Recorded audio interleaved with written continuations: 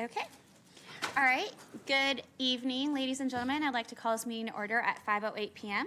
Clerk, please call the roll. You, Councilmember Kaplan. Councilmember Dickinson.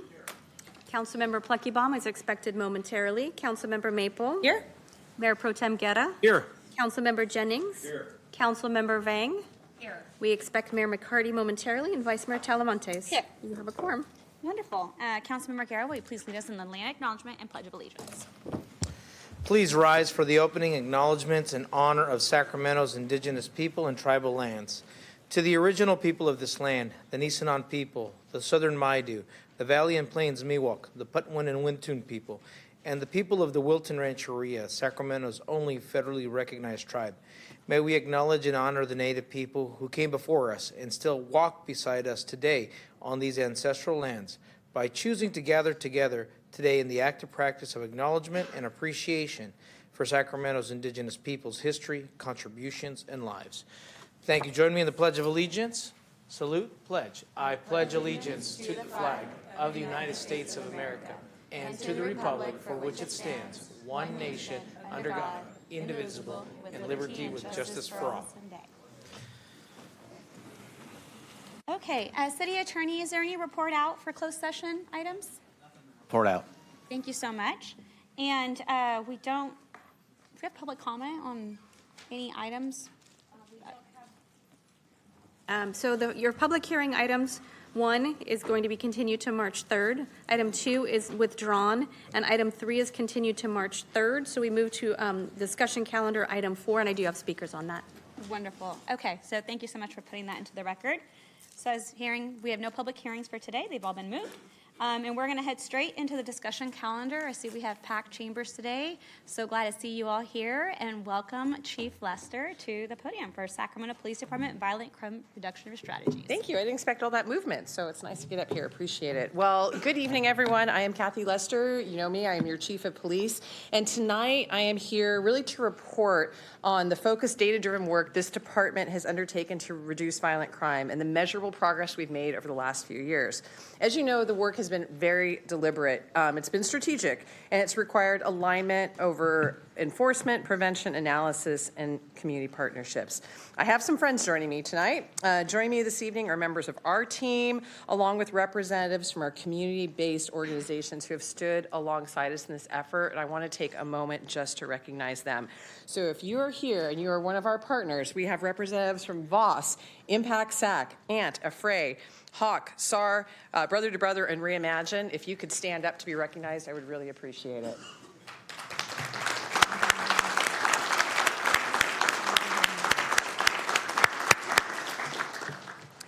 This partnership, as you know, has not always been easy, I'll tell you what, but it has been absolutely essential.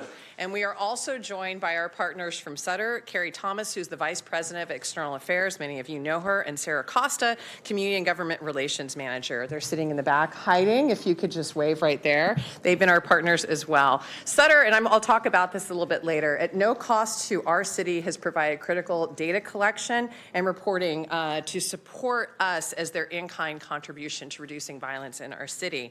This strengthens our strategy, and it certainly allowed for more resources, especially public dollars, to flow directly to our community-based organizations and services.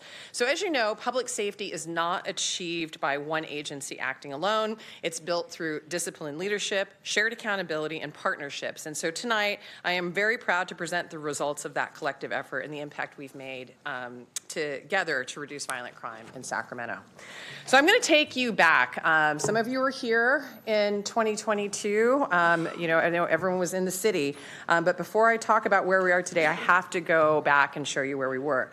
In 2022, our city, like much of the country, was still feeling the profound impacts of the pandemic and the sustained civil unrest that followed after the murder of George Floyd in 2020. Across the nation, we know violence was surging. In December of 21, national reporting highlighted that 12 major U.S. cities, they're highlighted here, experienced the deadliest years in their recorded history. The Major City Chiefs Association warned in a letter to President Biden that gun violence had become an epidemic plaguing communities across America. And according to the FBI, in 2021, there were 61 active shooter incidents. That's roughly a 53% increase from the previous year. The upward trend continued into 2022. We know that many of the large cities reported that in the first quarter, homicides were up. They were up 56%, and aggravated assaults were up 30% compared to the first quarter of 21. Sacramento was not immune. In April of 2022, we experienced the worst mass shooting in our city's history at 10th and K Street. It was a tragic moment that underscored the urgency of a different approach. And so that was really the environment in which we began this work. From 2019 through 21, and I realize that this is a snapshot of time that's a little bit prior to the time that I'm talking about, but I think it's really important to show how significant this increase was. Sacramento experienced a significant surge in violence. During that period, our homicide and aggravated assault trends far exceeded the national average. Nationally, we know that gun violence increased about 30% in 2020, and here in Sacramento, between 20 and 21, shooting reports rose 25%. The victims that were shot and that were the victims of violence in our city increased 17%. Gun seizures increased 34%, and we recorded 58 homicides in 2021. That was 70% higher than 2019. So those numbers made it very clear we could not continue business as usual. So in early 2022, I came before you. We talked about launching this focused, data-driven violence reduction strategy. And then later that year, and I'll talk about this, we were one of the lucky few to be accepted into the National Public Safety Partnership Program. This is also known as PSP, which accelerated and strengthened that work. And then this is really what I'm excited to show you. I want to show you what has happened in the year since. Since 2022, every major violent and property crime category is down citywide, and those reductions have been sustained for 3 consecutive years. This did not happen by chance. We focused our resources where violence was highest. We used intelligence-led, data-driven policing to identify the people and the places that were driving crime. And we leveraged technology to multiply our impact, despite our well-known staffing challenges. And we partnered with our community organizations and regional agencies to align enforcement with prevention. The result has been measurable, sustained progress, and safer neighborhoods across our city.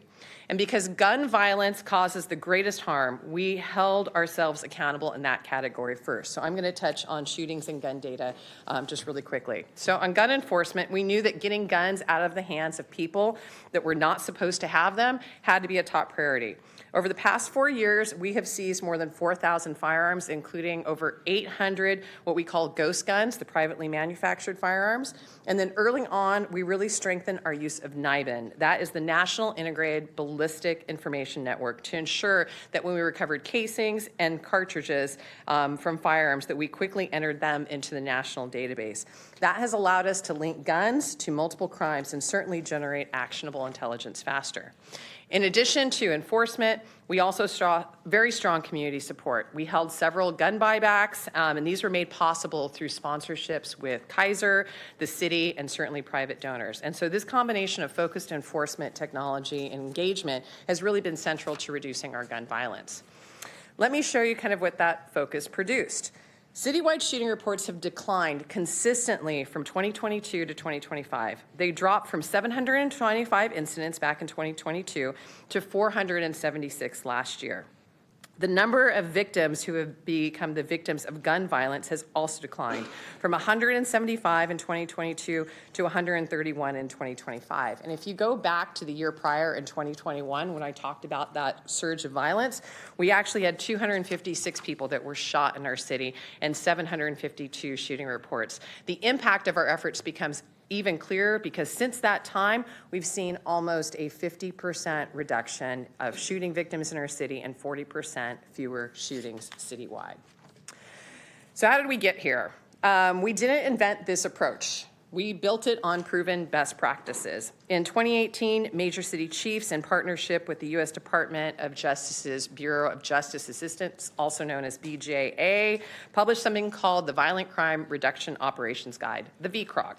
The guide outlines the very critical elements of effective violent crime reduction and consolidates national best practices into a single framework. And as a profession, we know that violence is very complex. There is no one single answer, and there's no one single tactic that solves it. VCROG provided us a blueprint, a structured, evidence-informed approach that allowed us to make very deliberate decisions about what strategies would be most effective for Sacramento. We used that framework to design a strategy that was tailored very specifically to our city and to the needs of our city. It was data-driven, it was partnership-based, and we really focused on metrics and outcomes. So before we could really reduce violence, we had to better understand it. We know a lot about urban violence. Research shows that most urban violence is concentrated in small geographic areas, and it's driven by a small number of people. And our data confirm that pattern in Sacramento. So back in 2022, we asked our crime analysis unit to move beyond reporting and take a much deeper dive into where violence was occurring, who was involved, and who was most impacted. So we used hotspots, geographic and temporal analysis, and we really reviewed the 2021 data, and we found that most violent crime was concentrated within about 7 square miles of our 100 square mile city, primarily in Del Paso Heights, Oak Park, and the Meadowview Valley High area. Of the gun crime that was reported in 2021, we had 945 incidents. 45% of those incidents occurred just in those 3 areas. And at the time, we also expanded tracking of non-fatal shootings, privately manufactured firearms, and domestic violence-related incidents. And I'll talk about domestic violence later on in the presentation. But truly, the analysis fundamentally reshaped our deployment strategy and became a core focus of our PSP Technical Assistance Program. So our goal was to understand violence with precision so we could respond with precision. So the question is, did our strategy work? Did it become effective? Did it create lasting impact? So we took the same analysis that we did in 2021. That was when I brought the strategy before you, and we applied it again in 2025. We wanted to measure if years of focused, data-driven efforts had produced sustained change, not just a short-term fluctuation. And we found that the results are significant. Citywide, gun crime has declined 53%, from the 945 incidents in 21 to 444 last year.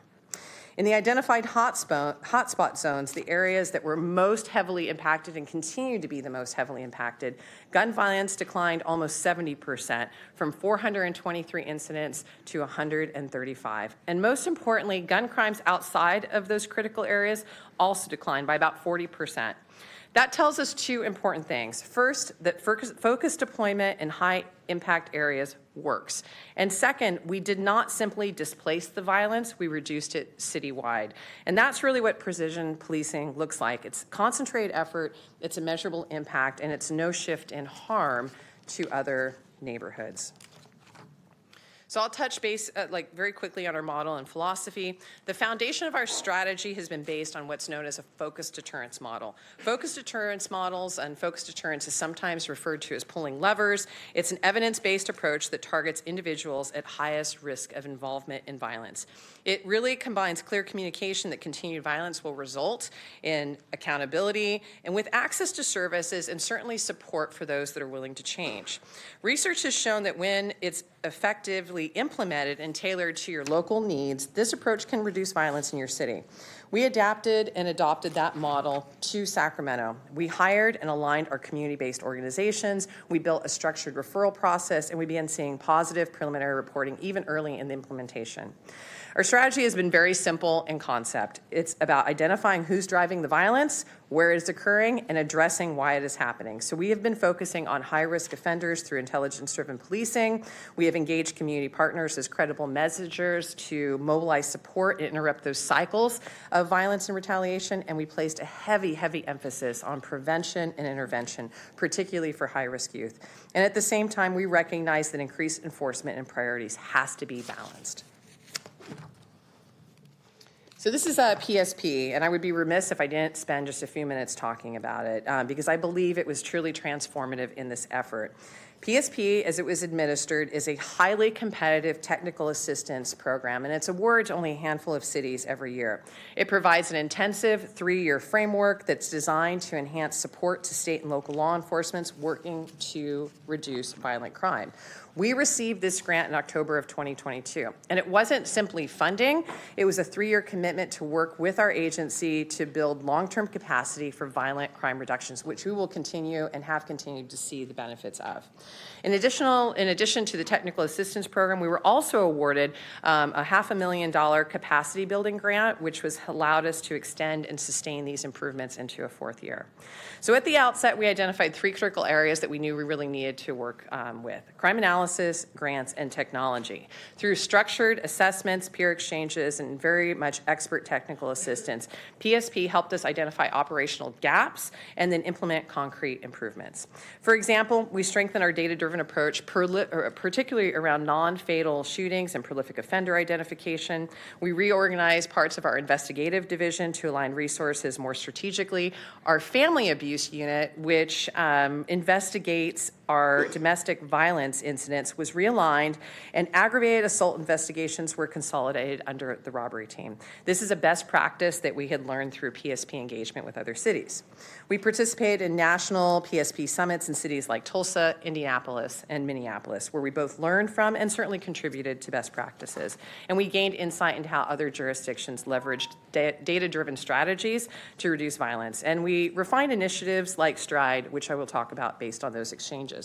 PSP has produced measurable benefits in organizational capacity. It has accelerated our shift towards intelligence-led enforcement, improved internal coordination, strengthened our external partnerships, and reinforced accountability. So in many ways, I believe PSP really was the catalyst that helped transform our strategy from good ideas into a really disciplined and sustainable practice. I'll touch on crime analysis. One of our most important internal transformation has been in crime analysis. Our initial assessment identified opportunities to reorganize, refocus, and professionalize the unit. We invested in high-level training, technology, and restructured the leadership. Today, the unit is led by a permanent professional staff expert, and we have intentionally moved towards a civilian-led model to ensure continuity and technical expertise. With the implementation of tools like Power BI, we have built real-time crime dashboards, developed advanced data models, and completely redesigned how we conduct our crime meetings, shifting from static reporting to really forward-looking data-driven strategies. We've also significantly expanded public access to crime data through the open data portal and public-facing dashboards, which I believe has increased our transparency and accountability. Those improvements positioned us to adopt even more sophisticated technology, including our new initiative with the Peregrine platform, which integrates multiple databases into a single system and provides immediate intelligence access to officers in the field and to our investigative teams. Through our technical assistance program, which included ArcGIS training, Power BI implementation, support with prolific offender identification and peer exchanges, we have elevated this unit into a true strategic engine behind our violent crime reduction efforts. And this really matters because better analysis leads to better decisions. The reductions we've seen in violent crime are not coincidental. They're the result of deploying resources based on this data and having a precision strategy. Our second area was grants, and although our participation through our participation in PSP, we received some very direct training in grant writing and management and long-term sustainability. We have 3 staff members that were trained directly, and they have helped us build that internal capacity. We've also done some restructuring and dedicated a full-time grants person within our Office of Strategy and Compliance, and their job is focused internally on external funding and sustainability. And just this month, and I'm very happy to report this, we were notified the City of Sacramento has received a $5 million violence reduction grant through the state, through the Board of State and Community Corrections. We will bring that to council soon, and it will be instrumental in sustaining and continuing our community-based violence intervention partnerships. So grants have not just supported our work, they have strengthened our ability to sustain and will continue to grow these efforts. Technology. Since 2022, one of the most significant contributors to our violent crime reduction has been how we have modernized and strategically deployed technology. And the Sacramento Police Department, I think, has always been known to a certain extent for what we do with technology. We've always been on the cutting edge, and we know that technology can really be a force multiplier. This has not been about buying gadgets. It's about building a coordinated technology strategy that really supports the precision policing that we're trying to do, provides for a faster response, stronger stronger investigations and better transparency. So internally, this has been about strengthening our foundation. For example, we've done things like moving digital evidence to a replicated server to protect case integrity. We've expanded licensing for critical investigative software. And at the same time, we've invested in operational capability. We implemented what's known as the Public Safety Camera Network in 2024. We built out capacity in our real-time information center, and we have expanded and upgraded camera technology throughout our entire city. We also have built a formal technology strategy for the department, identifying our needs, modernizing these processes, and collaborating with city IT to ensure that we have good flow of information, that it flows quickly and accurately. But the scale of integration is significant. Through the Public Safety Camera Network, we now have 757 registered cameras and 1,653 integrated cameras, including approximately 400 Caltrans freeway cameras. We've deployed 191 fixed license plate readers citywide, and every Fleet 3 vehicle functions as a mobile LPR. Additionally, our real-time information center has access to the city parking LPR system. With the Public Safety Camera Network, we focused really on community engagement. I know there's a number of business leaders that are here with us tonight, worked on conducting presentations, talking about what this technology means, and then installing technology in partnership with our business community. And we've also integrated other critical platforms into unified access points so that officers can operate from one system, increasing speed and efficiency. It sounds kind of simple, but when you have to go to multiple systems and you're working on a little tiny computer in your car, it makes it really difficult. So trying to eliminate those friction points for our officers that are in the field and try to make their job easier has been one of our significant goals as well.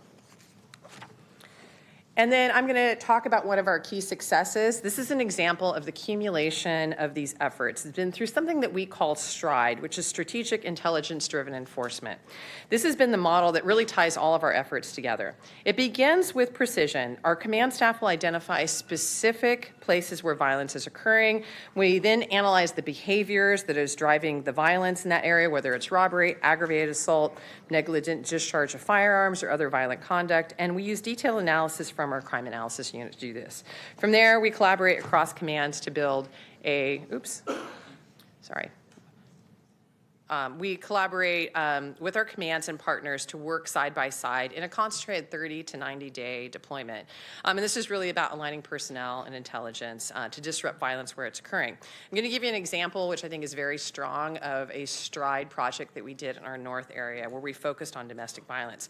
We knew we had increased levels of domestic violence, and we needed to address it. So STRIDE brought together the North Command, investigations, crime analysis, the Office of Violence Prevention, and our District Attorney's Office to focus on domestic violence incidents and offenders. As part of this effort, we did things that were, I think, really innovative, like implementing a pilot domestic violence lethality assessment and aligning our investigative and support resources. The result was from 2024 to 2025, we saw about a 20% reduction in domestic violence within that focus area. And STRIDE is not random enforcement, it's very specific, it's intelligence-led and behavior-focused, and has been central really to sustaining our violent reduction efforts. And on domestic violence, I just want to talk about the strong correlation between violence in the home and violence in the street. We know that there is a clear connection between the two. So a key success of our strategy has been to do and to have a focused effort on addressing domestic violence. We know that between 19 and 22, domestic violence increased at least 26%. We know a lot of that was actually underreported. A 2021 report by Brady United found that nearly 60% of mass shootings are connected to domestic violence, and nationally, nearly 1/4 of all homicides are domestic violence related, and more than half of those involve firearms. So as a response, we expanded our family abuse unit, we shifted from a case-led to a suspect-led model, and we focused on repeat and high-risk offenders. We improved how we document and how we respond to strangulation cases. We piloted the lethality assessment tool, and we certainly strengthened partnerships within the system. We now have an embedded Weave advocate working alongside our department. We participate monthly in the domestic violence prevention collaboration hosted by the Sacramento Family Justice Center, and we continue to partner with organizations such as Weave and My Sister's House to do this work. And then in addition, which is a complementary effort, we have stood up and participate in the Human Trafficking Task Force that works closely with many of our community organizations. We know that domestic violence prevention is not separate from violence reduction. It's foundational to it. And so by intervening earlier, by focusing on high-risk offenders, we are preventing violence before it escalates into broad community harm. And then I really believe a lot of this is about leadership. We have an amazing police department. You have fantastic leaders at all levels. We've got incredible men and women that are working the streets, and we have an incredible cadre of professional staff that are making this system work. But I don't believe that any of it works without strong leadership. So whether we're talking about strategy, technology, partnerships, they only succeed if we have leaders at every single level who know how to think critically, how they can manage change, and certainly lead through these complex environments. And that's why we've invested very intentionally into leadership development. For example, we have been invited and we've sent a number of our commanders to the University of Chicago's Policing Leadership Academy. It's a 5-month program that focuses on violence reduction, data-driven management, strategic leadership, and building community trust. It's rigorous, it is multidisciplinary, and it's built around real-world problems. We've also sent a number of our lieutenants to the Washington, D.C. Police Leadership Academy. This is a 3-week immersive program alongside other law enforcement leaders from across the nation and across the world. That training strengthens executive decision-making, management skills, and certainly our organizational capacity. And then beyond formal training, we really do prioritize things like peer exchanges and national engagement. We maintain active memberships and partnerships with organizations such as the National Association of Professional Staff in Public Safety, the Police Executive Research Forum, and other leading professional organizations, because those relationships expose our team to best practices, research, and innovation happening across the country. And leadership matters because culture matters, and culture is really what drives outcomes. So the reductions that we are seeing in violent crime are not the results of programs alone. They are really the result of leaders who are equipped to think in the way that we need them to think, to act decisively, and to hold themselves accountable. And I believe that investing in leadership is investing in our members, but is certainly investing in the safety of our community. I'm going to talk about our great partner with the Office of Violence Prevention. So in 2022, there was a very deliberate decision made to formally partner with the Office of Violence Prevention. At the time, I know many people questioned whether law enforcement and community organizations could really effectively work together. But we believe that if we were serious about reducing violent crime, we needed alignment, not separation in this area. And we asked that that partnership focus on very specific violence reduction. We looked at data, and the need was clear. Gun violence in the United States far exceeds violence of other high-income countries, but the risk is not evenly distributed. We know that this is an equity issue. Nationally, African American and Hispanic men are disproportionately impacted. For young Latino men, homicide is the second leading cause of death. For young Black men, it is the leading cause of death, and it exceeds the next 9 causes combined. So through our partnership with the Office of Violence Prevention, we aligned around 3 key areas. First, short notice response to public gathering places. We deployed a lot of our outreach workers quickly to prevent and to intervene in problematic behaviors before they could escalate into violence. Secondly, we provide emergency response after critical incidents, providing immediate community stabilization and support following incidents of violence or traumatic events to reduce retaliation and certainly further harm. And then third, a key component of this was focused individual intervention, working directly with individuals at highest risk of being involved in violence, offering support, offering services, and offering clear accountability. Our community-based organizations bring credibility, relationship, and certainly access that government alone does not have. Law enforcement provides enforcement and accountability, but together prevention and intervention and enforcement in this model are aligned. So this partnership, I believe, really has strengthened our ability to focus resources where they are most needed and to address violence not after it occurs, but really before it escalates. And most importantly, this partnership helps us to prevent the next shooting, not just respond to the last one. And if I could for a moment, I'd like to bring a representative from one of our community-based organizations just talk about his experience and the experience of others. He's speaking for the group, so I really appreciate him coming in. Sir? Thanks so much. Yes, my name's Prentice Denard Wilson. I am the Executive Director for Academics for Athletes, but like she said, I represent all the community-based organizations that represent Del Paso Heights, Meadowview, Oak Park. Thank you for all you've done, and you're doing number one. As I was listening to all these statistics that Chief Lester, who's been a great strategic partner along with Dr. Clavo, I thought about some conversations that I had with Councilmember Jennings some years ago. And he kept asking the question, and I'm going back probably 5 years, how is this going to work? But he continued, I have to highlight you a little bit, because he continued to call and ask, okay, we see these things happening. We're getting representation, cities like Chicago, Los Angeles, these cities that we think of as so mass, and they're coming here to us in Sacramento to ask, how are we doing all these reductions? And these numbers look great. So I want to thank you for that. But one of the questions that we had not too long ago was, when was the last time we had a gang shooting in Sacramento? And I don't want to knock on wood, but we haven't. Now, we've had fights and we've had all those other things, but if we talk about some of these things that we attempted to stop, I just had to say, from someone that works in these areas, thank you, thank you, thank you. We look forward to continuing this partnership. We just found out about the new grant, so we look forward to all those things, but we just wanted to say thank you on behalf of all of us community-based organizations. Thank you.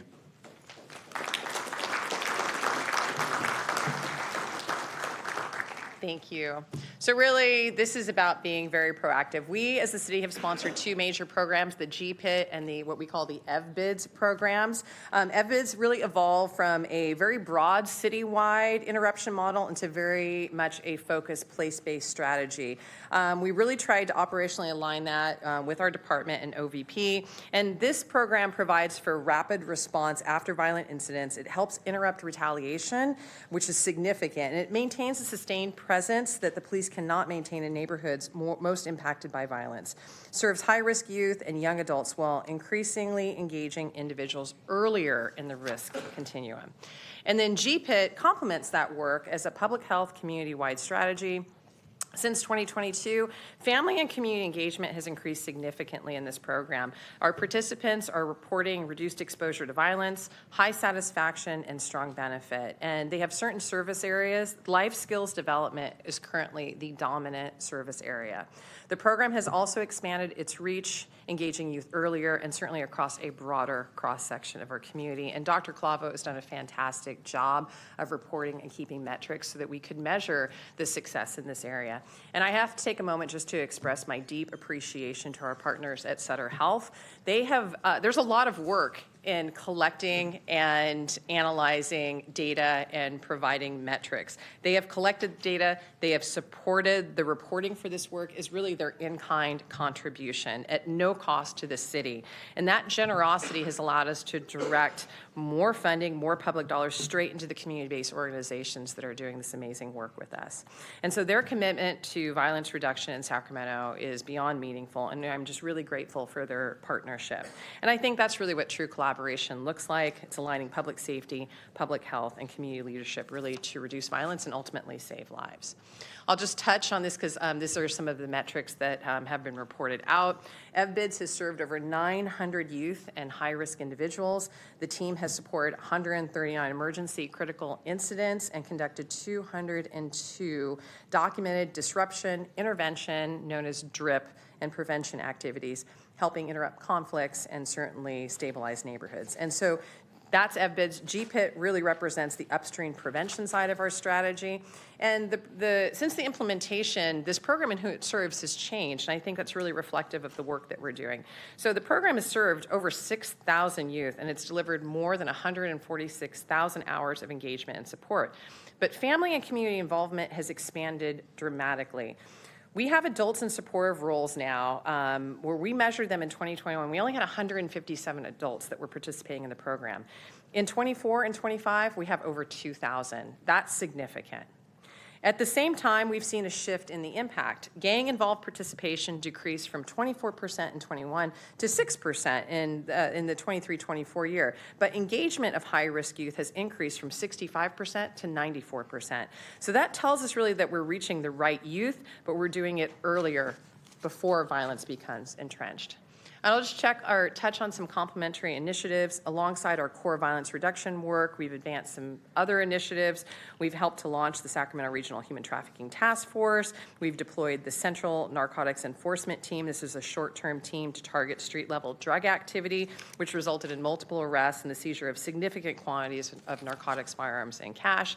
And we have enhanced our open data portal so that the public has access to a lot of this information.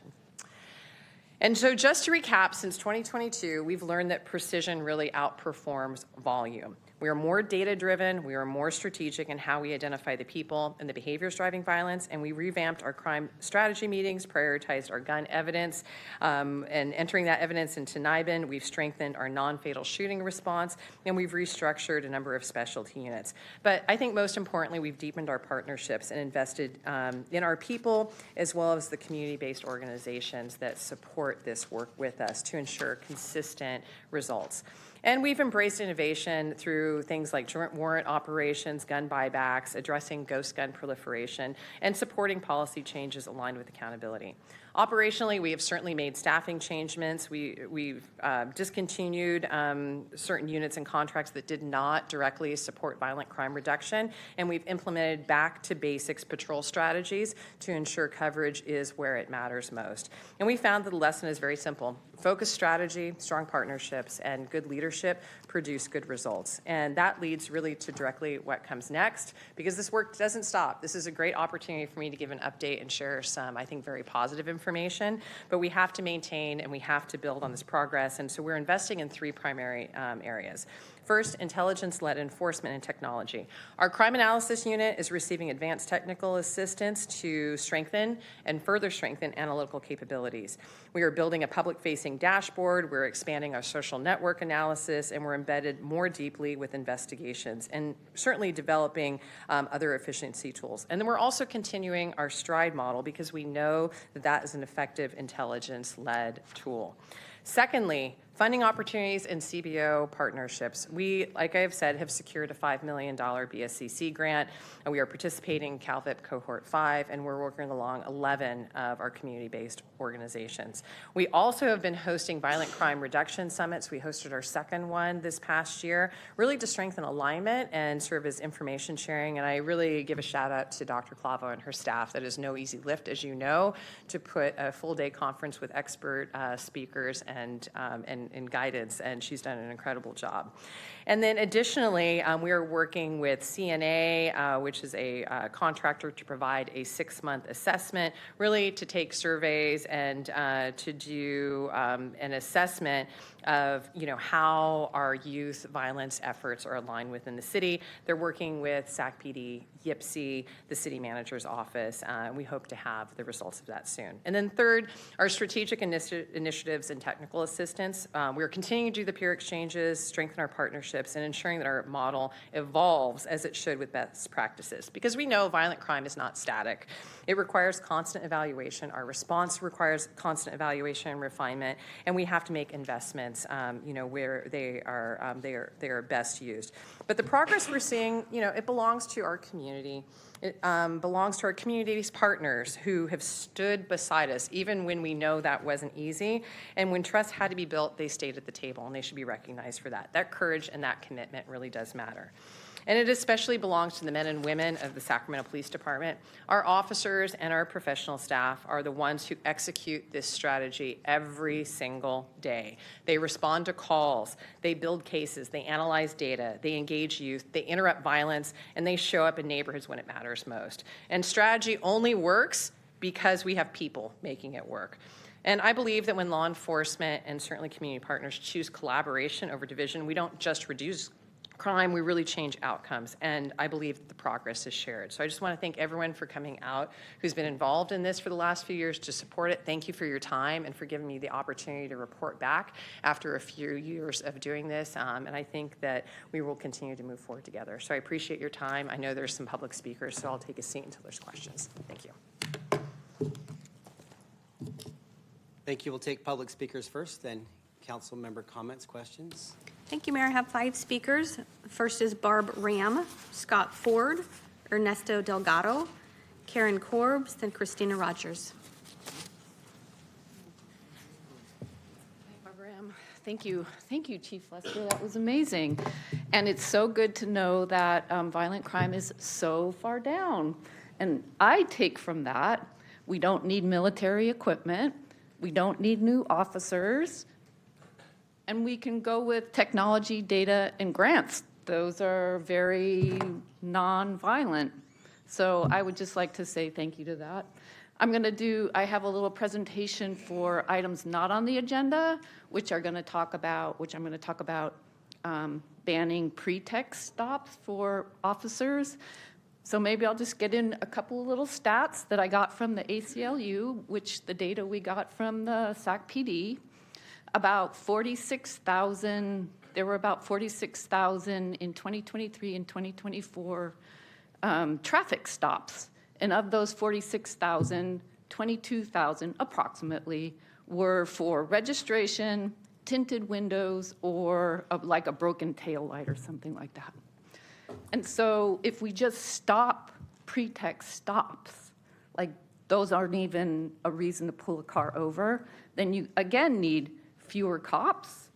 There's less trauma, less violence, because police officers have equipment, they have guns, they have access to immediate backup, they have big cars with big lights and big sirens, and they have military equipment.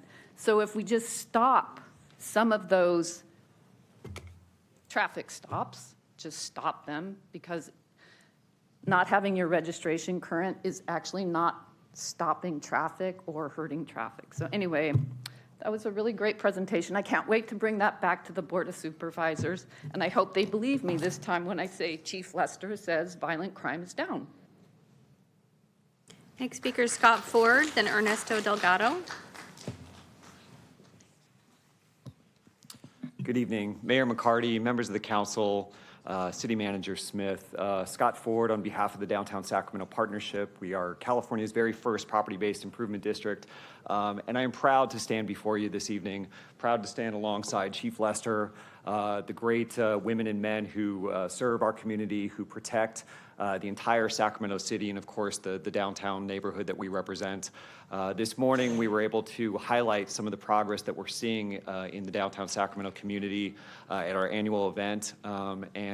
While it is exciting to see progress, and we are seeing a lot of good momentum in the way of economic development, in the way of increasing pedestrian activity in downtown, and in the way of activations and really positive investment in Sacramento, I also stand before you humbly, because that is all predicated on a foundational safety for all, just foundation of Sacramento. And we could not be doing any of the good work that we are doing alongside all of you and alongside our community without the leadership of Chief Lester, of Deputy Chief Heinlein, and of the entire Sacramento Police Department team. So just want to thank the work that they're doing. This is rooted in preventative measures. This is rooted in best practices. We talk to organizations like ours around the country, and I truly believe that the work that the Sacramento Police Department is doing is at the very top of what I'm seeing in cities across the United States. So thank you to all of you. Thank you for the support, and thank you to Chief Lester and the team for your continued leadership.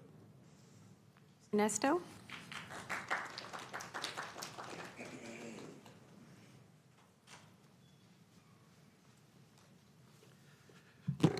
Good evening, Council. My name is Ernesto Delgado. Thank you for allowing me to speak. Just wanted to say what a beautiful presentation from the Chief. Great work. And why stop it when, I encourage that we and keep investing in what's working. If it's lowering crime, then I believe that we should keep that going, keep crime down. I'm here today just to mention that I had 2 more break-ins on Monday. And, for a small business, it's really challenging to try to sustain and stay alive in business when you have these break-ins. And I wanted to say thank you for choosing public safety, economic development, and homelessness as our most important here for our city. I love our city, and I'm here every day trying to help my community, and I just want to make sure that it gets better and better. Recently, I went with a delegation to Morelia, and I had an amazing experience. I went with the mayor, I went with Vice Mayor Eric Guerra, council member, and I saw what is possible. The dream that I have for Cesar Chavez Plaza is possible, where it's safe, clean, and it's something that, you know, will bring our community together and back to our downtown. Our downtown is our core, and I want to bring my family when they come into our city, visit our city, and, you know, help them feel safe. Thank you for your comments. Your time is complete. Our next speaker is Karen Corbs, then Christina Rogers.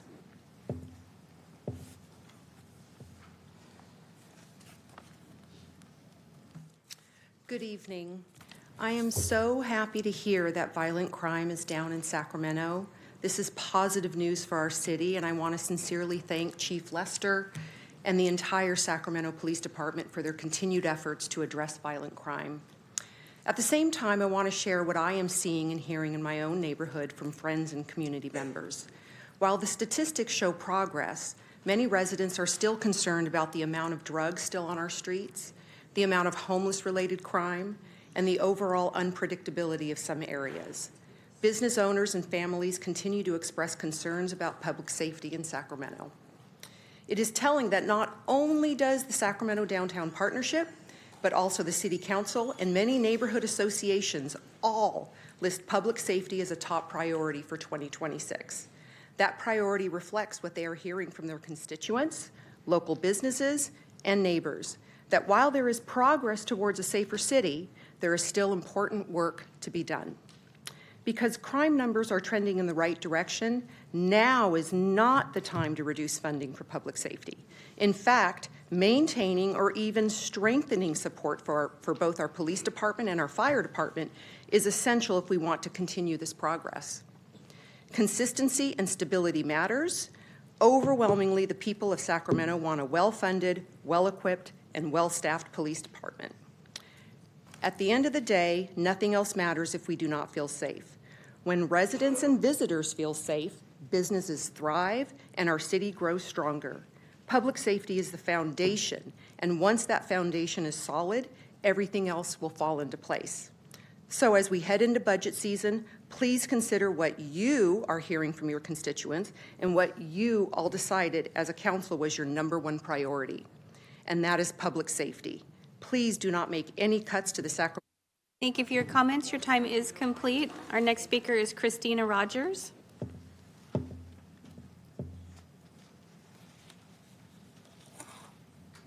Good evening, City Council and Mr. Mayor.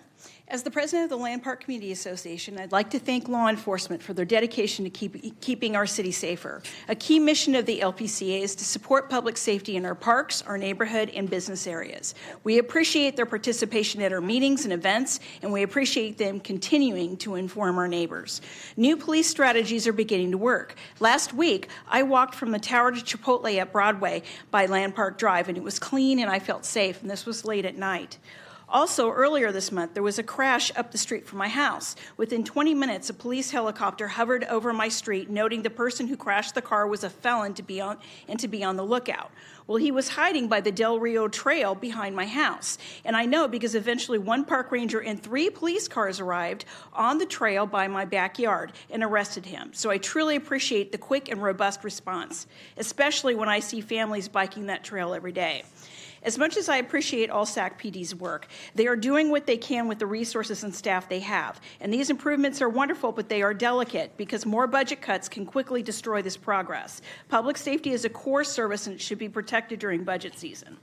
Also, I know city council members don't make state law, but if you do have connections with colleagues who do, please ask them to consider the consequences of bills and laws that promote early release of criminals.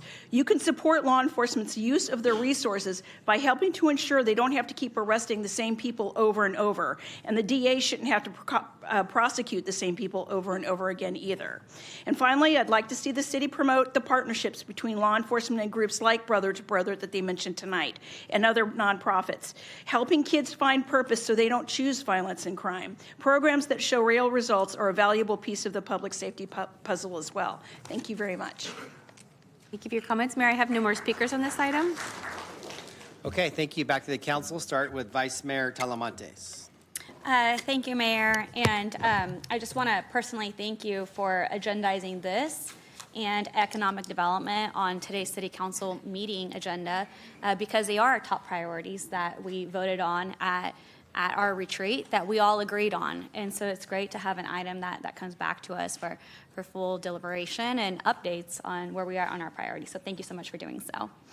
And then just a quick story. I was at Kobe Sushi eating dinner one day, and the gentleman next to me had attended the gun buyback program that morning. And I sat there and I felt like an undercover cop because I was eavesdropping and listening very attentively. But I was just so happy to hear that he had returned 2 guns. And I just sat there and I just was really happy. And I remember I think I texted Chief Lester about it, and I just told her hey, I just ate dinner, I heard about this, and I just want to tell you how proud I am of our police department and the creative programs that you currently are putting in place to make Sacramento safer. So just on behalf of myself and this entire mayor and council, to the men and women that serve our City of Sacramento Police Department, thank you. Thank you for the work that you do day in and day out. And to our community-based organizations that are here with us today, I've attended so many of your events, and I just see firsthand how the students and the youth look up to you and how they see you as mentors, they see you as trusted messengers, and they look up to you. And that's one of the most important things that we can do, because sometimes people don't have safe places at home to be able to say, hey, I need help, hey, I find myself in this situation. And many times it's someone outside the family that will provide that kind of counseling, that kind of guidance. And so to our community-based organizations, thank you so much for being there for us. And I look forward to just seeing more success, continuing this progress, because public safety truly is our priority. Thank you. Thank you. Councilmember Vang. Thank you, Mayor. Just have some comments and a question for Chief and also Dr. Clavo. First, Chief, thank you so much for your presentation, and Mayor, thank you for agendizing this item. And Chief, I just want to take this moment to say thank you for utilizing data and GIS to inform your work and the work that you're doing in the city. Can you pull up a map that you had showed earlier of where some of the concentration areas were? That was probably our hotspot. Mindy, can you help me?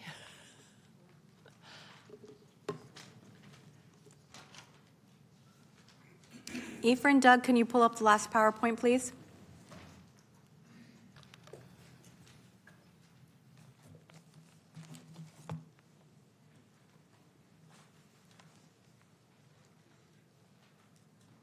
Let me see if I can go backwards here. Thank you. Thank you. Behind me here. Sorry, Yeah, right in the as they're pulling this map up, I just wanted to take a moment just to pause and look at this, and first to say thank you, Chief, for again utilizing data and GIS to inform the work that y'all are doing with limited resources, and recognizing that these are the areas, the neighborhoods that really need love and support, and so just really wanted to name that, because I think it's important for us to acknowledge that. And if you look, I mean, it's no secret, if you look at these neighborhoods, this is like North Sacramento, right? You see it in, I think that's Guerra's district, and then Maples district, and then Meadowview and Valley High, Oak Park, and Del Paso, right? I think it's no secret that these neighborhoods are often lower income, communities of color. They often experience higher rates of violence, not because of who lives there, but because there is long-standing neighborhood conditions, right? I think it's really important to name that there's been decades of disinvestment in those areas, lack of economic opportunity, housing stability, limited access to mental health services, all of that actually contributes to the cycle of violence. And I think it's really great to hear from you, Chief, that crime has been down because of the collaborative work, right? It's a win for our loved ones. It's a win for our neighborhoods, for our city, when crime has gone down overall. And I want to say thank you for the work that you're doing. And I also want to name, as you shared, that when we think about public health and public safety, it requires a multi-tier approach, right? That there is no single solution that you can actually point to. Yes, PD may be one part of that factor, but it is not everything. Because if you look at the research, we know that the social conditions of neighborhoods plays an incredibly large role in preventing violence, right? And so I wanted to name that, because I think when we talk about effective violence prevention and reduction, it requires collaboration between community members, between local government, yes, SAC PD, and our service provider. So I just wanted to name that because I think that's really important, especially as we talk about violence prevention in our city. But I did have a question, Chief, one question for you in particular. I was curious to know, and I know you have shared like the various steps in your PowerPoint presentation. I wanted to know, how are we working with our local school district? Is there a shared violence prevention strategy citywide? And if yes, what does that look like? Yeah, that's a great question. Thank you. That's actually one of the biggest reasons that the city's hired a consultant to look at all of our violence prevention efforts, because you have a number of departments within the city, and certainly with the school district, and then nonprofits, private organizations. For the city, a lot of us are doing work in this area, and it's trying to align those efforts to make sure that we are using our resources most effectively, especially in tough budget times, but also delivering services effectively. There was a point that we had a very robust school resource officer program at both Sac City Unified and Natomas, and we've had to eliminate those programs over the year, but we still have good relationships with the safety offices within those school districts. We have partnerships with all of our school districts, and I'd like to highlight some of the work that Captain Shirashi has done in the South area, for example, and he has put together a Community Connect program where we're bringing in members of the school districts, members of our nonprofits, just to do information sharing and really have conversations to make sure that we maintain and build on those relationships. And maybe Dr. Clava, would you like to add to the work that any of your that the CBOs are doing in the schools? Because I know we have a multifaceted effort. Not only do our CBOs work on violence prevention, with the police department, but certainly with youth in our community. If you want to touch on that. Most definitely. One person in particular that reaches out to us all the time is Ray Lozada. And many of you guys are familiar with who Ray Lozada is. He's the public safety director for Sacramento Unified School District. And so oftentimes through PD, he'll reach out to the area captains with concerns about maybe the kids are going to meet up at light rail stations, or there's issues after school that are going on. And so OVP will be informed, and we will send out CBOs to those light rail stations, to those school areas, to just be there for preventative measures as well as to engage the youth during those time periods. We often, he calls me regularly, and so we keep in touch with Ray, and so we pretty much engage with him for those school district areas in concern. Okay, great. Good to hear. I mean, I know you're really, Dr. Clavo, in really deep in the neighborhoods with our CBO partners. So that's really great to hear that. The strategy is basically, what I'm hearing is that you have open communication with folks like Ray at different school districts. So when there's a situation that happened, you all have a communication protocols in terms of how you actually address or de-escalate or prevent something from happening. Is that what I'm hearing, pretty much? Yes, ma'am. So the process that we have in place is normally whomever the area captain or lieutenant is of that area will reach out. We have a form. They will reach out by phone or email. And then we have actually a form, a drip form, that the requesting lieutenant or captain will complete. We will receive it in OVP. We issue a calendar invite. I reach out personally to all of the CBOs who have the expertise of those areas, and then we deploy those CBOs for the time frame and dates and times of concern. Great. And then Dr. Clavo, I just have one more question. It is also about the CalVIP dollars as well. Congratulations. I think it's great that we got $5 million to do this critical work. And wanted to ask you about implementation and grant allocation for organizations. What factors do you use in determining the selection of organizations that we work with? So this CalVIP grant is focused on our evidence-based community violence interruption, disruption, suppression. And so we did issue a competitive RFA back in October of 2025, we did have a panel process that potentially have identified CBOs that may fit the criteria. So at this time, we are still reviewing those submittals to see who will be best to do that work. And that work, if you don't recall, I'll remind you, is 24/7 deployment. Which could be 2 or 3 o'clock in the morning. They're dealing with some of our most prolific offenders who may have guns in hand, family members that may be outraged, and they are out there in the middle of the night to assist our law enforcement partners to deal with, unruly crowds, unruly families. They're also the ones that we call on for the DRIP. So if we have issues in our DOCO areas, our Natomas areas, our Delta Shores areas, those are the individuals that we send out at last-minute requests, pre-planned requests, and they're always available, and they must have someone available 24 hours a day.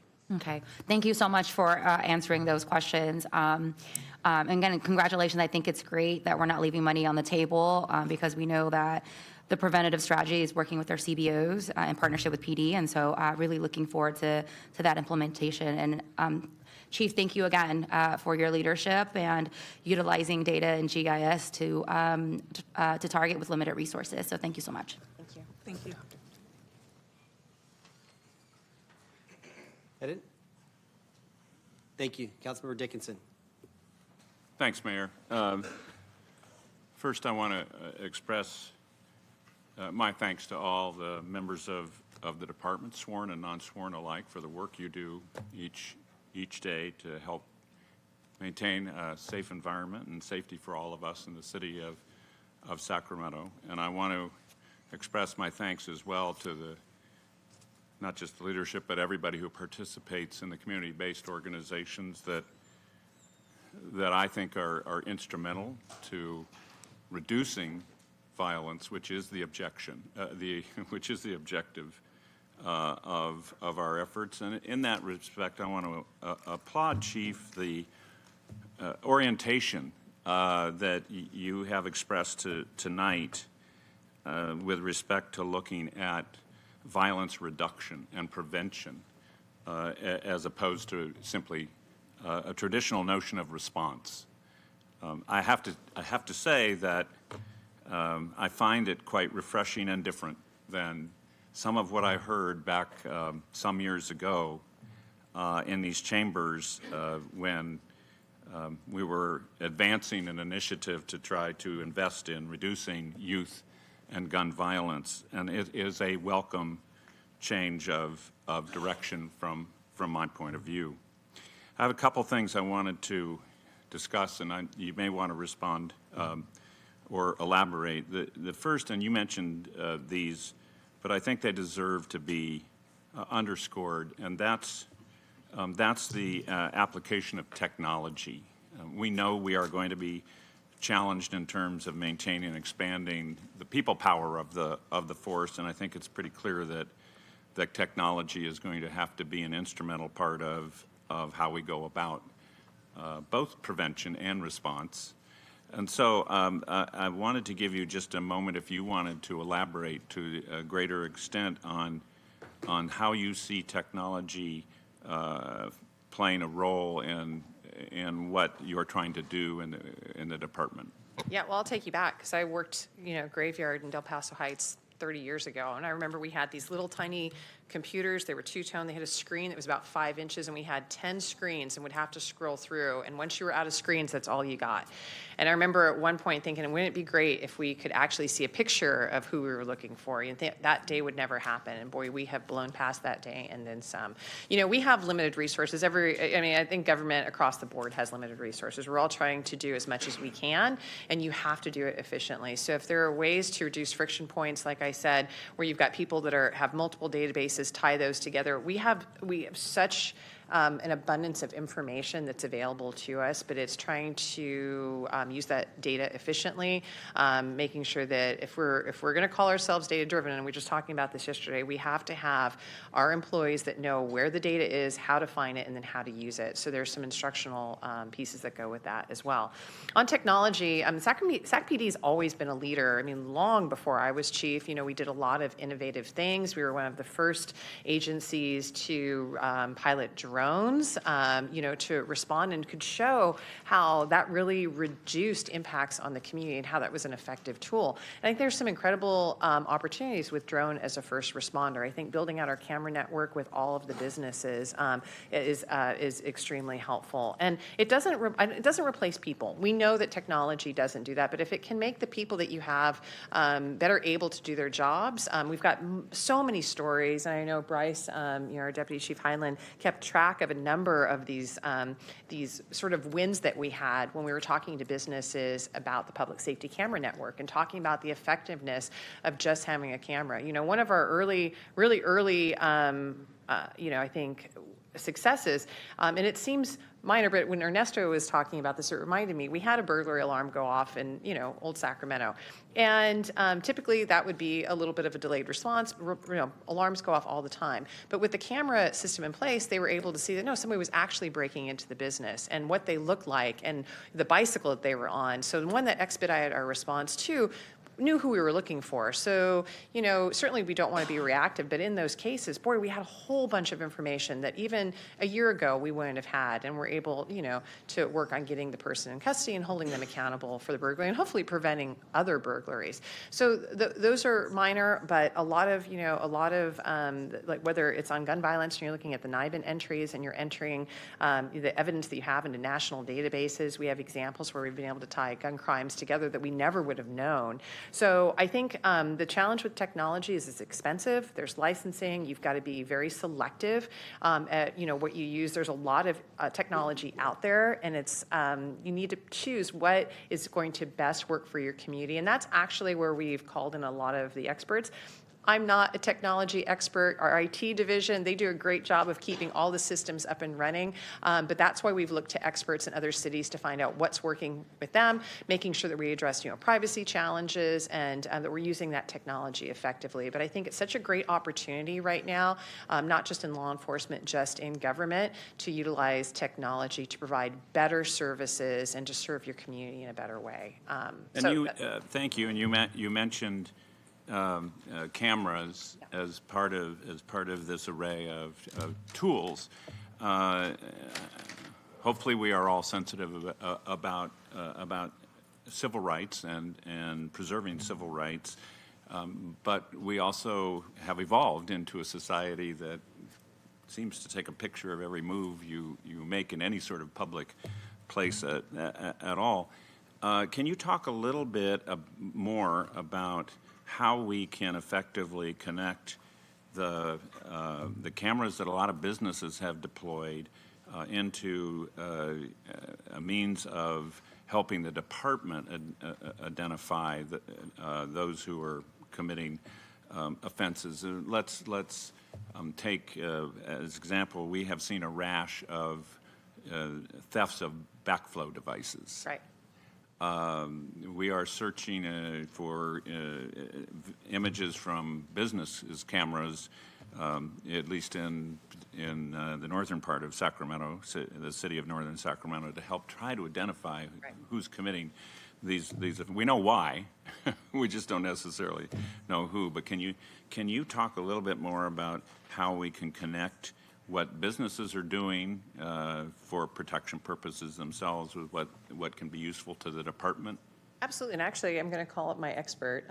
Bryce, why don't you come up? So Bryce was our downtown captain before he was promoted to deputy chief just recently. And Bryce really took the lead not only on the real-time information center and expanding the opportunities and the possibilities with that, but doing a lot of communication with our businesses and talking to them about the public safety camera network to really build on that. So it's not just cameras. We can talk about cameras. There's other technology like bait tags and other things that we can utilize, as well as things on the back end when people go to sell those, because that's what, they're looking to profit on them. So Bryce, can I give you just a few minutes to talk about public safety camera network?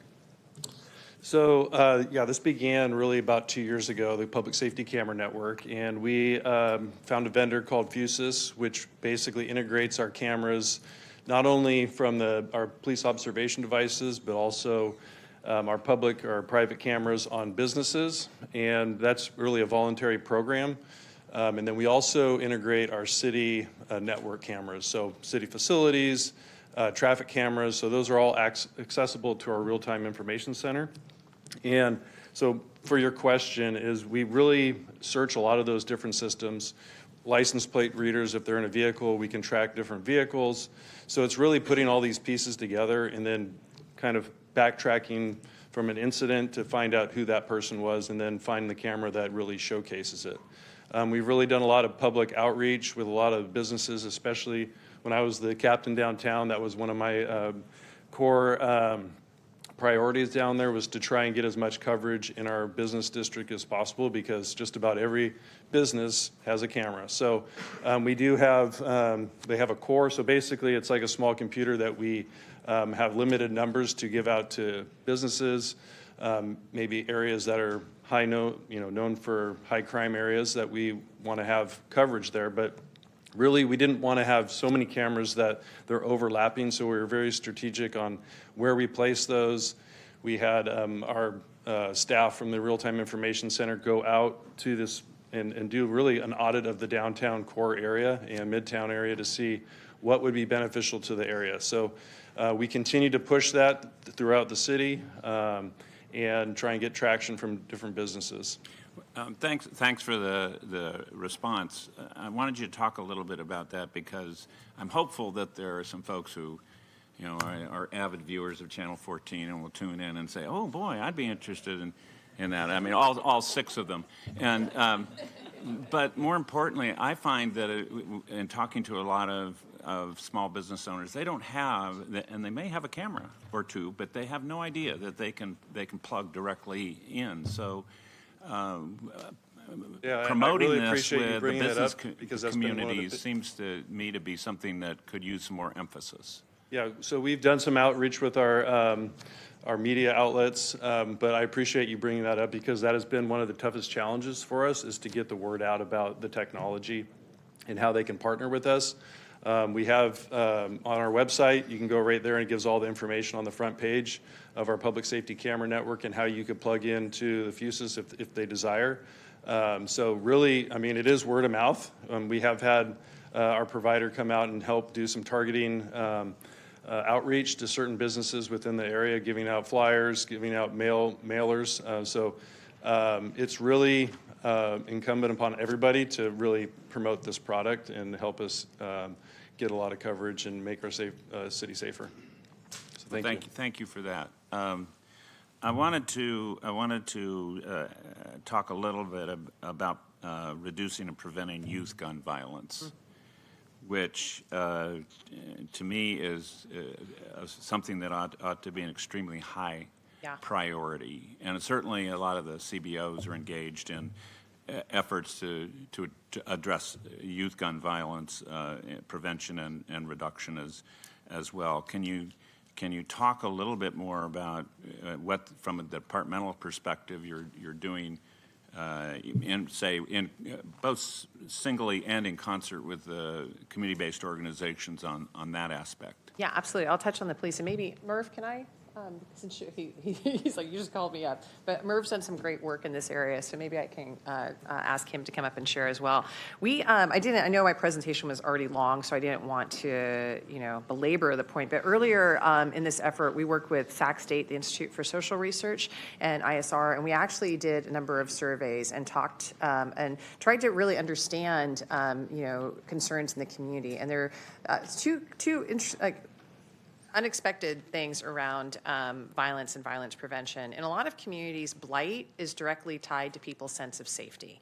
And so when we talk about these multifaceted approaches, obviously the police department, we've got a prevention and an intervention and an enforcement approach, but there's also things like blight. And when you looked at youth and the youth carrying of firearms, a lot of youth did that out of fear, because fear of gun violence in their neighborhood. And we know that if we were able to talk about the reductions, still far too many people that are the victims victims of gun violence. And I want to make sure that that's clear in our city. There's still a lot of work to do, but the impacts in neighborhoods, when you have a shooting or you've got an incident involving guns, that ripples through the community. It's not just the family or the people that it affects, but it really, and we've been able to show how many youth and how many families, how that affects their sense of safety, their sense of security, and then with youth especially will affect their behaviors. But I bring Merv up because Merv, I really feel like he's an expert in this area, so maybe I can have him talk a little bit about the work he does.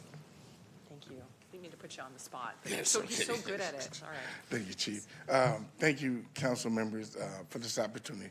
So the question of youth gun violence, as a CBO, and we have a coalition, the CBOs, we work together. One of the things we did last year, or we found out last year, was when we're trying to work with the youth about gun violence and drug use, it's hard to get them to come to us.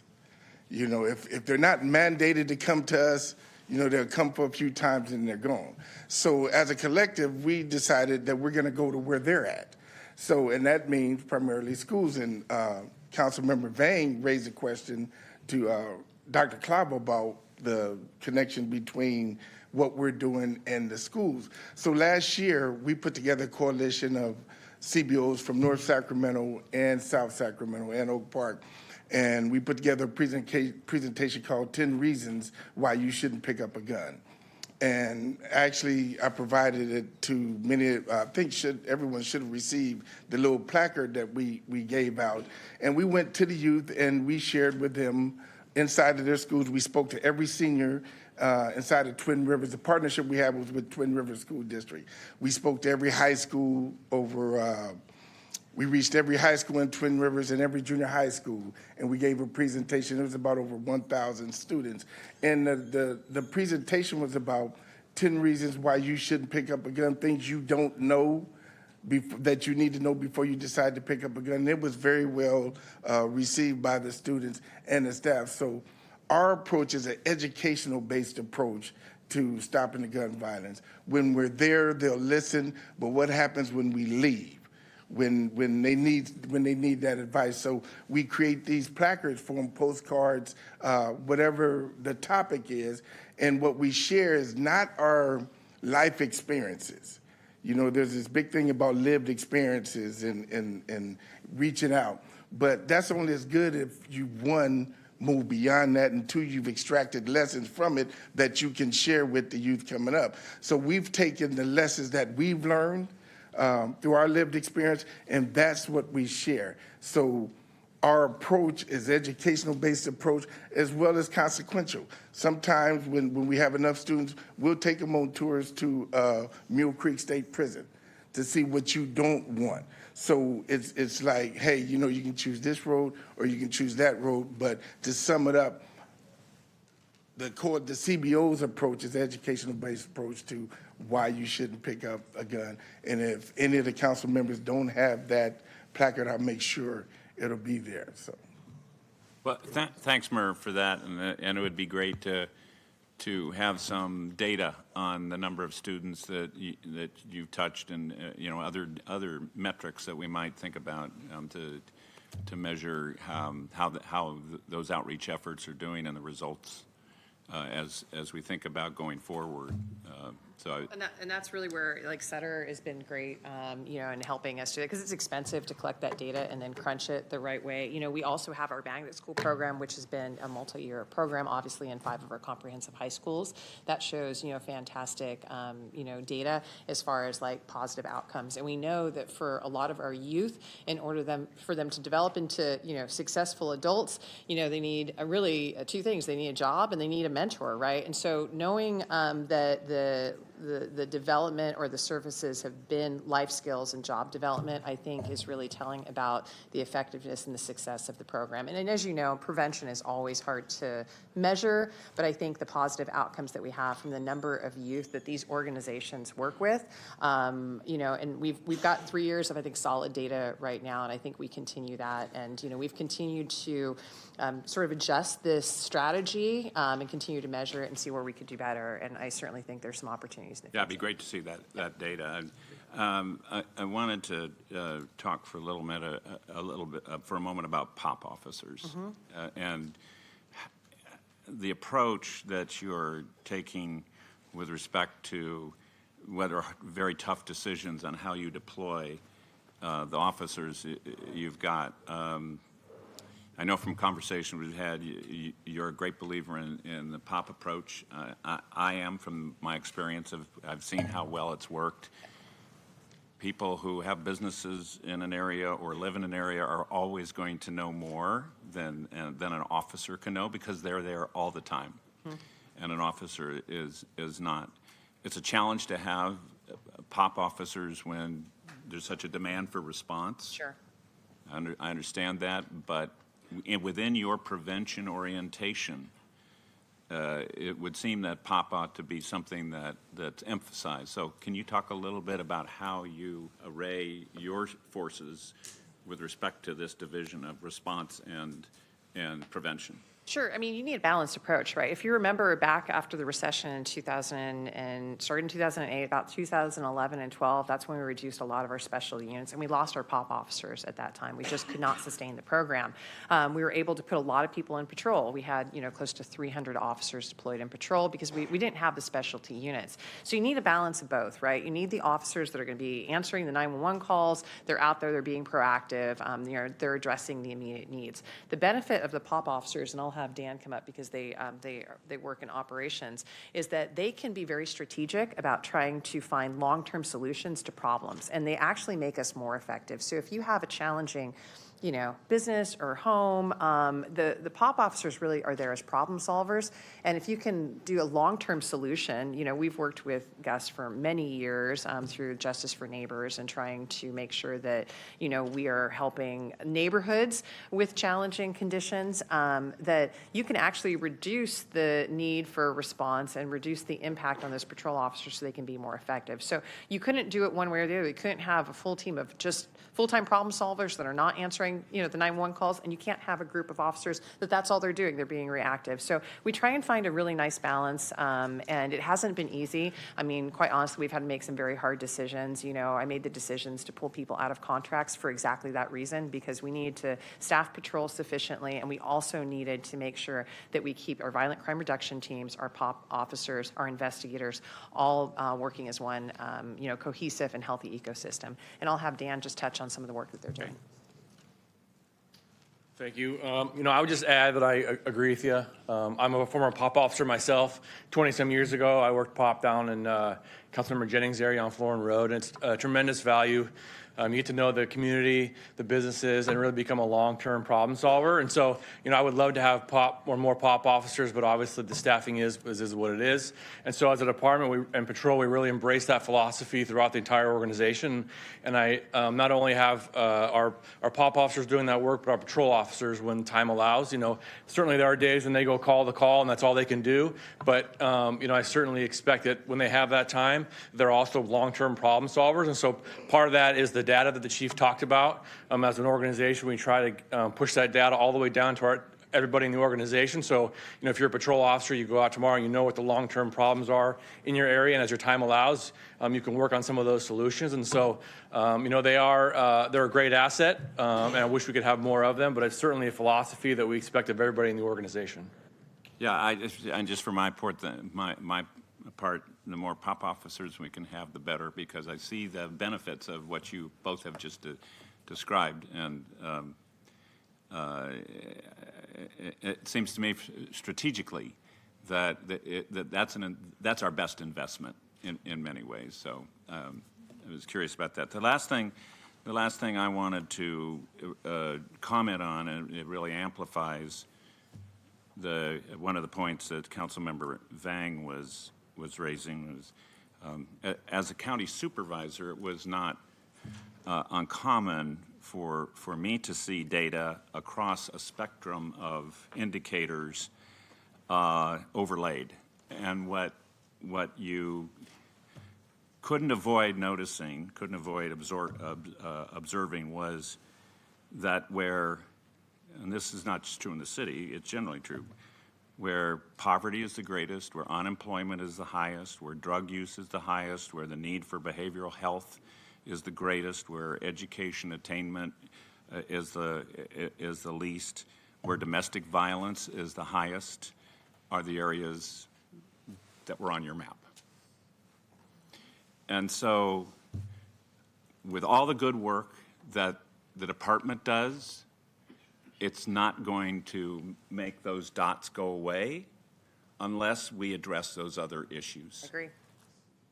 And so the point I want to leave us with tonight for my part is I appreciate so much the work you do, but unless we are in lockstep with our county partners, with our community organizations, with our schools, with our employers, we are not going to change that map. And the people who live in those neighborhoods deserve better.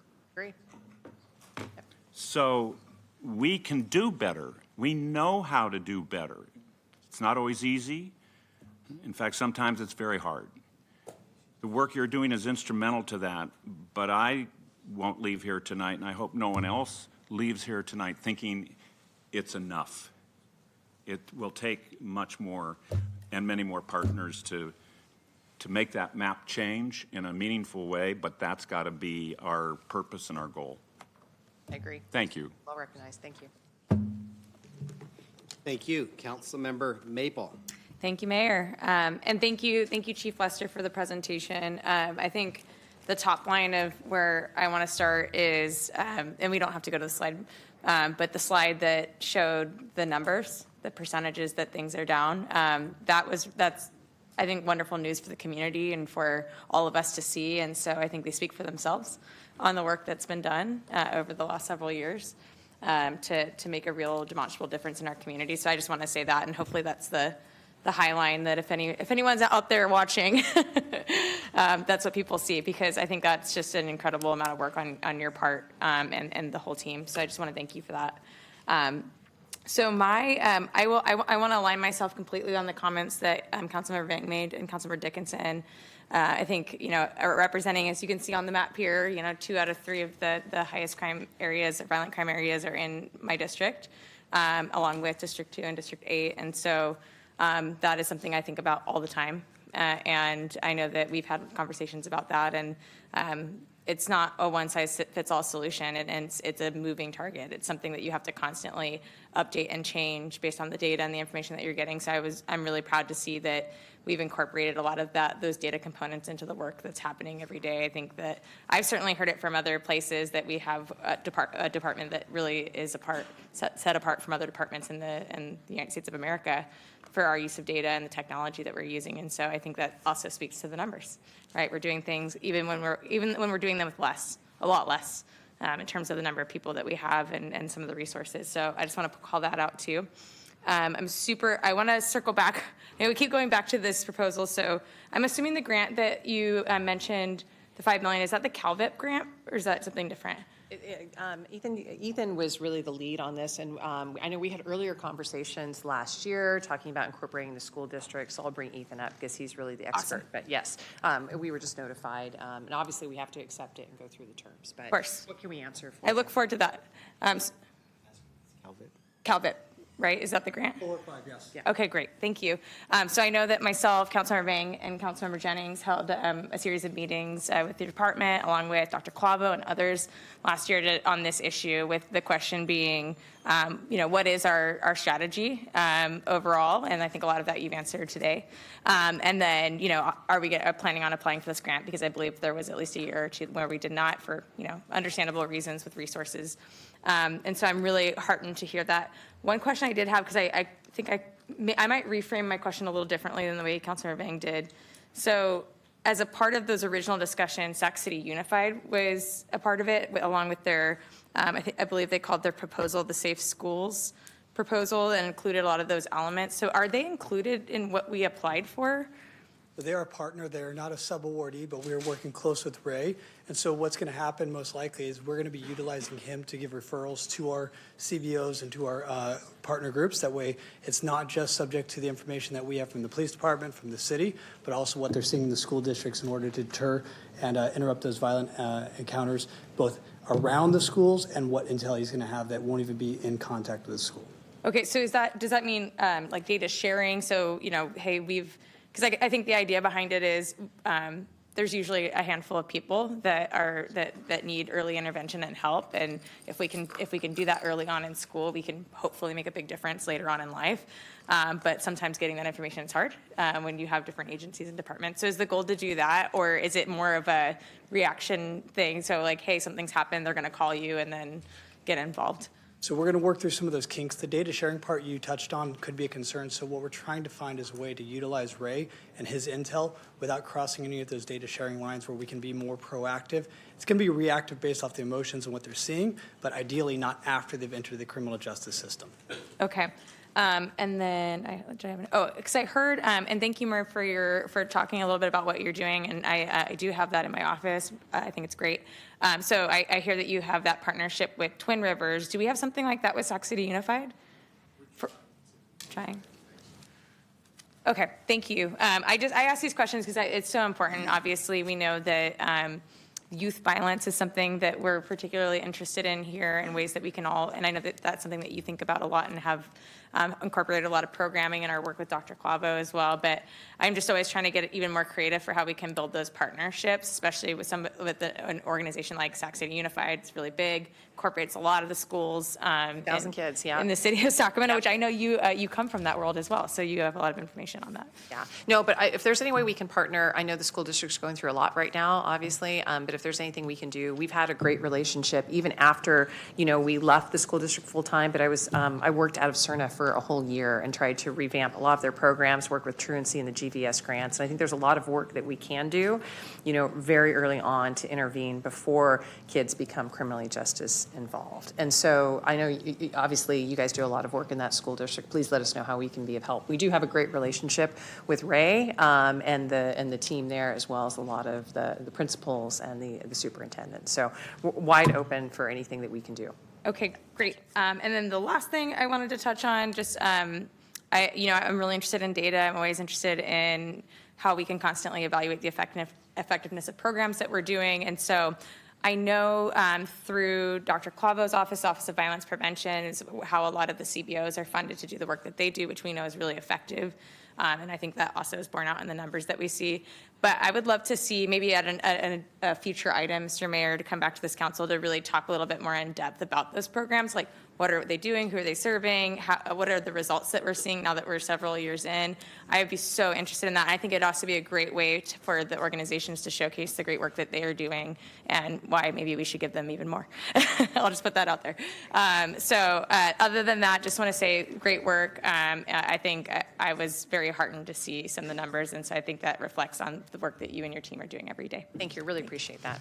Thank you. Councilmember Kaplan. Thank you, Mayor. Chief, I want to give you your steps today. I don't know if you should stand up here. It's like awkward. So I just wait for you to call me back if you have a question. I know how this works, so I'll be happy to stand here. I didn't want you to have to stare at me and then have not a question, but yes, I'm here for you. What do you got?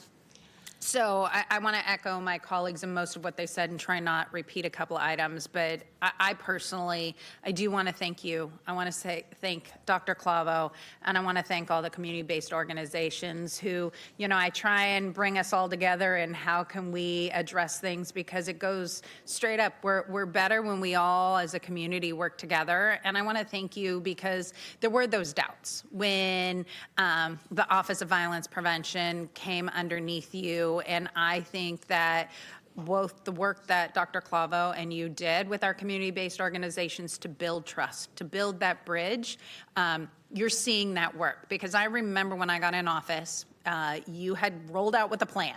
Yep, it's very unusual. And seeing now this data come forward, it really is about that partnership of being better together, of sharing that data, which is the start. Because let's celebrate the wins that crime is down in this city. but also acknowledge we have more work to do. And I want to pull on the thread a little bit that you and I have talked about of youth violence. And, and I've looked at this, and I think I'd really like to see us, the city of Baltimore did a great youth violence prevention kind of plan. Yeah. And what did the data, and how do you do that? And that's what I heard, a little bit from Councilmember Maple was, how can we pull on that string? Yeah. In light of the grant, in light of what we're doing, to have a comprehensive plan of what does the data say? How do we really address our youth? Because if we address our youth and give them the skills, that'll continue where we'll see a reduction in crime, as they get older and go into adulthood. It changes the nature of the culture, the conversation, and the community.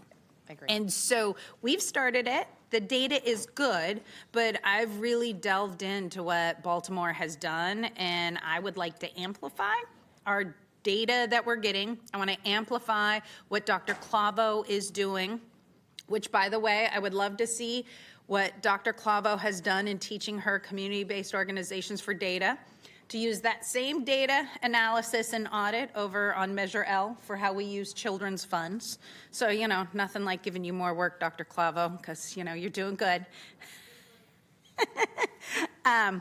But what are your thoughts on that? Because we talk a lot about the community-based violence. We've got Measure L. We've got our CBOs. How are we coming together with a comprehensive plan? Because I think we need to bring all of that together. Sure. Well, so we're completing really the third year of the grant cycle with EVBIDS and GPIT. And so, we started this as a pilot, and then we had some extra funding that we put to it so that we could expand the program. And we've had, obviously I put, over 3 years of work into a half-hour presentation. There have been a lot of moments of growth where we're like, well, this is not exactly how we want to do it. We've had to pivot and change. And then, crime and certainly the services that we provide also change. You can just see that from the number of gang-involved youth or what the services are that people are asking for. So it's a constant, reevaluation. I think one of the most difficult things that we face, there is not a one-size-fits-all approach. And you saw that with Boston ceasefire. That was Braga's work. And certainly, Blake is from Boston. She's very well-versed. I fear I'll bring up my whole team at some point tonight.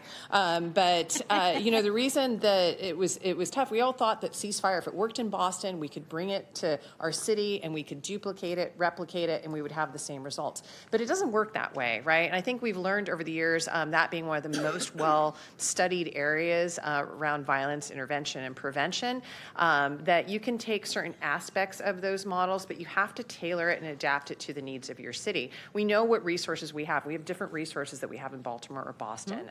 We also have different types of drivers of violence. And so I think you have to be like, we could have told you that these were, tough areas and under-resourced, that crime was higher. It wasn't until we really were able to show through data that we could prove that, because it was just anecdotal before. So I think that is really what the work is. I think we built capacity in the organization right now. We've brought technology. We know how to do analysis.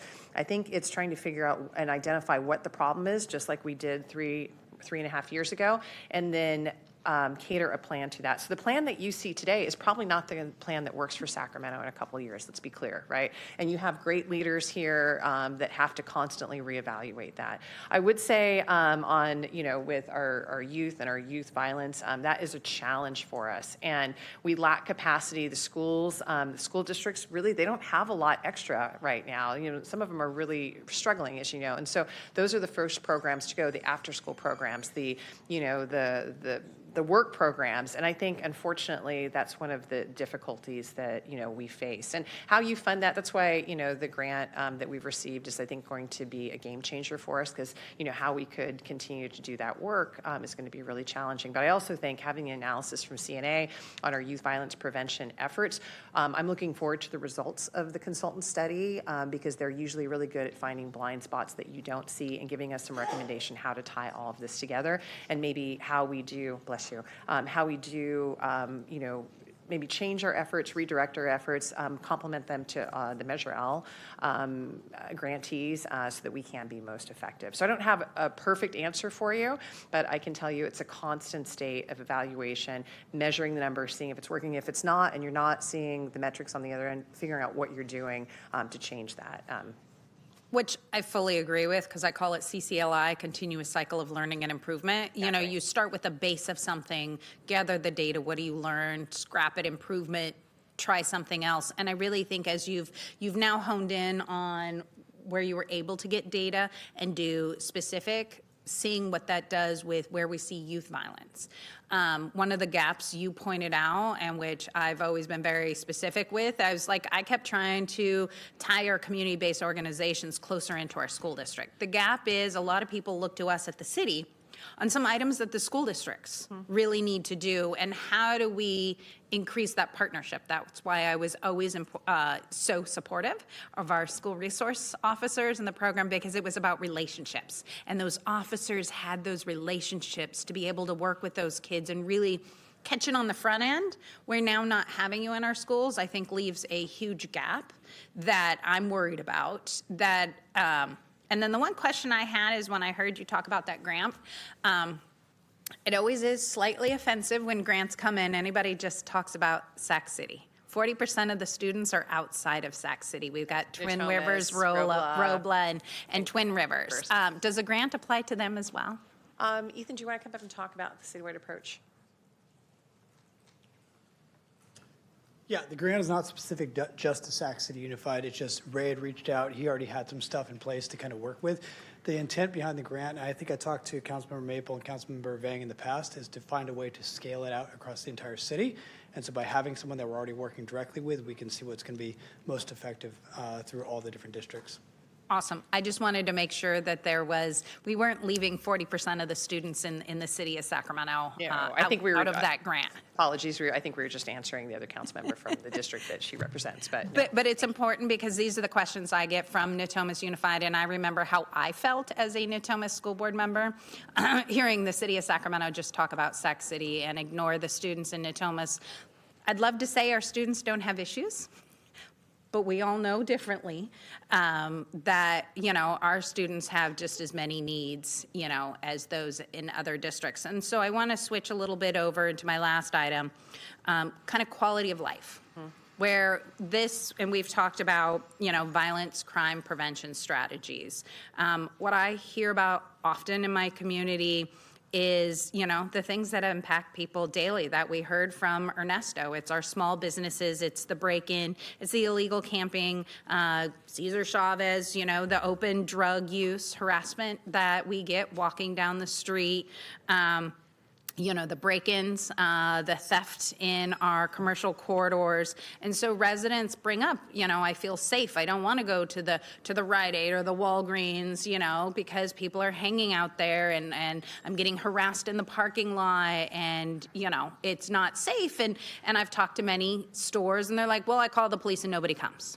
And so I don't want them to say, okay, now I've given up. And I know we have the budget deficit, and I know we have, less officers on the street than we did in '09, and we've grown significantly since then. Small things can grow into big things. And so I'm interested in how, New York City, yes, bigger, but they have a quality of life crime unit. Almost like how do we, as I fully agree with Councilmember Dickinson, our POP officers. Really in certain areas so that they are known and can address more of these quality of life issues. How do you use the data and the information you're getting on violent crime prevention to also address these quality of life issues that I hear about daily? Yeah, sometimes they're tied hand in hand, but I would say that that's one of our biggest challenges. And you hit the nail on the head. In 2008, we had 804 officers, and we were close to being fully staffed at 804. It wasn't just 804 positions on a piece of paper. Now we have about 650, and the city has grown, and we're doing amazing things. You look at the difference in downtown, Delta Shores, how Natomas is built out. that didn't exist in like a lot of it in 2008. And so these are all great things that are happening for the city. But the reality is that when you reduce staffing to the level that we're at, and I hope we never come here where we are reactive, only answering 911 calls, because that will not serve the city. But you're absolutely right. There are a lot of low-level crimes that we are just not able to respond to. And for somebody like me who's worked in the city for so long and takes that very, very personally and understands that, we talk about violent crime, we talk about these big numbers, shootings and homicides and aggravated assaults. To your average Sacramento resident, they're more concerned about being broken into, about not having the trash picked up, and that's absolutely understandable. And I do feel like it's a gap in the city. There are a lot of, I think, alternatives that we can look at, but the bottom line is you need more officers to provide that level of service. And I understand that we're in the position where that is not probably a reasonable ask, but we have gone down year after year after year, and with that, we have to continually cut the services that we provide. I'm a big supporter of the school district and programs like that, because I do believe that if you can intervene and be preventative, we had our outreach and engagement unit, we've had mental health units. I'm a big supporter of alternative response so that our officers can do officer level work. But those are conversations I'm sure that'll be had here, throughout the budget cycle. I can't stand here and honestly say that we can continue to do all of those things with the amount of staffing that we have. And that's why we're trying to be very strategic. We, leverage technology. We absolutely make the best of what we have in trying to address those higher level crimes. Well, I do appreciate the support of the nighttime traffic team a few years ago, because I know what a challenge that was, and we continue to get compliments and thank yous for having that team out there, and trying to maintain our POP officers. I know our new city manager is a big relationship person, and that is one of our strengths here in Sacramento, that we're big enough that we have all these things, but we're small enough that everybody knows each other, right? So I would love to see us in a different place. I really would, and I think there are ways to get there, but in order to provide really that full service, we do need to expand our staffing, obviously hire the right employees to do that as well.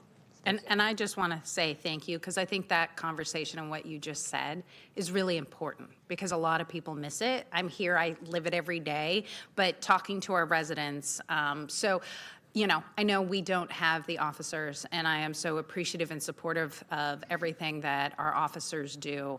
I'm just really interested in, and we know we don't have that capacity, but what are certain strategic things, as you looked at data with the crime, where are certain strategic things we can do to get into neighborhoods and maybe address some of these things, work closer with the businesses, on addressing some of that and getting into the flock network, and having those conversations that may inherently start addressing some of the quality of life issues.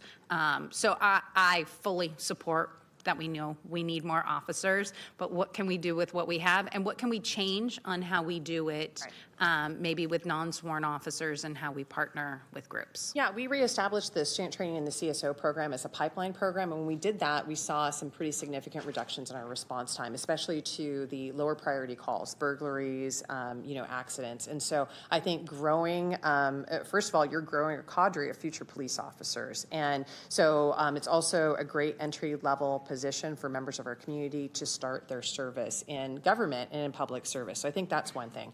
I also think that, like I said, I know every council member here has a great relationship with their area captain, and sometimes this is picking up the phone call to address problems. We do have resources. We are able to try and work on specific problems. We obviously really work in collaboration and push for the IMT, the incident management team, because as you remember, a couple of years ago, everybody, that's the number one complaint, is homelessness, and what is the city doing about it? We knew we could do better, and I think that over the years, Brian Pedro, the work of our impact team, has shown that to be true. So I think that it's just being innovative, it's thinking outside the box, and maybe unfortunately, I think people get frustrated and they don't call, right? So we don't know, and so I always encourage people to call, because otherwise we don't necessarily know unless one of you calls us or somebody we know that's actually an issue. So I know it's tough for your residents, but I would say say, please have them call, please have them, let us know what's going on in the neighborhood. We do have a very responsive command team. Like, this is a city that you can pick up the phone, you can call your area captain, you can call your lieutenant. They're going to answer, and they're going to try and do what they can to help, And so I think it's really making sure that we retain and continue to build on those relationships. And I also think it's managing expectations, right? I don't want people to have a false sense that there are certain things we can do. And quite honestly, we've implemented the spider technology over the years, and we found that in many cases that people would like alternatives to actually having a police officer show up on their front porch and take a report. And so we're trying to do things with technology, looking at piloting a different online reporting system, trying to give people other options so that they can get the information they need more quickly, and maybe they don't have to, where that's a traditional thought, right, waiting around for a police officer to show up, and there may be other ways to do it. So I think there are a number of innovative things. Obviously we can use things like technology, like with traffic cameras, and certainly trying to, address what people really want, as opposed to just assuming that the way we've always done things is the best way to do those. So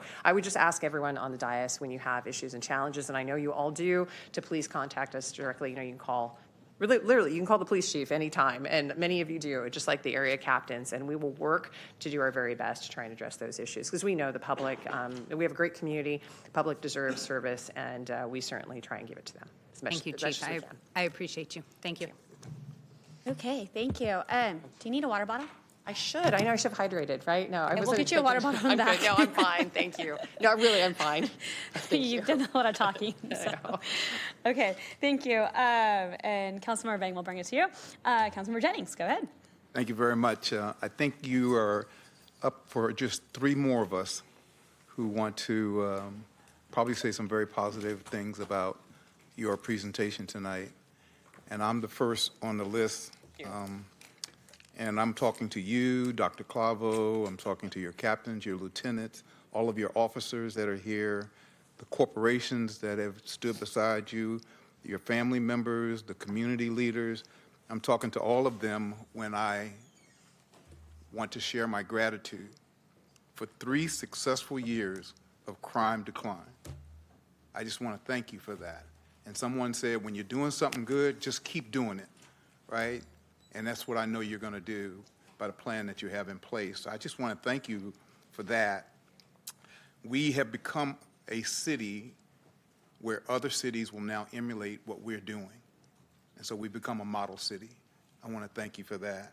I want to thank you for all who have partnered with us in making the Sacramento Police Department something special.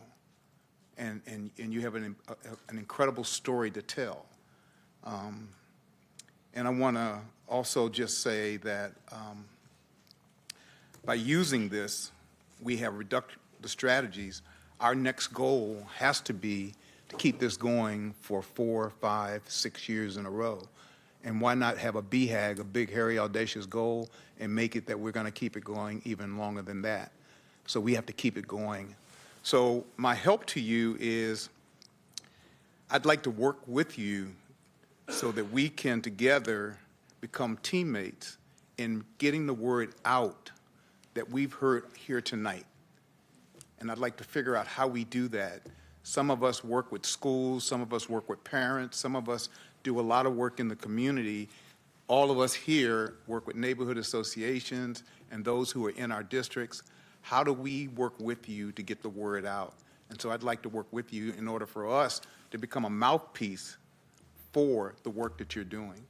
And so it's just something I want to give to you and the entire police department. Thank you. Well, I receive everyone's newsletters, so if we can ever contribute, because you have far reach on your newsletters, and then obviously more than happy. I know you guys do many, many community meetings. We go hand in hand. Well, number one, we're always happy to attend with you and have those conversations, or 2, provide you information so that you can share what's going on citywide and then certainly within your districts. I know that's important. So let us know how we can help too. Right. So that's my commitment to you, and we're going to put a plan in place because we've sat here for a long time tonight, and it's time well spent. But I feel so good about what I've heard. I want to make sure others have the same opportunity. Thank you. So looking forward to working with you. I appreciate it. Thank Thank you you. very much. Okay, thank you so much. Next, we have Councilmember Pluckybaum. Thank you. I just want to say thank you for the presentation. Thank you, Dr. Clavo. Thank you to Sutter for supporting this work. There is a natural reaction when things start to go well in response to a crisis to dial back the level of effort, and I want to encourage us all to not do that now. This isn't the time to retreat. This is the time to double down and make sure that we continue these efforts. So I just wanted to put that out there again, say thank you for all this important work. I appreciate it. We're not going to slow down or stop. Thank you. Councilmember Pokemon, that was a record 36 seconds.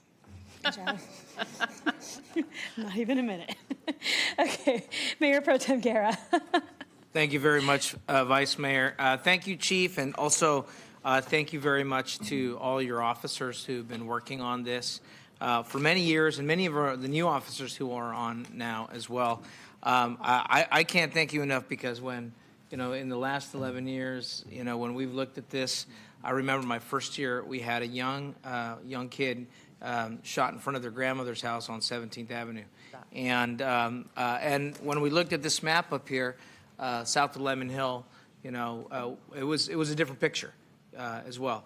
And it's changed a lot. And so from someone who represents Council District 6, I appreciate that. And I know it also hasn't happened or occurred without the support of all of the community-based organizations. And I think Mr. Brookings is still here, but I want to appreciate you and the Hawk Institute and others who were there. I remember when also the young lady was unfortunately shot outside of Sac State over there at the library at that time. I remember the challenges that we faced there. Also, I know Dr. Dr. Eric Gravenberg is left, but I hope he hears this directly. I know he has impacted so many people, including myself. 30 years ago, he impacted me when I was a young kid in the 90s, and still trying to figure out how to find my way. So I know that this work doesn't happen without that. We talked a little bit about blind spots, and I appreciate the joint work that's occurring right now. We made a big move on the issue of human trafficking, and a lot of that had to do with an officer from SAC PD, Cindy Stinson, who then helped create a nonprofit community against sexual harm that has now worked, and now Sacramento hosts the National Human Trafficking Hotline because of the work with the Family Justice Center. And that's been the partnerships. But I would say that the one blind spot that we have is, and it's not blind because we know it, is if you were to look at this map up here, and you just took away that city-county line, it probably links all the way down Stockton Boulevard there. And so I think there's more work to do with our county partners in that area. This is just showing our statistics, but since I live right next to the Fruit Ridge Finger area, I know that these are city stats, but I think we need to look at them holistically because, impacts to families doesn't end at the city border line. So I'd like to see in the future how we blend that, because I completely concur with Councilmember Dickinson's remarks about all the joint effort we've been doing. A lot we've been doing over at the Fruit Ridge Collaborative with also young families, with First Five and others, to making sure that we're starting at a very young age, with SETA on the employment training side as well, to helping folks be engaged. So I just want to say thank you very much. And again, I can't thank also your officers in that. I know one of the challenges we faced is that when our officers are going call to call to call, they don't have the time to build relationships in the community. So I know that's a challenge that we have to address, and making sure that we give all of our city staff the ability to have the time to build lasting and intentional relationships with our community. But I just can't thank again you and your department, the relationships that's built with the organizations that have come today and spoke on this. And there's more work to do, because the story here is the numbers are down, and that's a positive thing. The numbers are down, but even one is hurtful to the community. So thank you very much, and I appreciate your time here today, and I know there's more work to do. Thank you. Thank you, Mr. Mayor. Yes. Thank you. That concludes the council members. There is a mayor. So I did have some questions for you, but I'm going to skip my questions. I Just have a maybe free put bottle of my water now, questions so I'm all ready. in statement form, just so we can move forward. So, Council, I did agendize this a few weeks ago. I asked the chief, how are we doing on crime reduction overall? Other cities are reporting double-digit decreases in property and violent crimes, and chief went back and did a year-to-year, and I said, this is important news. We should agendize it at a city council, and you, of course, went further, as I would if I was a police chief, and talking more about strategies and kind of what's behind there. But I just think it's important to tell the people where we're at, whether it's good, bad, or indifferent. And just so the community and the council knows, this is not Sacramento. Yes, we are amazing, like I said today, the 500-plus sworn officers and civilians, who, men and women who work for the Sacramento Police Department, do a great job every day representing the city, and you're making our community safer. But cities across California are seeing precipitous drops in both violent and property crime. So it kind of begs the question, what happened after the pandemic? And there was a spike for a couple years, and we're softening down. I think, and it is amazing to note that if you look, that when I left the council, Mr. Garrett's seat, we have grown by roughly 100,000 people in the city of Sacramento, and the number of sworn officers, I think, has decreased by 65-ish. And so that is remarkable, that way more people in the city and fewer people to work on public safety. And, through technology and other resources, but we're going to have some tough decisions again in our budget, which we're going to talk about in the coming weeks. So, but also I want to note that this is that public safety, we're appreciative of these numbers, and, it's about making sure our communities are safer, but it's not just police, of course, that makes our community safer. As council members noted, our programs working with our youth and gun violence prevention, that's super key. And I did want to note that about 10 years ago, a younger council member named Roger Dickinson, a younger assembly member, Roger Dickinson, introduced a really provocative bill which would have taxed gun and ammunition sales in California. And the bill went down in flames. But he was ahead of his time, and 10 years later, Assembly members Gabriel and McCarty authored a bill, AB 28, which is now law, and provided us the $5 million for the award. So there's $100 million now going every year to gun violence prevention programs. So this is year one of implementation. So get in line for year two, and it's really going to focus. We're going to be rewarded because of the programs that are successful. So the program that MERV is doing and others, we're going to go back. The state's going to focus on the ones that have shown to be successful. So, that's a big piece of the puzzle. It's not just officers and law enforcement and squad cars and county jails that keep us safe. It's other pieces as well. But I just wanted to make sure we had an update on how we're making progress. And as other people said, we're not done. We don't have a mission accomplished sign and saying, we're done with this. We want to move forward and keep working on these issues. So thank you. And this was an informational item. And with that, we will proceed to the next item. Thank you. Everyone, for your time. Really appreciate you. Thank you. So Mayor, we move to item number 5, an ordinance deleting and adding section 15.148.965 of the Sacramento City Code relating to agreements for digital billboards.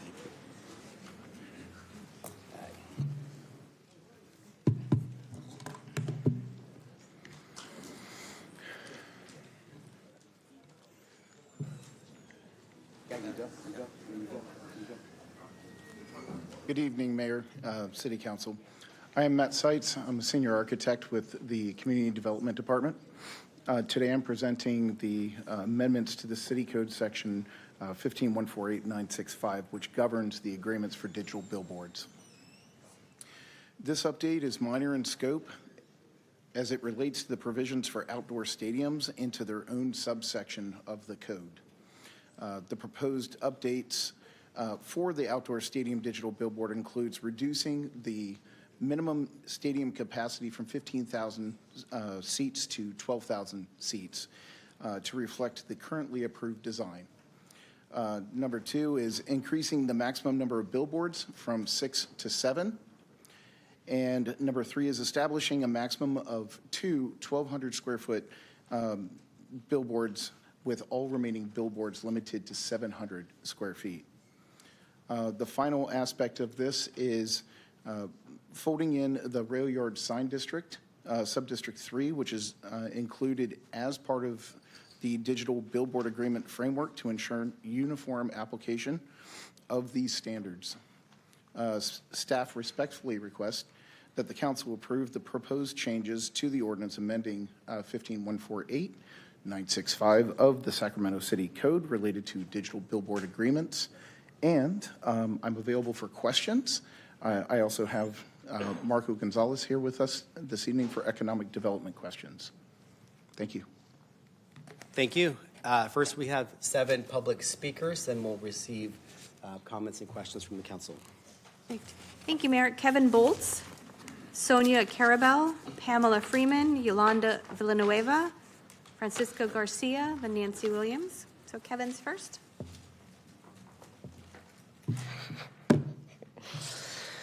I was here in 2019 when the city passed $33 million to fund an MLS stadium-related infrastructure around the rail yards in a deal which included both tax breaks and fee waivers, something we never get.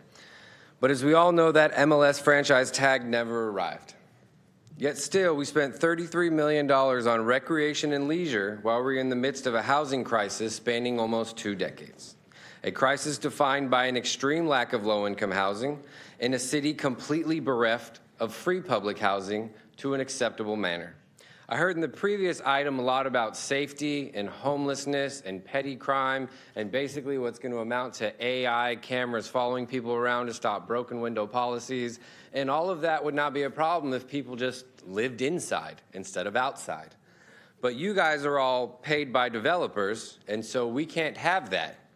We have unacceptable developments with non-affordable housing as we turn Sacramento into apparently a leisure destination, which it will never be. And we talk about the economy downtown while state workers are not returning to work, which means there is no economy downtown and will not be until they come back.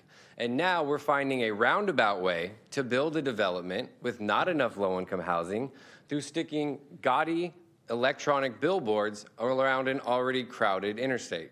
If anyone's ever been to Alaska, Hawaii, Maine, or Vermont, you will notice you didn't see something there, and that something was billboards. They are illegal. They're outlawed. Those are 4 of the most beautiful states, arguably the most 4 beautiful states outside the 4 corners you will find in this country. So not only should we not have this terrible plan of more electronic light pollution and things in the way of seeing when you're driving, we should get rid of the billboards we already have, and we should build public housing, not expensive housing. Thank you. Sonia, then Pamela.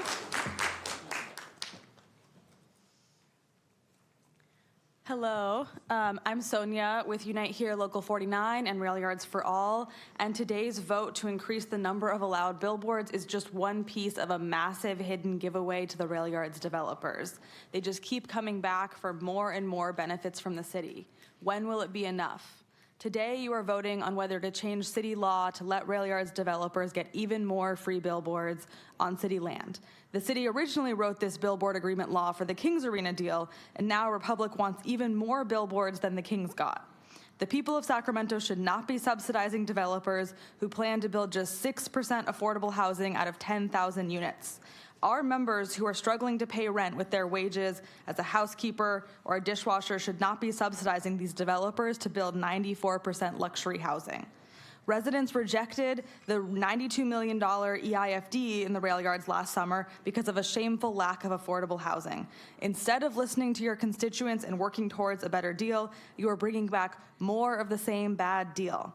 Sacramento should not give away an estimated $115 million in billboard leases, but should instead dedicate this money to build more affordable housing at the rail yards. Free rent for developers is an insult to the people of Sacramento who pay an average rent of $1,900 a month. It is time for this council to change course before approving the billboard leases and possibly another EIFD. You can achieve 25% affordable housing if you reallocate this funding. Please show the leadership that this city needs, address the problems that you were talking about earlier tonight. Vote no on this giveaway tonight and start working on a better rail yards deal. Thank you. Thank you. Pamela? Next speaker is Pamela, then Yolanda, then Francisco. Hello. I first of all want to say that I owe you an apology because I didn't realize that I wasn't telling you a lot of the story about the place where I live is at the Wong Center. I, yes, have been homeless. I, yes, have been hungry.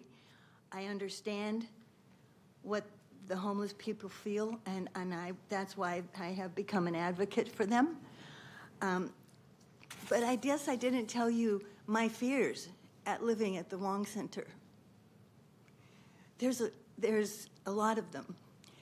One night I went to pick up my laundry. I had it in the dryer, and I opened the door to the laundromat, and there's two men and a bicycle sitting in there. So I sometimes become fearless. I said, "What are you doing in here?" And one guy said, "Oh, we're cooling down." And yes, it had been. I told him it had been a hot Sunday in Sacramento. But I said, "Do you live here?" And they said, "My uncle lives here." Well, I already know that's the basic answer from homeless people when they get in our building. So I said, "Well, you need to go to your uncle's house, apartment, and you need to cool off." At that moment in time, I decided to pull out my camera, my phone. I took their picture, and they were decent, and they walked out with their bicycle, and I followed them to the elevator. Then I ran to the next elevator, and so that I could make sure they got off the property. Now, people said you shouldn't do that, and I says I just did it. But the thing is, we have three. Thank you for your comments. Your time is complete. Next speaker is Yolanda, then Francisco. Thank you.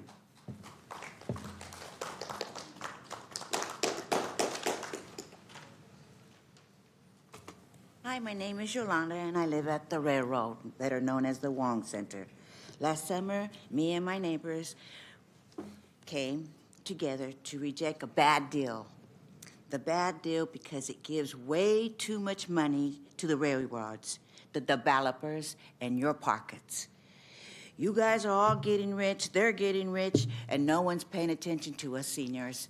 We only live on very little, and it's just getting harder. And developers, with the way too little of you to return for the people of Sacramento, now you're voting to give even more money to the rich. We got police officers having to live on budgets. We got us who don't even have a budget. But we are going to continue to get rich. You're going to get rich. They're going to get rich. Everybody's going to get these billboards. And we're going to give them to them to keep their interest. Oh, boy. More money. More distractions. Now you're voting to give more money to them. Railroad developers do the billboards. When will it be enough? When will you listen to the residents and negotiate for a better railroad deal?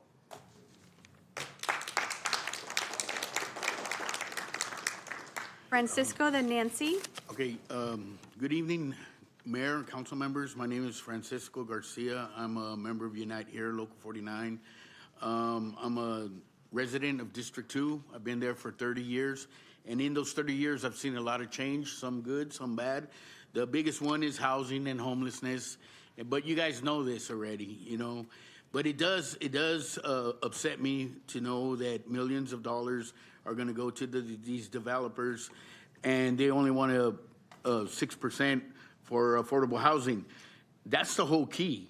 We're not against the development, but make the number go up a little bit. I mean, Sacramento has a need, and there's places that money can go to, like Merv and Brother to Brother. I live in that community. I see the great work that they do there. But with this money going to these developers, it just seems wrong to me. But that's all I'm going to say about that. I want to give out a big shout out to Miss Vang. I want to say thank you for everything that you do and everything that you stand for. And you are a true role model for our youth. Thank you. Our next speaker is Nancy Williams. Following Nancy is Alex Hansen. Nancy Williams and Alex Hansen. We have two final speakers. Hi, y'all. Okay, we've been here many times. You guys know better than the rest of us about the homeless population out here in Sacramento. I am lucky enough to be a resident of the AJ in the rail yards, but I'm here to express my serious concerns regarding the high cost of housing in Sacramento, which remains the most pressing issue facing our community today. I believe it's irresponsible to allow developers to move forward with a project that is only 6% affordable housing with 94% luxury housing. Allocating an estimated $220 million to developers for a project that remains largely unaffordable is a disservice to the people of Sacramento who are currently struggling with housing costs. I urge you to reconsider the terms of the development to better reflect the needs of our residents. Right now, it's a blank check. You guys are giving them a blank check. Your buckets of money going into a mud pit at the rail yard. We're the only established stuff. There's 2 apartment complexes, Kaiser, and the movie theater, the paint shops. That's it. You guys are teaching the developers to hold off. We'll just keep giving you stuff. Don't get anybody else. We'll keep giving you money. It's wrong. Come on, you guys, put a pause on it. Let's talk. You guys haven't reached out. You haven't had a conversation with us. You're in charge. We just live there for now. I don't know about when May 28th comes around. That's when I have to recertify for my affordable housing. I'll probably be homeless then. That's probably when I'll have to see the police. I'm 67 years old. I've been here since I was 8. I should not have to leave my state. I should not have to leave my family. Thank you for your comments. Your time is complete. Alex Hansen is our final speaker.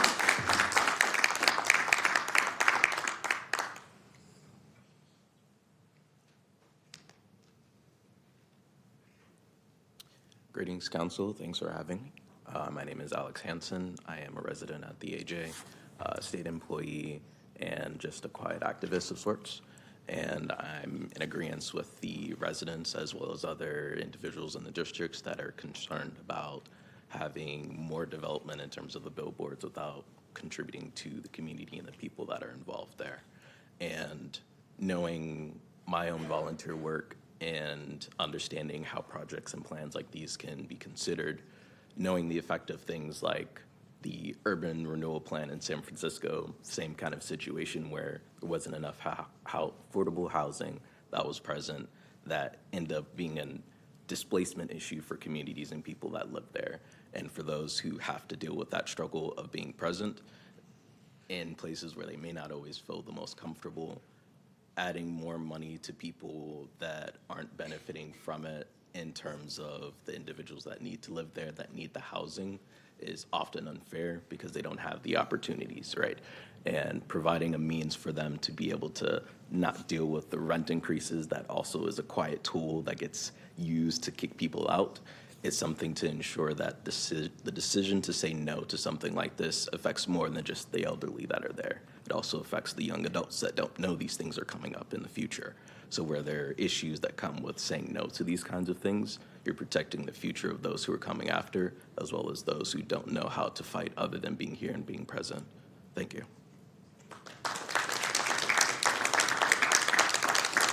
Mayor, I have no more speakers on this item. Okay, thank you. Vice Mayor Talamantes. Thank you, Mayor. Just a quick question for staff. What does the timeline look like for the citywide study on billboards?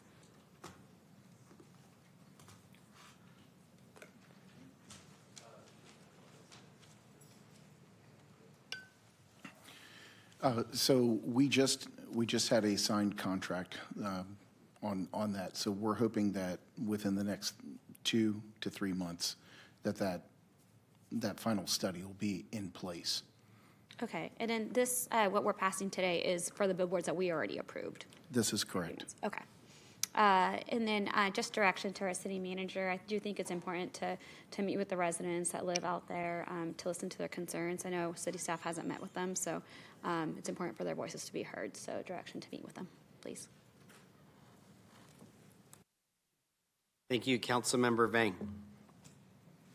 Thanks, Mayor. I just wanted to put on record that I'm going to be voting no on this item, just for the same reason I've shared in previous meetings. I just want to acknowledge, first I just want to say, I support the Rail Yards project overall. I know that it's important for the future of Sacramento. And a big part of that is because we need to increase our city revenues, right? Economic development is one of our top 3 priorities. And that's really important so that we can have the revenue to actually deliver city services and affordable housing and all the things that we want. So I just want to say that. And I also recognize that,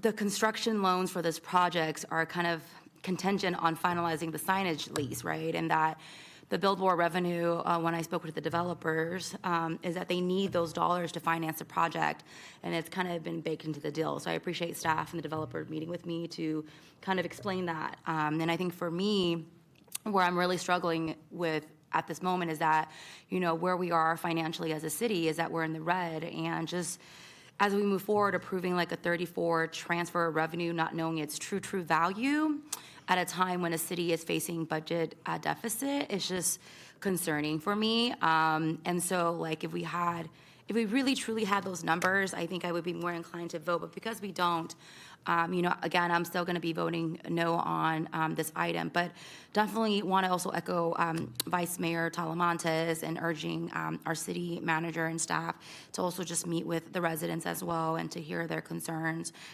because there are different phases and parts to this project, and it's really important to make sure that we have residents, their voices, their insights as we move forward on this development. So those are my comments. Okay, thank you. Do we have a motion on this item? Okay. Moved by Councilmember Pluckybaum. I'll second that motion. I support this as Vice Mayor Talamantes alluded. This is a continuation of actions we took in the preceding weeks, and for those who say that this could be used to address our budget deficit, I respect those opinions. There is no revenue for this unless there is a project. It's not like we're putting a new billboard up here at I-5 by the zoo or along Highway 80 and by other neighborhoods. This is an area that doesn't have anything today. So, but for these projects, there wouldn't be an opportunity to have billboards in the first place. So this is a fair public-private partnership, and we look backwards and forwards to make sure we're getting our ample return on our investment. And again, this is that. And with that, we have a motion and a second. All those in favor, please say aye. Aye. Any noes or abstentions? One no. Thank you, Mayor. So that motion passes, a no being Councilmember Vang and Councilmember Guerra absent. We move to item 6, Economic Development Workshop.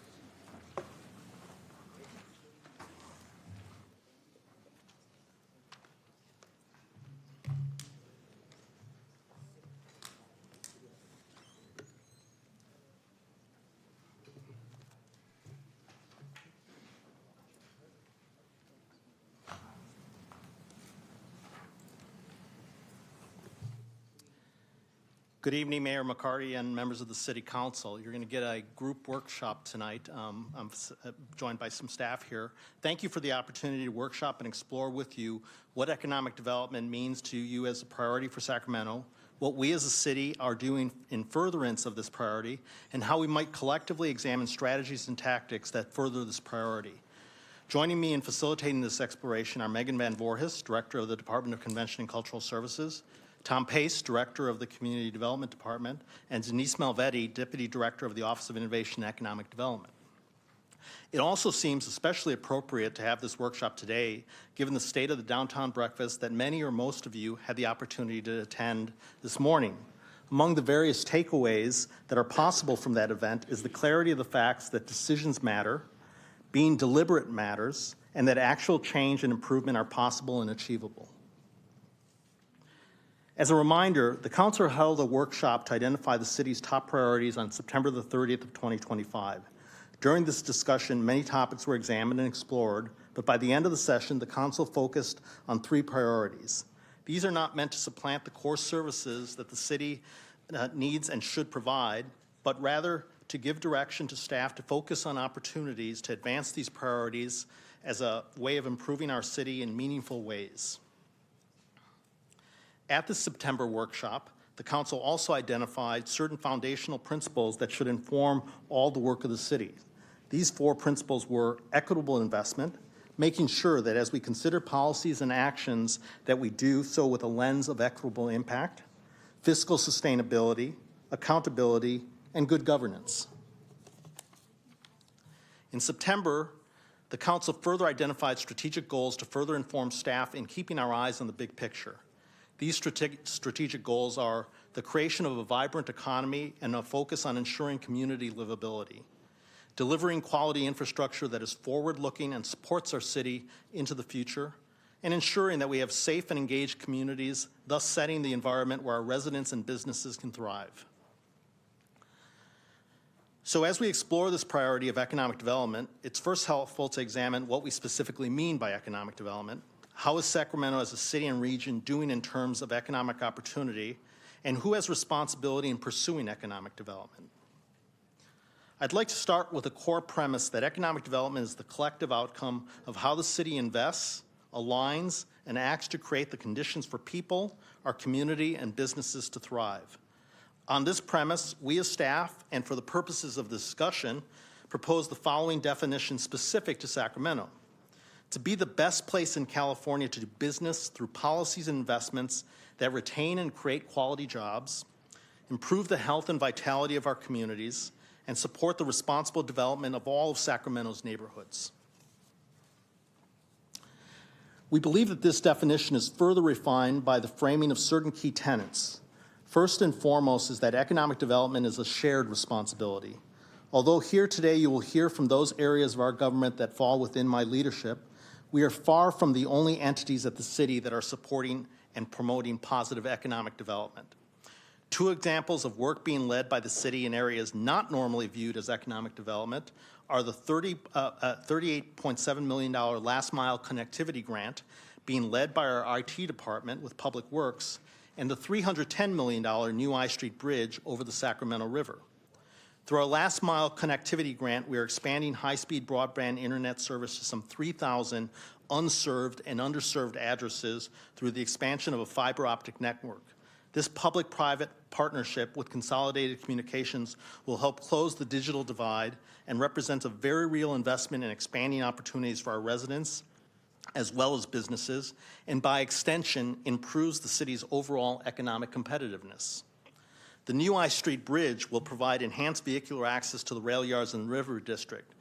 Beyond this obvious transportation benefit, the project will open up 6 acres of prime riverfront real estate for private development, be a next step in the development of the Sac Valley Station, and create thousands of construction jobs and hundreds of millions of dollars of contract buys into our local and regional economy.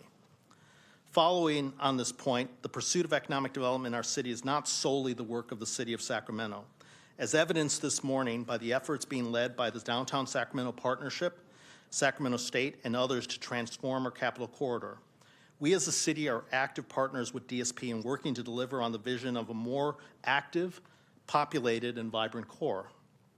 And this same type of relationship is a powerful tool across the city, working with our many chambers and PBIDs, community-based organizations, philanthropic organizations, community groups, educational institutions, other governmental entities, and other corporate entities. So how is the Sacramento region and the city of Sacramento doing? There are a lot of measures we can look to get some sense of this. Although we are not here to spend the evening having a generalized conversation about our economy, there are some data points that can help inform our discussion. The city is home to around 1/4 of the businesses in the region, with the vast majority of this being made up of small businesses with fewer than 10 people. Over 20% of the jobs in the city are government jobs, a percent which is generally higher than most comparable cities. Job growth in the region since the pandemic has been fairly strong, with the region posting the second highest growth rate in the state over this period. Our employment rate of 4.9% for the county of Sacramento generally tracks with the state at 5.5% and continues to trend slowly downward. In looking at our downtown, our office vacancy rate continues to outperform other northern CA markets such as San Francisco and Oakland, but we also continue to lag in a return to downtown workforce from before the pandemic. In this discussion, we will focus on an operating framework that discusses economic development from the standpoint of the policies, programs, and projects that invest in people, our residents and workers, that support our communities and neighborhoods to be vibrant, attractive, and safe, and that support our current and future businesses to grow, attract capital, be fair employers, and ultimately succeed in Sacramento. We believe that our focus on these three pillars is essential and leads to a virtuous cycle of empowering people, enabling and growing businesses, and building safe and attractive and vibrant communities. With these pillars in mind, I will now turn this conversation over to Megan Van Voorhis, who will discuss our work to empower and improve the quality of life for our residents, workers, and visitors.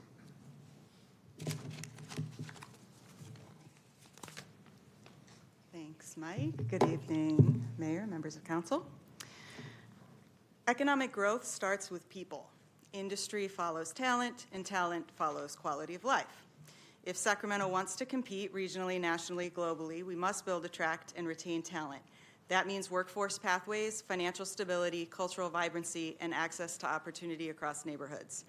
Investing in people is not separate from economic development. It is the foundation of it, and growth is strongest when it's broadly shared. In 2025, the Youth Service Corps supported 264 residents ages 16 to 30 through paid work experience in public service, climate action, and food security.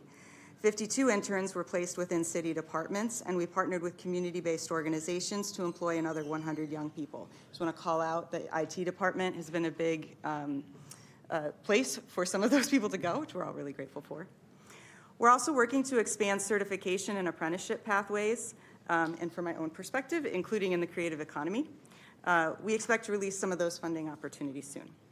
Childcare is economic infrastructure. Without it, workforce participation declines. We've had 2 cohorts who have completed our early childhood education apprenticeship with Los Rios, and when our 3rd cohort is complete, we are on target to have served 43 apprentices. These folks work while completing coursework supported by critical wraparound services. We're also assisting family child care homes with licensing and business development to expand supply and sustainability. In terms of small developers, if we want small infill development, we need small developers. The reality is so much has changed that large-scale developers need certain economics in order for this to work. For us to get this small infill development, we need to invest in those folks. Our small developer incubator trains participants in development finance, zoning, and building requirements, expanding who can participate in real estate development and building generational wealth locally. Creative industries are growth industries. I didn't know if you knew that it's 12% of GDP, creative industries in the state of California. Sorry. Through fellowships, accelerator programs, and entrepreneurial training, we're building capacity among artists and creative entrepreneurs, workers who create jobs, activate space, and generate economic activity. Established in 2019, the community engagement team modernized how we connect with residents and businesses. Through mixers, tabling, a podcast, the City Management Academy, and the Community Ambassador Program, we're not just sharing resources, we're listening and responding. Financial stability is foundational to economic mobility. Since 2020, the Financial Empowerment Center has served more than 1,700 residents with average client income of approximately $42,000. Clients have reduced over $4 million in debt and increased savings by more than $1.4 million. City Start advances economic mobility, particularly for Black residents and those historically excluded from wealth-building opportunities. And because 39% of Sacramento residents speak a language other than English at home, and nearly 17% have limited English proficiency, our language access work ensures opportunity is not limited by language. Arts, culture, entertainment, and tourism are not just amenities, they are economic infrastructure. The Safe Credit Union Convention and Performing Arts District is an anchor destination along the K Street Entertainment Corridor. Last year alone, it hosted 269 events, welcomed over 1.15 million attendees, and generated nearly $158 million in economic impact. Across the city, over 400 events were permitted, generating 1,195 days of event activity. That's an average of 3.2 events per day in Sacramento, activating our neighborhoods, expressing the richness of Sacramento's diversity, and attracting visitors to our city through events like Terra Madre and Aftershock, the Midtown Farmers Market, our street night market. Our arts and cultural nonprofit funding programs yield thousands of experiences annually in the city that attract visitors and ensure accessibility. Our funding programs achieve the reach that we're looking for deep into our neighborhoods. These investments and others that aren't called out here fill hotel rooms, activate commercial corridors, create jobs, and strengthen Sacramento's brand. Communities with strong cultural infrastructure perform better economically because culture both grows talent and attracts it. Strategic investments in workforce, financial inclusion, and cultural vitality expand opportunity. Expanded opportunity builds talent density. Talent attracts employers. Growth generates revenue, which we reinvest in people and place. When growth is inclusive, it becomes sustainable. Wanted to share something with you. I recently attended an event at Prism Art Space in Midtown, Art City. The event contemplated what it means when art is a core value, central to civic identity, and invited us to pick up a token or two to share it. On the front it reads, "Welcome to Sacramento, City of Art." On the back, "At our best, we make space for all, we revel in each other's successes, and we challenge each other to dream big." For me, that's what happens when we invest in people. We make space, we build confidence, we celebrate ambition. But then energy needs physical framework, and I'm going to turn it over to Tom Pace to talk about just that.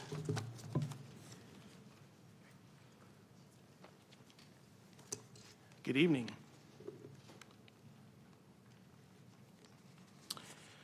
One of the pillars of economic development is the kind of place that Sacramento is. As we heard earlier, business follows talent, and talent is drawn to desirable places. The two key ways the city leverages Sacramento as a place welcoming to economic development are through our regulatory environment and our public investments. The foundation of placemaking is good planning and creating an appropriate regulatory environment. We accomplish this starting with our general plan and zoning regulations and implement it with a streamlined development review process that facilitates desired types of development. Over the past 17 years since 2009, we've created and regularly updated a general plan that expresses our vision for a vibrant, thriving, and diverse community that grows primarily through investment and development in existing neighborhoods. We've updated zoning regulations to be consistent with our general plan and to streamline the development review process in a way that saves time and money while providing predictability to both residents and developers. And we've created an organizational culture that supports and facilitates the kind of development that advances our general plan's vision, where staff have a can-do attitude to help our customers. In addition to an appropriate regulatory environment that supports our economic goals, we also need infrastructure that supports development. Water, sewer, drainage, transportation, broadband, and more. And we need financial tools to help pay for these key investments. In recognition of this, the city has prepared detailed infrastructure plans for several infill development areas to help guide public investments so that developers know in advance what is required to serve their projects. A specific example of how we have done this over the past decade is exemplified in our designation as California's first pro-housing community. This recognition acknowledged our progressive housing policy, plans, regulations, and development process.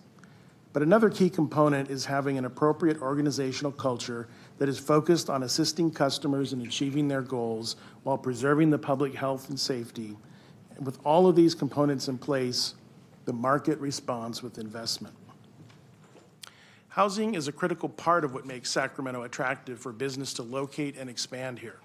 Additional ways we support housing include our reduced fees for affordable housing projects, efforts to help tenants stay housed, work to assist unhoused individuals to obtain housing, and our emergency home repair program that ensures low-income homeowners can stay in their homes.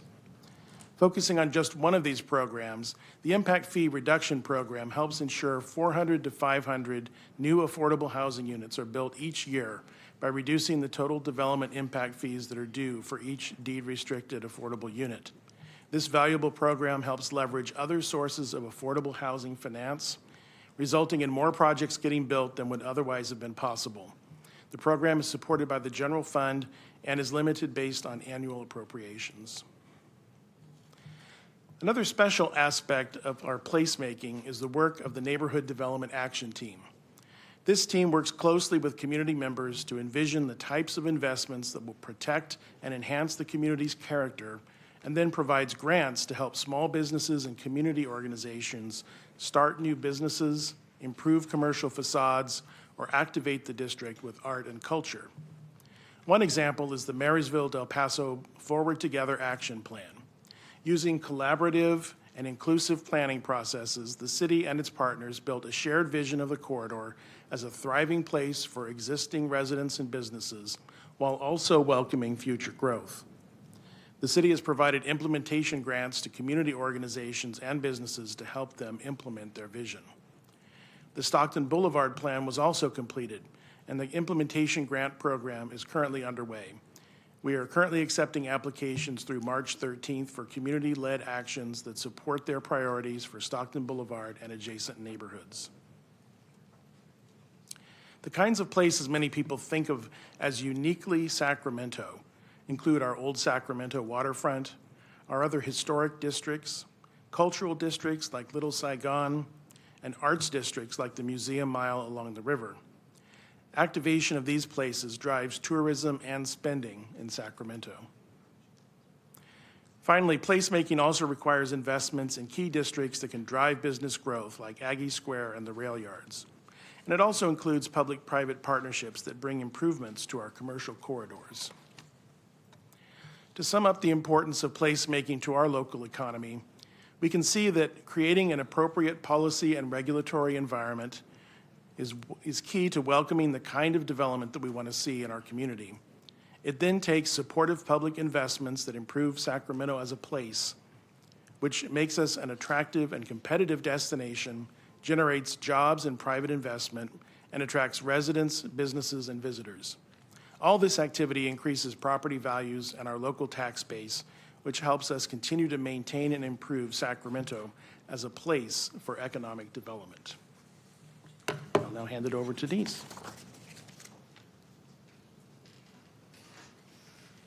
Thanks, Tom, and good evening, Mayor and Council. I will wrap the people, place, and business framing with business, which is at the core of what we do in economic development.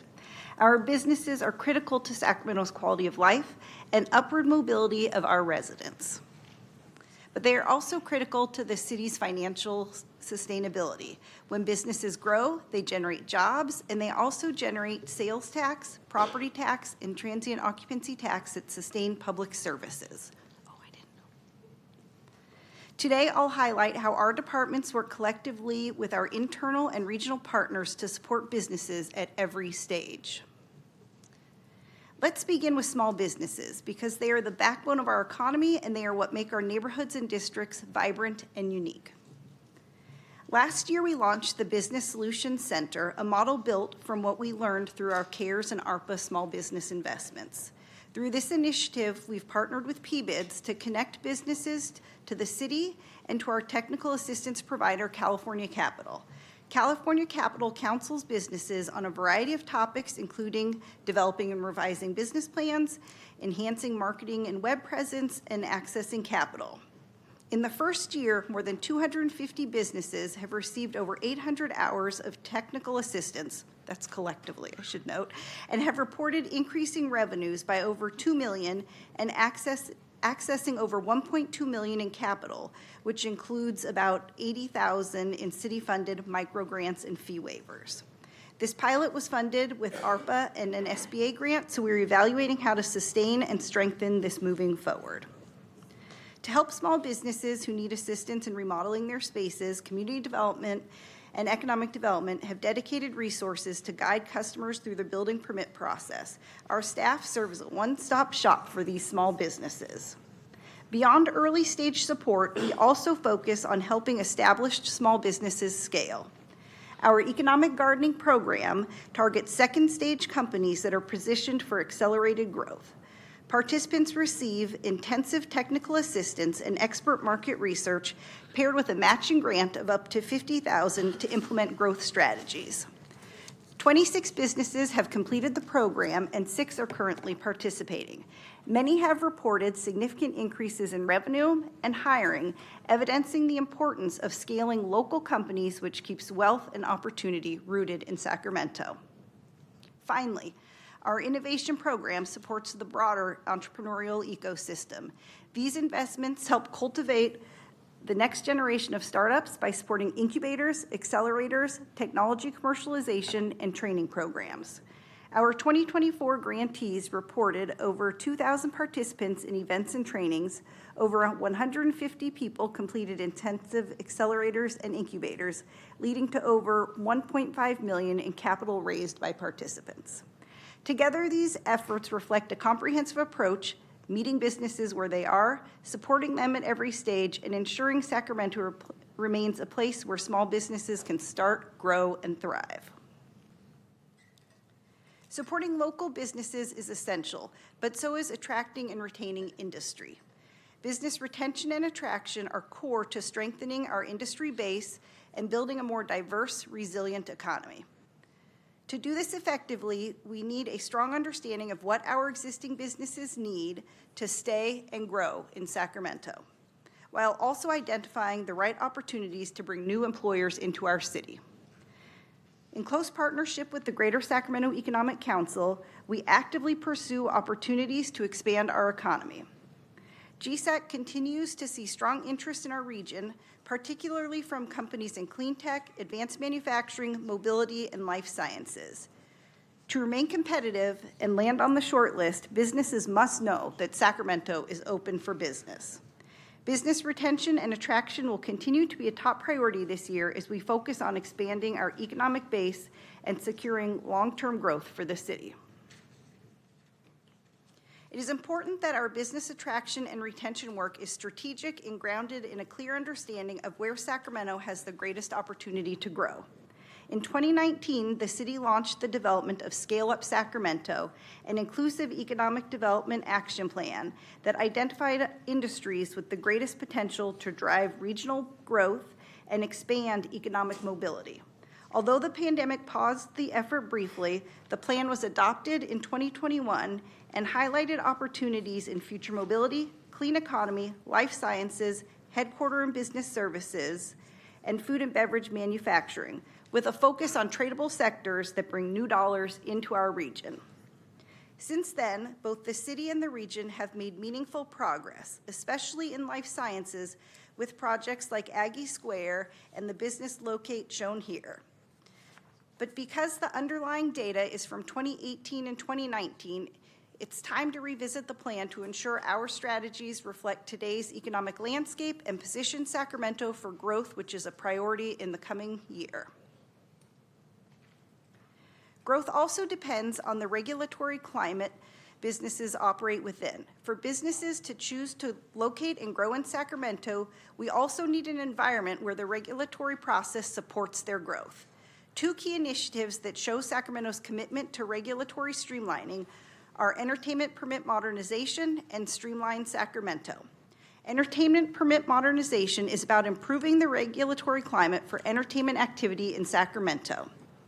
In the 25 fiscal year, the city consolidated film, entertainment, and special event permitting into a single division after studies showed our processes were unintentionally stifling activity. We are bringing permitting fully online with new training tools and communication resources. Our goal is to create informed applicants, transparent processes, and improved compliance, because when expectations are clear and systems are predictable, businesses are more likely to invest in entertainment programming. The second initiative is Streamline Sacramento, which you will hear more about later, so I'm going to keep this short. Streamline Sacramento is a program dedicated to working with our development and construction industries to identify ways to improve our permitting and inspection processes. This initiative identified choke points in areas where greater coordination is needed and generated process changes, technological improvements, policy changes, and training opportunities to make the process work better for our customers, saving them time and money. But more on that on the next item. So strengthening our regulatory environment is a critical step in making it easier for businesses to operate in Sacramento. But even the most efficient processes can only take a business so far if they still face barriers in financing. With limited city resources, partnerships are essential, so I will share about 2 early-stage partnerships. The first is the Creative Economy Capital Access Pilot. Through the pilot, Sacramento has partnered with the State Treasurer's Office and the Creative Economy Finance Network to address a clear market failure. Here's a stat that Megan mentioned earlier, but I will reiterate. Creative businesses generate 12% of California's GDP, yet they receive only 6 to 7% of loans, despite having lower than average default rates. Starting here in Sacramento, we are piloting tools, lender certifications, and new financial products designed specifically for creative enterprises. The next initiative is SacLift, the Sacramento Local Impact Funders Table, which builds on the strong foundation created by the Financial Institution Collaborative. The collaborative was led by the Sacramento Promise Zone with support from the FDIC, and it gave financial institutions a structured way to meet their Community Reinvestment Act obligations by investing directly into local priorities. With the Promise Zone having now sunset, the city has stepped in to carry this momentum forward. SacLift will bring together funders across sectors to strengthen peer networks, align investments, and support initiatives that expand financial access and opportunity. The goal is to maximize our collective impact, ensuring that capital flows into the communities that need it most. Culture and visitation are also economic engines. Through Everyday Creative and the Sound Business Summit, we've supported more than 200 creative entrepreneurs and musicians in strengthening business models, expanding revenue streams, and accessing capital. On the attraction side, our film rebate program is positioning Sacramento more competitively in the production market. It is an important tool that is generating increased interest in putting Sacramento on location shortlists. At the Safe Credit Union Convention and Performing Arts District, increased outbound sales activity and promoter incentives have increased bookings at Memorial from 107 event days in 2025 to 179 in 2026. We're also seeing more dates fill in the Performing Arts Center. And in partnership with Visit Sacramento, we are advancing iconic events like the return of Terra Madre Americas, drawing visitors, filling hotel rooms, and activating commercial corridors. The nighttime economy is a vital part of Sacramento's creative and visitor economy and integral to the city's identity and fiscal health. Dedicated staff support policy updates, education, and business assistance to ensure nightlife is safe, vibrant, and well-managed.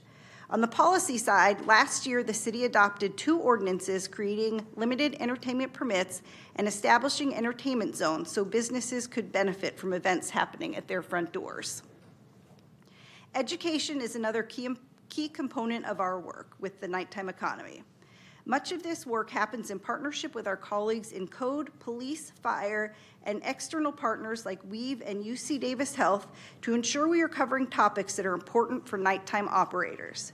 We are also developing a tailored technical assistance training where we will provide operators with tools to strengthen their business models and build long-term resilience. This support helps ensure that Sacramento's nighttime businesses can thrive economically while contributing to a vibrant and safe nightlife. As you have heard this evening, a city's economic strength starts with it being a great place to live, work, and play. High quality of life, a talented workforce, and a business-friendly regulatory environment are most important drivers of business investment. But even with those advantages, cities still need targeted incentives and economic development tools to stay competitive. The city uses the various tools on the slide, many of which we've already talked about this evening, to stimulate investment. One tool we have not discussed this evening is the Forgivable Loan Program, which is used as both an attraction and expansion tool for tech companies.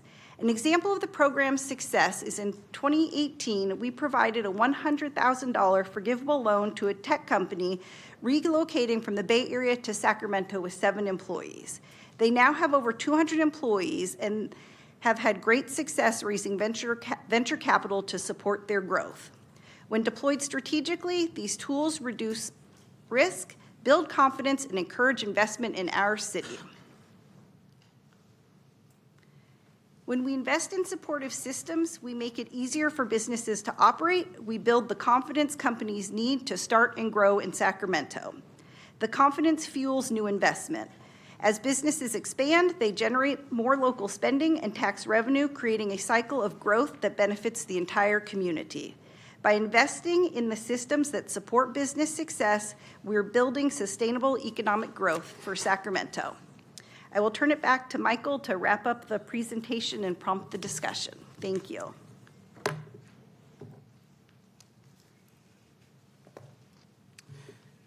Thank you, Denise. Alignment of policies, infrastructure delivery, reasonable fees, predictability, customer service all work to amplify real investments by the city and others. Streamlining approvals, increasing the use of technology, and addressing communication barriers all work to amplify private investment efforts as well. As we move forward as a city, we see many opportunities ahead. I have but a few short examples of some of those opportunities, but they are quite extensive as we think about the future of the city. Continued focus on truly catalytic sites, such as the larger Sacramento River waterfront, not just Old Sacramento, but the entirety of our core city frontage from Millard Park to past the confluence with the American River. Great cities around the world are defined by their relationships to waterways. We are uniquely positioned to benefit from an urban waterway and a more natural waterway. A second example is found in the expansion of Sacramento as a cultural, music, and sports tourism city. We're excited to be examining with Visit Sacramento the very real potential of the creation of a flat field sports complex that will drive youth-related competitive sports visitation and prove a huge amenity for our local community as well. We also believe that through the work of NDAT and committed community leaders and partners, we have the opportunity to expand the presence of neighborhood placemaking such as Taco Plaza on Northgate Boulevard. We are, however, challenged to pursue these opportunities in light of a difficult fiscal horizon for the city and more limited federal and state resources. But we also believe that we must continually approach these challenges as problems to be solved and not immediately defer to them as reasons for why we cannot. So what does progress look like? For people, progress comes from more quality jobs and higher wages. For improved neighborhoods, we seek to create safe and clean communities with increased and attainable housing choices and neighborhood amenities. For our businesses, the ability to grow, access, and call the city and region home is paramount. Finally, for our government, being predictable, transparent, and navigable will foster a reputation as a city that can get things done and allow residents and businesses to achieve their aspirations. This now concludes our staff presentation as we open this up to council for discussions. In this, as staff, we ask that you consider what does meaningful progress look like to you, both in the context of your specific district as appropriate, but the city as a whole as well. Equally important are your thoughts on the consideration of prioritization, especially in light of resources and capacities. With that said, I turn the conversation back over to you, Mayor and Council. Thank you very much. Okay, thank you. We'll start with, public comment. Thank you, Mayor. I have 6 speakers. The first is Scott Ford, Barry Broom, Evan Schmidt, Danielle Foster, Zion Tatis, and then Devin Lecluse.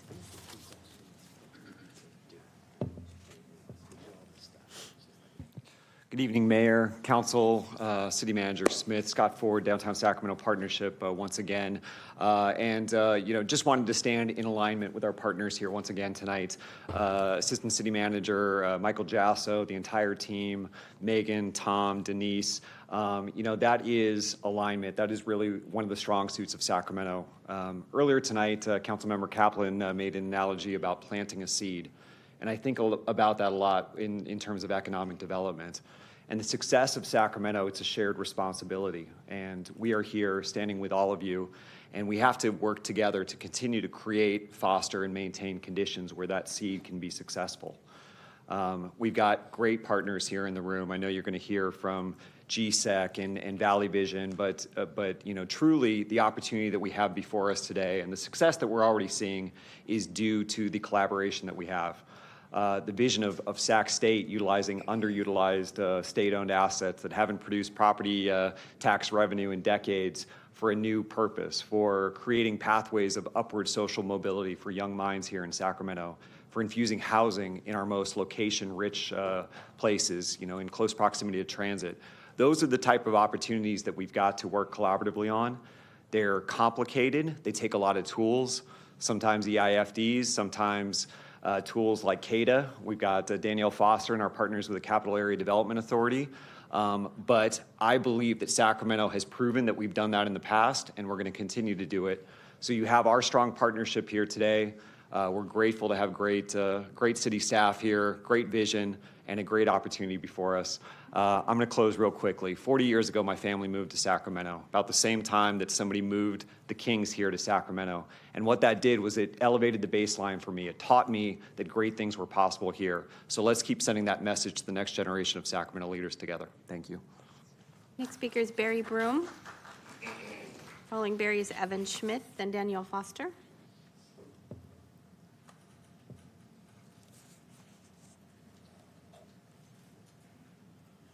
Thank you, Mayor.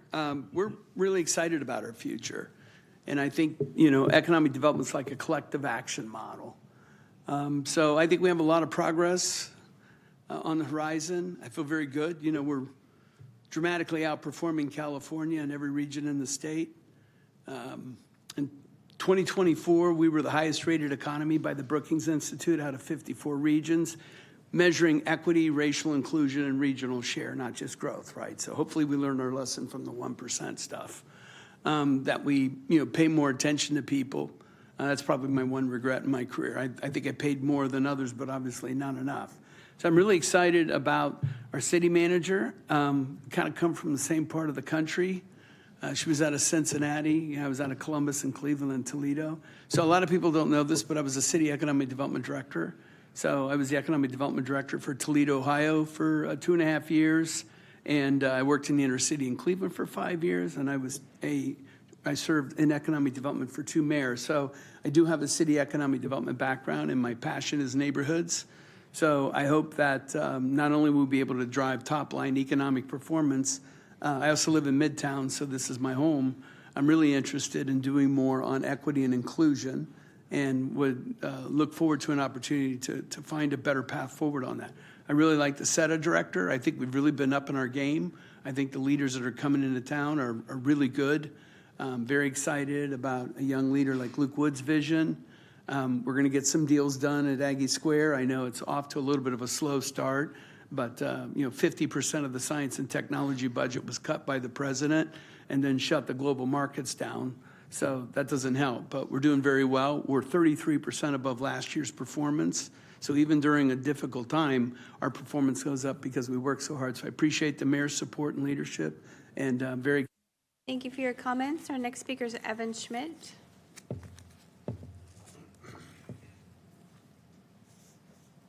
Hi, good evening, Mayor and council members. My name is Evan Schmidt. I'm the CEO of Valley Vision.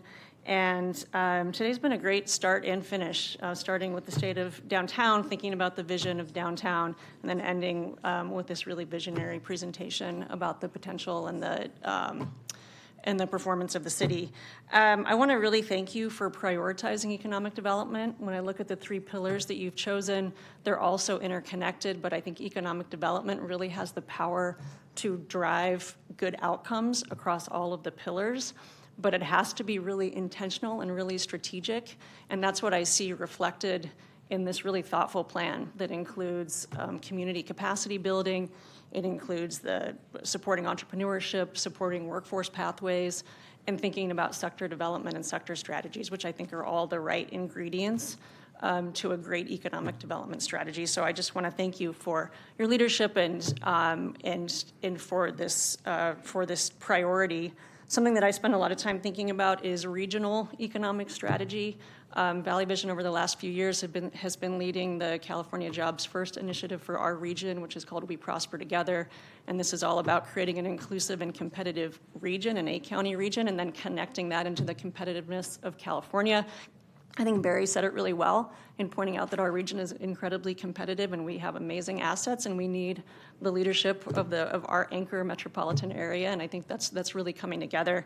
I want to thank Mike and his team for the partnership in working on this regional initiative. There's already been a lot of alignment and a lot of leadership there, and that's been really wonderful to be a part of. So I see a lot of opportunities for really leaning into some of these key alignments and working together, and I just thank you for this plan and thank you for your leadership. Danielle Foster, then Zion Tatis.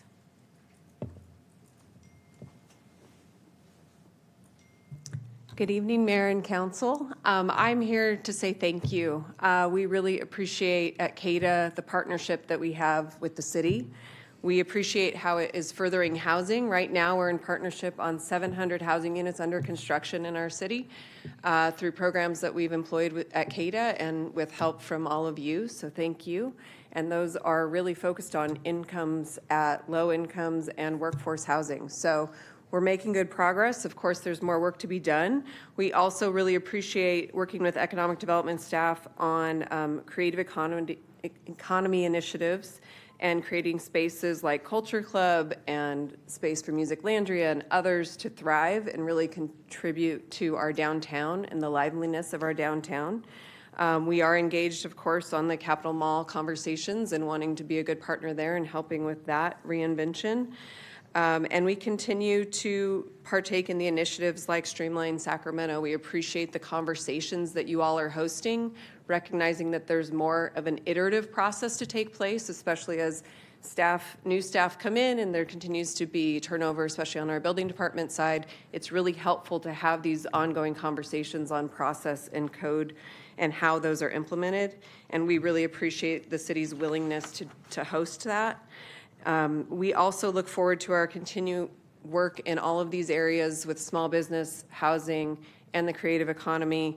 Thank you for the resources you're devoting to these specific initiatives, like the impact fees, like the work with ARPA that was creatively done, like all of these pieces that come together that are so important for housing to be built. There are so many barriers, and it makes such a big difference that the city's on board with taking some of those away. Thank you. Thank you. I have two more speakers. The next is Zion Tatis, then Devon Lecluse. Hi, thank you for having me. And I actually came for the cannabis equity, but it was canceled. They just told us this morning. But I was also, thank you for making me part of the community ambassador. Through that, I was able to realize there's so much opportunity that the city gives, but it doesn't really get to our community, even though there are so many, opportunity like they were explaining because of the, communication or the, there is no, the fund is not coming to us, whether for about businesses or for our youth. Even though criminal is down, but still our youth, black youth, gets harassed every day. There's no hiding. When you are a black woman or a black youth, you get stopped by the police over small things every day, all day, and that gotta stop because they invest so much money into the police, but our youth is still being harassed. And they've been going to jail, and now they come out. They have a whole lot to do now. So if that doesn't stop, that is the result I need to see. It's the same thing for businesses. I'm one of the underserved businesses, even though I've been there for a long time. But there is a red line. There is a red line when it comes to distributing the grants. So we need to see some statistics. I need to see numbers. How many of all this fund that you guys give out, how many of it is coming to our community really, who are 90% of it underserved, underrepresented community is really Black community. But 90% of it doesn't come to us, maybe 1% or 2%, which is still the same thing. I've been saying that again and again. I need to see numbers. I need to see some results from, especially being a community ambassador. Thank you for your comments. Your time is complete. Devin is our final speaker on this item.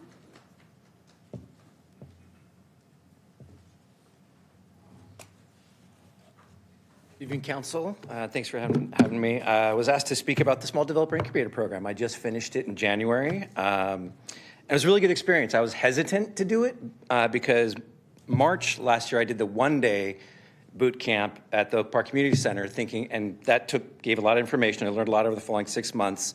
Began my project in Oak Park and went through the incubator program hesitantly. I'm glad I did because I learned some things that is going to save me a lot of money. I did my pro forma, I did it wrong. The incubator program taught me how to do it properly. So I redesigned the day before I was supposed to get my first building permit. I went to redesign and I got that new building permit today. So I'm going to be breaking ground next week. It was a really great program. And I've got my second project also in Oak Park that I'm working on right now to do 8 new units. And it supports one of your pillars, the place pillar. One of the important things I'm asking is I'd like you to sign on to AB 1033 as soon as possible because ADUs and the condomization of ADUs is huge. 3 out of 10 new housing starts in California, according to the, I was at the housing conference today at the UC Center. 30% are ADUs of all new buildings in California, but only 2,000 condos have been made in the state. So signing on to AB 1033 will get more condos, which means more housing for people to buy and live in, stable housing, generational wealth. And that's what we need. And I'm focused on Oak Park primarily right now. So it's a great program. Do it again, get more small developers going, and let's get some housing built. I have no more speakers on this item. Thank you. Start off with Vice Mayor Talamantes. Thank you, Mayor.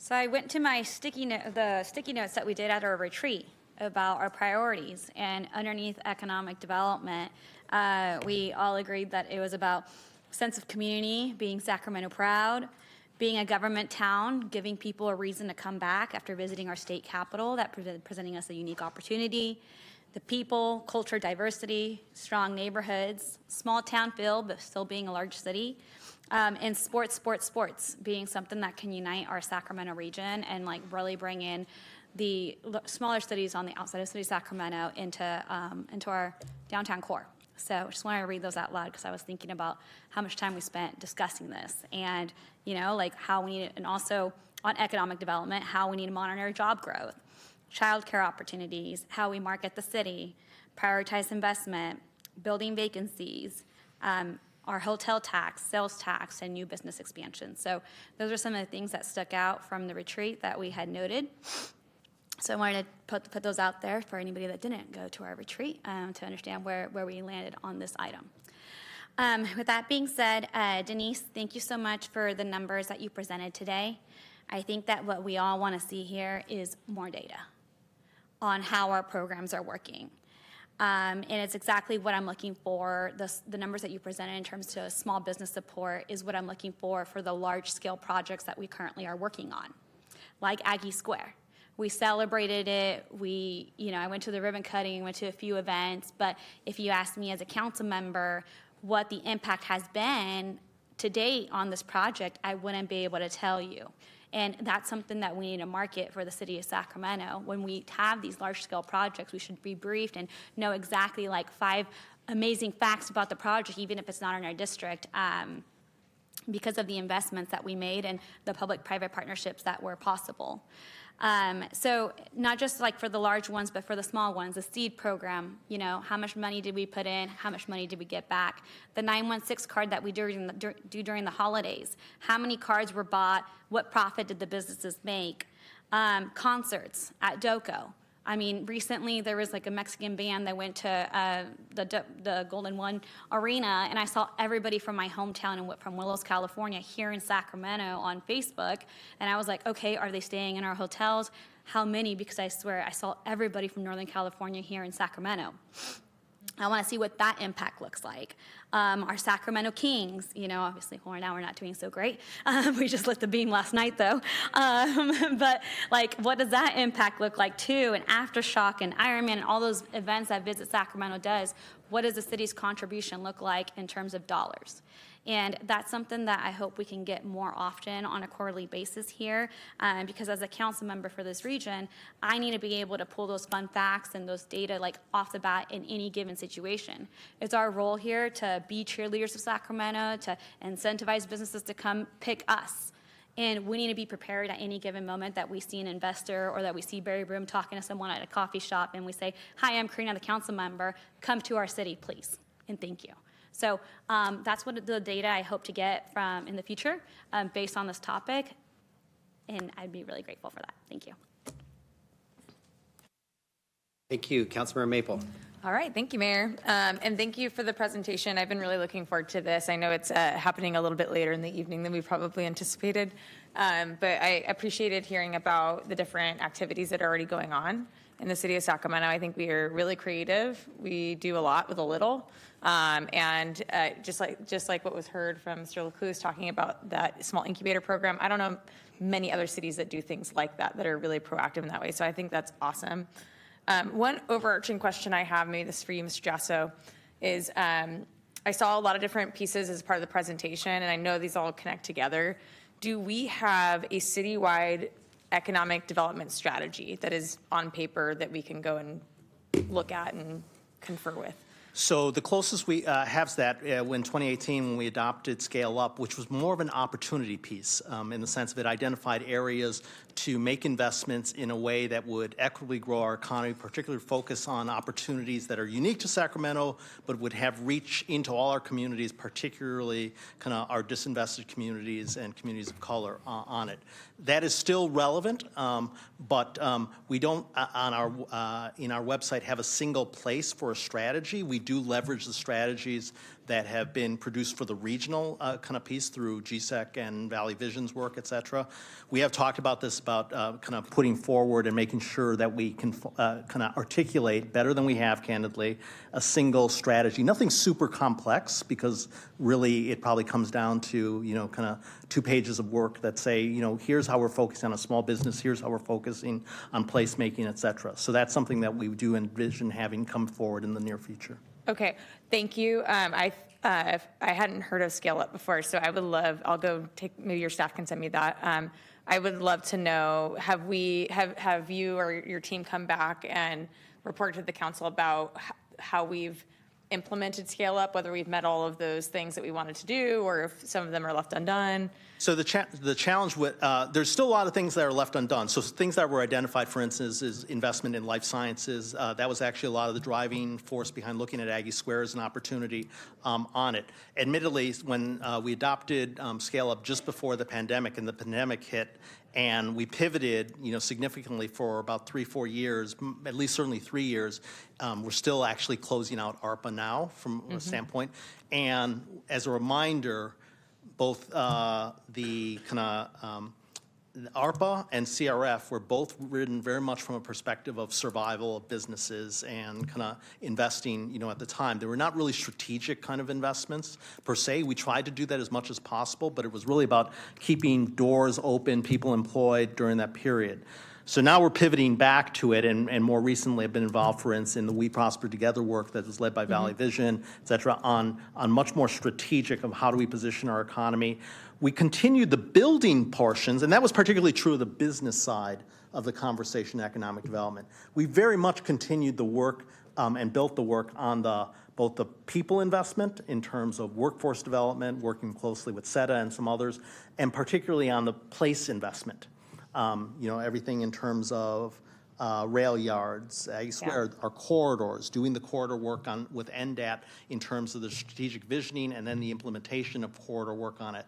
So I wouldn't say that things have been, but with respect to industry attraction and retention, that's something we are coming back to in more full force now. Okay, so I think first and foremost, I think that we need to adopt a citywide economic development strategy. I think that document needs to exist somewhere that the public can access it and that we can inform it.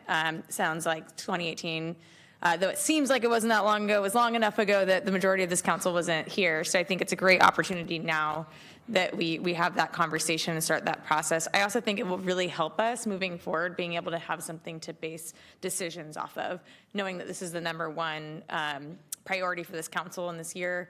I think that makes a lot of sense. And it also it'll tell us what to say yes to and also what to say no to, because we can't do everything. And so being able to have a strategy to say, okay, here are the 5 things that we can do with the resources that we have, and this is how we're going to move things forward, and this is how we're going to get the data, to Vice Mayor's point. I think that would be really helpful. And then, having the bigger goals and then what are the action items within those goals is going to be really important. So I would absolutely advocate that we do that. And I want to say, you mentioned a couple of these, GSEC and Valley Vision. Thank you for coming in your comments. I've read some of these reports. I think they're wonderful, and I think absolutely we don't have to reinvent the wheel.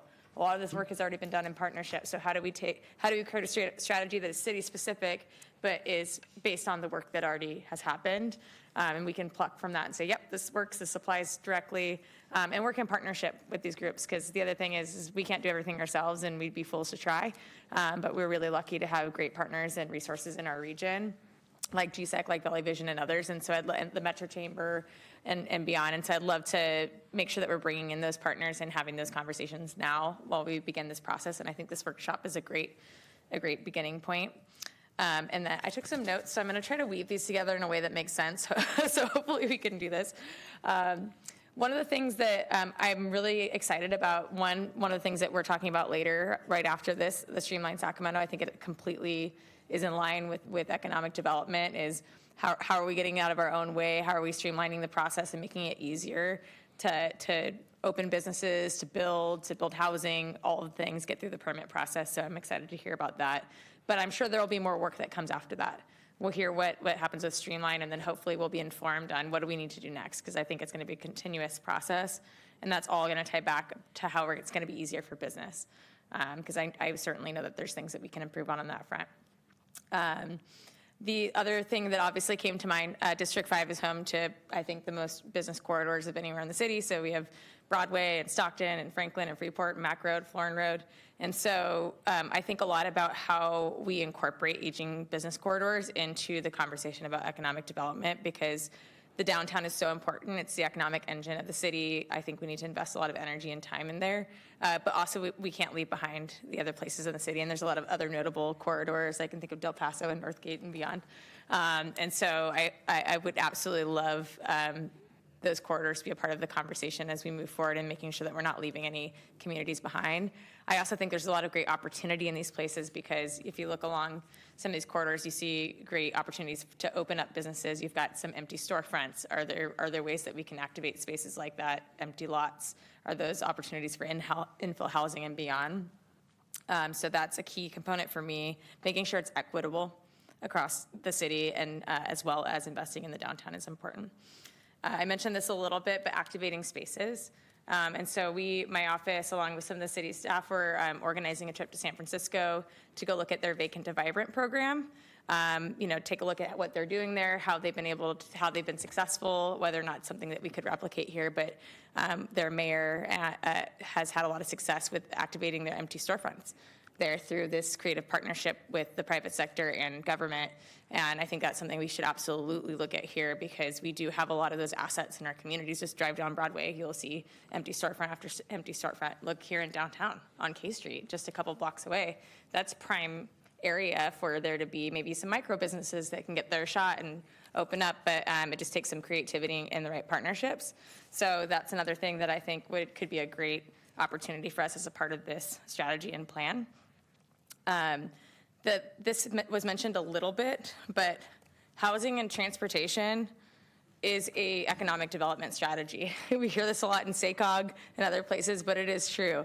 I would like to say that I am so proud of my city because we are leaders in this space. We have done so much to make it easier to build housing in our city, and I think we got to continue down that road. I wanted to share an anecdote. The mayor and I were at Aggie Square not too long ago with Mr. Broom and others, and we were talking with a company there that was interested in looking at the space. And I brought up not just Aggie Square as a great resource, but the fact that Stockton Boulevard has 1,000 units planned and under development, the fact that we are looking at doing a bus rapid transit line down the boulevard, and the Colonial Theater and all of these really exciting things. And they were really blown away by that, because we have to realize that if we're trying to entice companies, Fortune 100 companies and beyond, they're not just thinking about, office spaces for their workers. They're thinking about, what does livability look like for our workers? How can we keep them here? How can they get around the city? Do they have to own a car? Can they afford the housing that's right next to them? All of those things are things that they're thinking about. So we need to be thinking about it too, about how they all connect. And so, I know we are all the time, but just really take constant opportunities to do more infill housing projects. I look at things like State Cog's Green Means Go program and ways that we can support that to make sure that we have more housing and opportunity in our city. And then the last thing I'll add on there is also pedestrian safety. So sometimes we talk about these things separately, but for those who attended the State of Downtown breakfast this morning, heard from a keynote speaker who talked about streets and how the way that they're designed and how people feel safe moving around them, and the speed at which people move absolutely impacts business. And so I think we are already thinking about that. We have a great team, but we know that resources are tight. So I think incorporating how do people move around our city and feel safe in that process should be a part of our plan as well. And so those are most of my broad comments. I did have one specific comment to my district that I brought up with a few of the members here, and I think even you as well, Mr. Jasso, over the years, is we have a resource that in the city of Sacramento, and that's the county executive airport.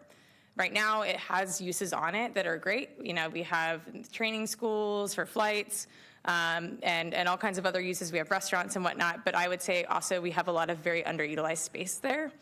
And I think it is time that we also, in partnership with the county, knowing that we have that partnership with the county airports, to think about what else we could do there. And one thing that specifically has come up in conversations with some of our business community members is there are other cities in California that have been working with drone companies.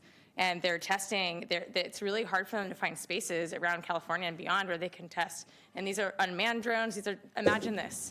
You go to one day, a couple of years from now, you can go to the county executive airport. You've got an appointment in San Francisco. You can get on a unmanned drone that carries 4 people at a time, and you can get to your appointment in 30 minutes. And it's completely electric with no emissions. Things like that are possible if we can create opportunities for these businesses to come in and do research and development. And based on my conversations with them, they think that could be a prime location. And so those are the types of creative things I would love to be thinking about the resources we already have that could be relatively small investments for us, but it's big for them. And so with that, I know I've been speaking for a long time, so I will end it there. And just thank you. Appreciate it. Very helpful. Thank you. Thank you. Councilmember Dickinson. Thank you, Mayor. You mentioned executive airport, brings back many memories. I thank you for what I think was a very comprehensive presentation, and it covered, I think, all the elements that constitute the whole of economic development. There's a lot of ways you can slice this issue. Tonight, I actually want to build a little bit on what Councilmember Maple said and talk about this from a geographic point of view in 2 respects. And the first aspect is connecting some dots here from what we heard earlier in the evening when we saw the map of where our most challenging areas are related to crime prevention and reduction. And those are the areas that need economic investment. Those are the areas that it matters most, where the opportunity to help people gain the skills they need to be employed, where economic investment can bring new businesses, where reimagining those corridors can bring real change in not just appearance, but in vitality, activity, and economic output. And so the tools we have, we're already employing to some extent in these areas. And I wouldn't say we're unintentional about it. I'd say we are intentional about it, but I don't think we're placing the emphasis on it that we need to in order to realize real success. So for me, and looking at if the next step is to develop a city economic development strategy, that would be a particular element of concentration from my point of view. The second aspect of this is the downtown. What we heard this morning in part from Jeff Speck was that everybody shares downtown as a neighborhood. And I think that's true. I think that's absolutely right. You know, sometimes over the years I've heard members of the council in the past want to chafe over what they felt was an undue focus and concentration on downtown, in their view, at the expense of neighborhoods. I don't think this is a zero-sum game. I don't think this is a limited pie. I think this is a pie that needs to grow. And we need the downtown to flourish.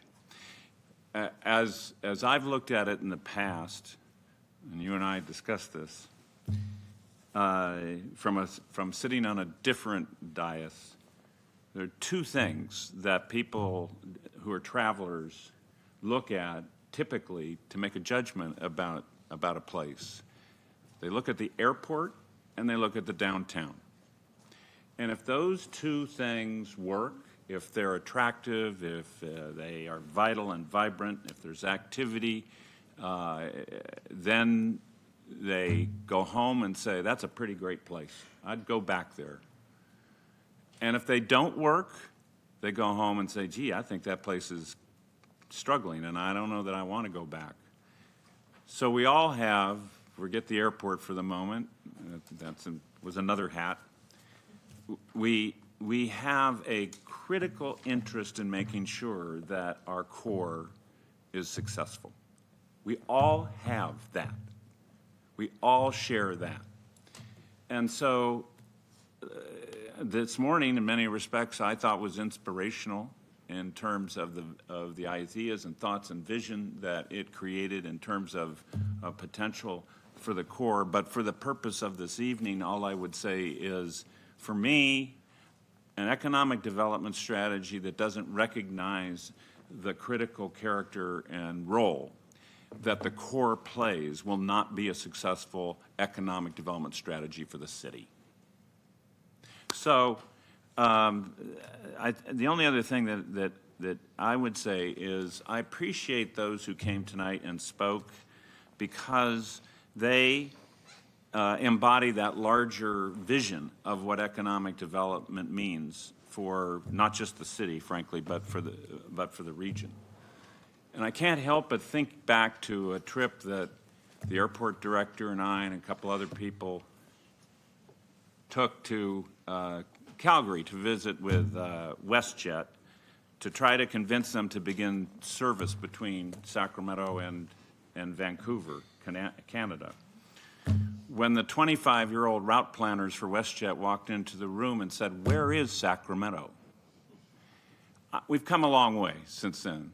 That was a decade and a half ago or so. And I don't think, have to take our map with us to show people where Sacramento is. But I do think that those who are engaged in this work of trying to recruit and bring new businesses and enterprises to Sacramento deserve some recognition, because we're an important place, but we're in a big state. And we face other locales that have a higher profile than we do. And so I think it's important to recognize how successful we've been through the work that those who spoke tonight and others have done. There's much to do. The competition is intense, but the future is here because we have so many assets that other places can't match, that once people know who we are, then they are absolutely, I think, attracted to come to the city and to the region. So it means in that global sense of economic development, recognizing that we still need to put real resources into that kind of recruitment and outreach, but it also means that we can build on those assets that we have and which are emerging over time as even more valuable and important.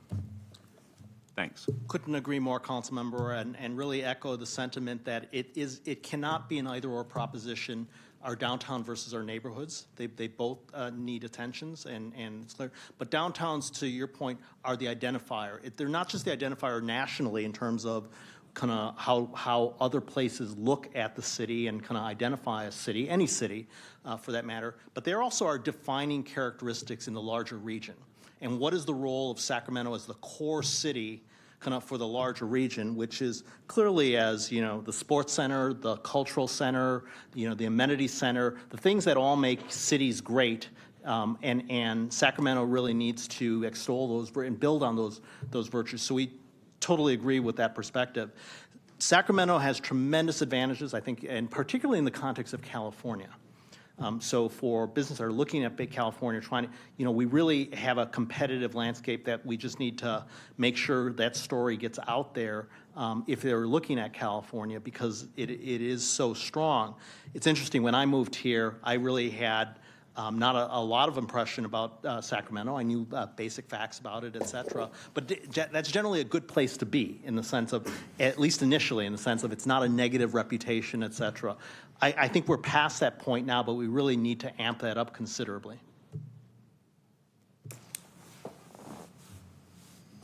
Okay, thank you. Councilmember Pluckybom.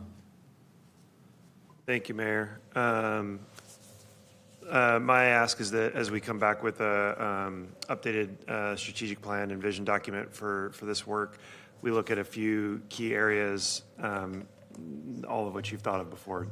You know, attract and retain businesses, figure out how to you know, sustain that work and make community investments that will continue to create and support a vibrant economy, such that we can have the kind of tax base that we'll need to do the kind of work that our residents rightly expect.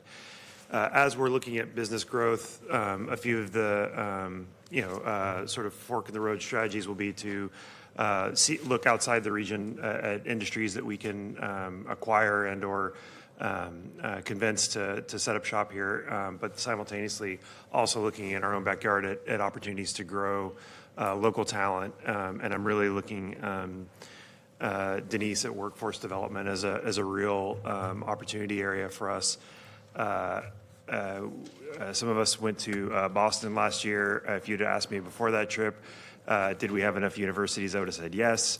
Boston has 44 universities, so I figure we could probably maybe have a fourth.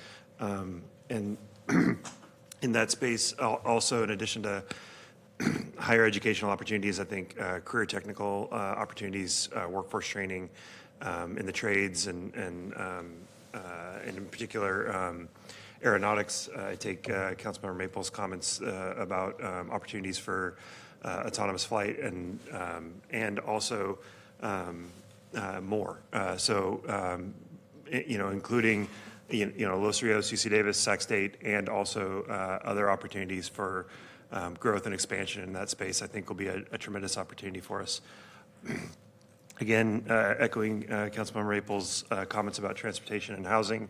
Not only is housing an economic development strategy insofar as producing housing creates a lot of good, high-paying jobs, but also We need the housing for our workforce. It's a very virtuous cycle. And simultaneously, if there are opportunities to reduce transportation costs in the balance, that's yet another opportunity to, for our families to do better with the money that they earn and potentially yield better outcomes for the region.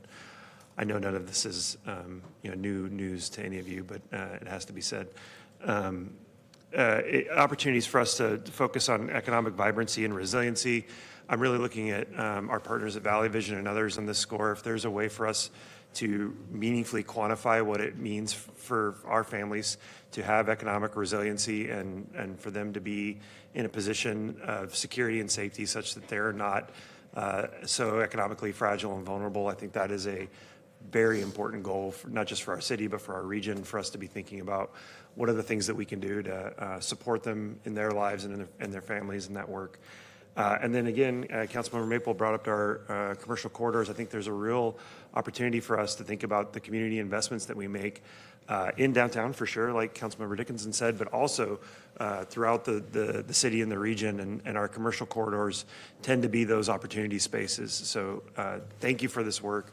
I look forward to this iterative approach of coming back and looking for opportunities to continue to build on all the good work that you're doing. Thank you, Councilmember. Councilmember Kaplan. Thank you, Mayor. I kind of want to go to the questions you guys specifically asked, and I'm going to put it back on you guys and frame it a different way. I think we need an economic development plan, because I can give you my opinions, but you know what we as a city need is me to base my opinions off of the data you provide to us of what does meaningful progress look like. What criteria should we use to prioritize investments and activities? I want to see data that we need to look at in order to make those decisions of what are we prioritizing and what investments and activities, because what gives us the best return, and I want you guys as the experts to be telling me that. I can say, sure, we need more Ferris wheels, but I don't know what data that is based off of, except I really like Ferris wheels. So I think it highlights we really need the data of what should we focus on to strengthen coordination. Well, where are the gaps in coordination? Where are the gaps that we're missing, that working with the industry, we know we have those gaps? And maybe it's a flipping it of what are our strengths, and do we get the biggest bang for our buck if we coordinate the strengths and know as our region being, healthcare and agriculture and government, how do we strengthen that? And is that the best return on economic development? I want to echo what Councilmember Maple, Dickinson, and Plucky Baum said. We really have to look at when we strengthen our downtown, we're strengthening our city. But what we heard this morning is something that I lived every day when I lived in Europe and traveled across the cities. Walkability of our commercial corridors. So it's not just downtown, but we have amazing historical commercial corridors that we need to concentrate on that walkability. Like Del Paso, I love. Like to be able to walk, Stockton Boulevard, some of those areas that it has shown slow traffic down, increase that walkability, creates that economic vibrancy that we know we need in some of those areas that are harder hit economically. And I would look to you, what are the best ways for enticing small businesses and others to come? Because, the data you showed is that a majority of our businesses in Sacramento have 10 or less employees. So the vibrancy of our city are our individual family-owned. And yes, we talk about big business, but what are we doing to encourage that entrepreneurial spirit that we hear? And you guys have programs, but how are we tying them to maybe some of our commercial corridors that could use that investment, and how are we helping them? Because that'll help the community all the way around. One of the things I'm going to continue to harp on, we need to bring back for discussion about right-sizing our business operations tax. It has been on the books since 1991. When Walmart and our very big multinational corporations are paying $5,000 a year, and surrounding jurisdictions, the business operating tax is $125 or more. That's missed opportunity, because economic development is about growth, and we have left millions of dollars on the table. But at the same time, when we look at our business operating tax, why don't we provide a tax break for our smallest businesses, for our grocery stores that have razor thin profit, for our small restaurants and businesses that have razor thin margins of profit, that are our moms and our pops who live here today, who get at the heart of how do we have family economic resiliency, when we at the city can still be bringing in millions of more dollars, but be doing a tiered tax structure that has been done in other Bay Area cities all over, that not only helps our employees, but our families and our businesses. So I really think that needs to stay on the table for discussion. Failure to do that means minimum of $5 million a year, if not more, that can be coming in and really helping businesses that need it. Going into further discussion that we talked about this morning and what we heard is who doesn't love going to Boston and the Old Town, or in the old areas of New York or Pittsburgh and the old cities? And we all talk about, oh my God, this is so great, these big buildings and the trees and the walkability. Yet it's almost virtually illegal to build. I know we've made changes in our zoning and how we do things, but we all want that walkability. We all want those condos. We all want those walk-ups. We all want those brownstones. And those brownstones don't just need to be in our downtown corridor. What about in the greater suburban cores, and how do we incentivize them next to transit? Because economic development is affordability in housing and increasing the affordability for many. It's increasing transit, getting people out of their cars. It's really expensive.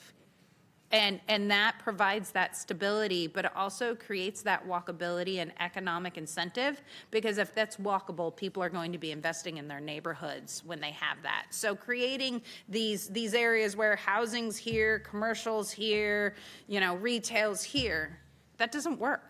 That isn't economic development.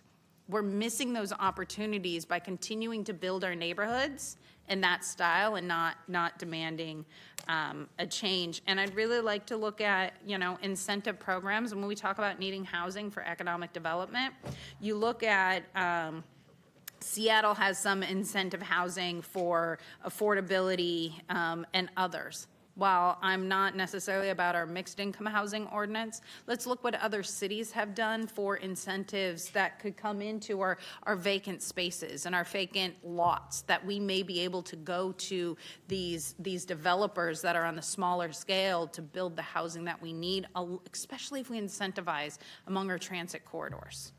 So I think you're on the right track, but overall, I need to actually see an economic development plan based off of data of looking at what is Sacramento best at, how do we capitalize on that, and how do we move it the next step forward? Because we already know we need to invest in Old Sacramento.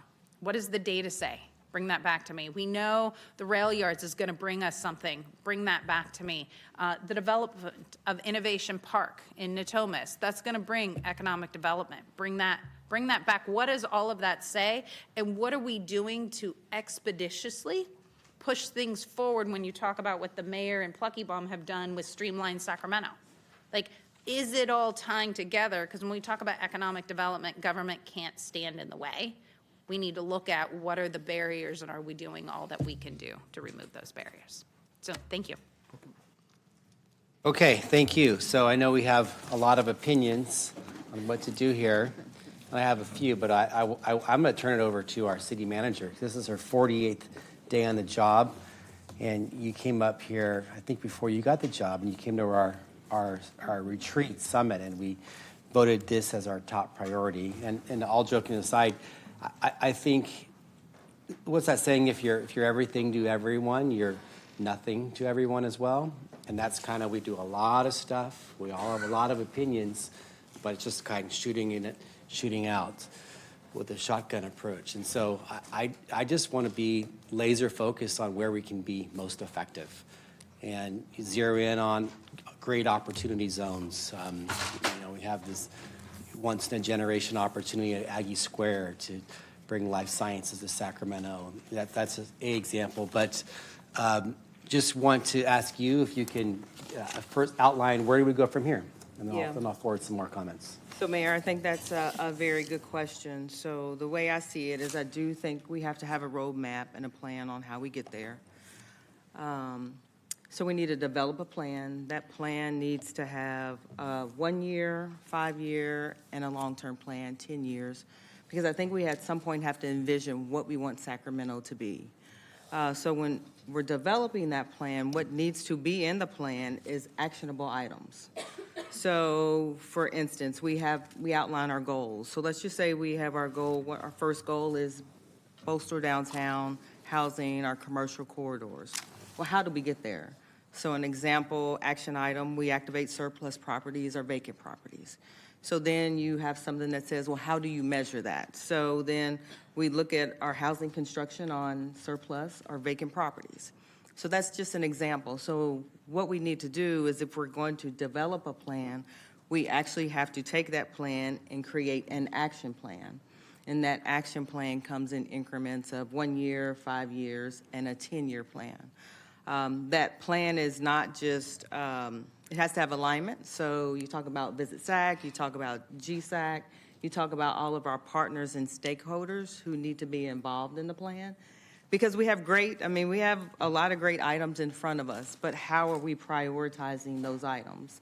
So, we create a subset of our population, of our business owners, and some of our council members in order for us to move forward in that direction. Because if not, we're going to continue to climb all over each other. We're going to continue to do things, but are we going to do them well? So we need to just prioritize and outline them so we can do them well. And actually just, where is Sacramento going to be in 10 years? What do we want Sacramento to be? I think this morning highlighted it well. It has to be mentorship. It has to be supportive, and it has to be sustainable. So I think if we could get some alignment with this council for the team to go back and create, I would say we bring in a consultant to create a strategic plan along with our partners, our business community, so we can determine how we move forward from here. Yeah, and I guess that I'm amen to that, and not just the plan, but having people prioritize. And, if you go to our website and look at our amazing staff, it's all over the map, honestly, and they do. But I'm not sure if it's all focused on that plan. And maybe our great people, we could reassign them to be more focused on what we think is going to produce the biggest dividends. We're all voted for this topic, number one, because we want to live in a vibrant city that's, a fun city, a cool city, a thriving economy, but lift up people who live here to give them ladders for economic success and also grow our economy. So we're not here on the 3rd of March talking about a $66 billion hole and making cuts to our State Department. So, I'll leave it at you, and we'll move on to our next item to come back with that plan, but also redirect our people and to make sure we're specific. And maybe some of the things that we do, and may not be popular, we don't do that anymore. I'm not saying these people are going to not have jobs anymore. We can do something different with those same qualified, talented people, so we can just be more laser focused. So with that, this is an informational item we all wanted to agendize, and I think we got where we need to go for our next steps. So thank you. Next item. Thank you. Next item is item 7, Streamline Sacramento, an overview of the city's 2025 Development Process Improvements Program.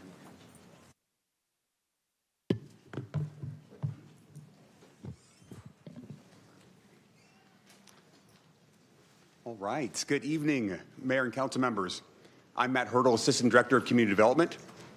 So spearheaded by Mayor McCarty and Councilmember Pluckybaum, Streamline Sacramento is the city's Development Process Improvements Program. The aim is to increase construction of housing and other development projects that strengthen our local economy. To set the stage, here's a quick snapshot of the number of housing units built each year.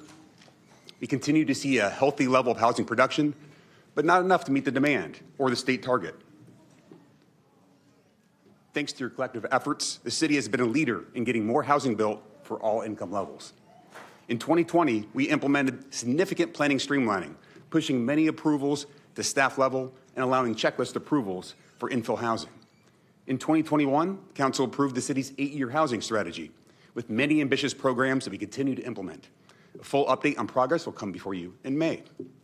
And in 2022, the city of Sacramento was the first jurisdiction in the state to be awarded the Pro Housing designation, which opens up additional funding for housing and sends a market signal. And in 2025, at the direction of Mayor McCarty and Councilmember Pluckybaum, we kicked off Streamline Sacramento, focused on streamlining the building permit process. And these efforts are paying off. Of the 6 top housing producing cities in the state, Sacramento produces the most units per capita. Streamline Sacramento has taken a close examination of each step of the building permit process, but the 2 main components are plan review, ensuring construction drawings meet the minimum requirements of the California Building Code, and inspections, ensuring that what is built meets the approved plans. The city of Sacramento processes a high volume of both plan review and building inspections. 23,000 plan reviews are conducted each year, and we meet the published timelines 98% of the time. And 72,000 inspections are completed annually, with 97% completed on time. So here's a quick look back. We received a lot of input from builders, developers, and the small business community, provided updates to council, and focused on implementing as many of the ideas as possible. For Streamline Sacramento to be effective, it was vital to work closely with each of the 5 departments that play a role in the review and approval of development projects. And grateful to all those who provided input and contributed to Streamline Sacramento. This included 13 meetings with the development community, 5 informational interviews, and about 20 demos with AI and software companies. The potential actions table has been our tool for capturing new ideas and tracking progress. The latest version is attached to the staff report and can be found on the Streamline Sacramento webpage. To date, the team has instituted 72% of the potential actions. So attachment 3 of the staff report includes details and status of all 49 actions, but I wanted to take just a quick few minutes here to highlight 4 key impacts and 12 significant actions. First key impact of Streamline Sacramento is shortened approval timelines. 3 actions that have helped us accomplish this include meet or exceed plan review timelines and avoidance of comments after cycle 1. The city of Sacramento is one of the few jurisdictions that publicly posts and holds ourselves accountable to plan review timelines for each project type. We have a strong track record of meeting or exceeding our timelines. In fact, we do this more than 98% of the time, well above our 90% target. In the coming months, we'll be exploring reducing our published timelines even further. Significant time has been shaved off by more than doubling the speed of assigning addresses to new buildings and automating the various sign-offs needed to demolish an existing structure. We are also in the final stages of instituting parcel map waivers for small residential subdivisions, saving up to 3 months. The second key impact of Streamline Sacramento is increased ease of opening and expanding businesses.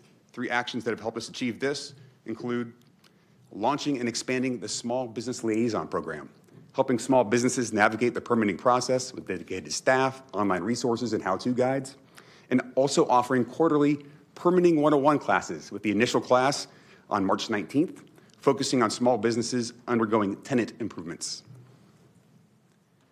2 actions focused on getting buildings occupied as soon as possible to move in equipment and train staff. Self-certification for restaurants and instant building permit issuance for minor permits accelerates approvals through bypassing the plan review step. The third key impact of Streamline Sacramento is a reduced cost of development. Recognizing that the alternate water systems ordinance was impeding economic development, such as new hotels, with little to no environmental benefit, City Council rescinded this requirement in December. Accessory dwelling units continue to be an increased part of our housing solution, with nearly 400 permits issued in 2025. To continue to incentivize the production, we will be waiving the fee for optional zoning review and have updated the free shelf-ready ADU plans for further flexibility and reduced construction cost. In April, Council authorized participation in the BOLD program, which finances public infrastructure and impact fees for new development. The fourth and final key impact of Streamline Sacramento is simplified processes and enhanced customer service. In October, a 6-month pilot was launched to expand in-person public counter services to 5 days a week. Harnessing AI to streamline the plan review and inspection processes and virtual inspection technology for minor permits.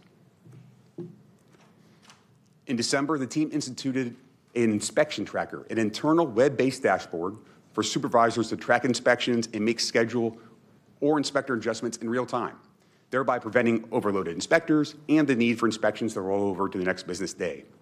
Inspection results are also entered in real time from the field. Although 2025 has concluded, the important work of Streamline Sacramento continues. The 5-department team will continue to implement actions, and we will facilitate quarterly meetings with the development community to track progress and to solicit additional streamlining ideas. Some of the key actions to be on the lookout for in 2026 include reduction of the published plan review timelines for some projects, kickoff of the small project rapid review program, completing project reviews within 72 hours, and the launch of the permitting 101 course, with the first one occurring in March. With that, I conclude my presentation. There are representatives from each of the 5 departments here, as well as Joey, who has been critical in assisting with this effort. So thank you very much. Okay, thank you. We have 11 public comments. First is Charles Krafka. Following Charles is Parker Evans, Michael Turgeon, Rosario Calvo.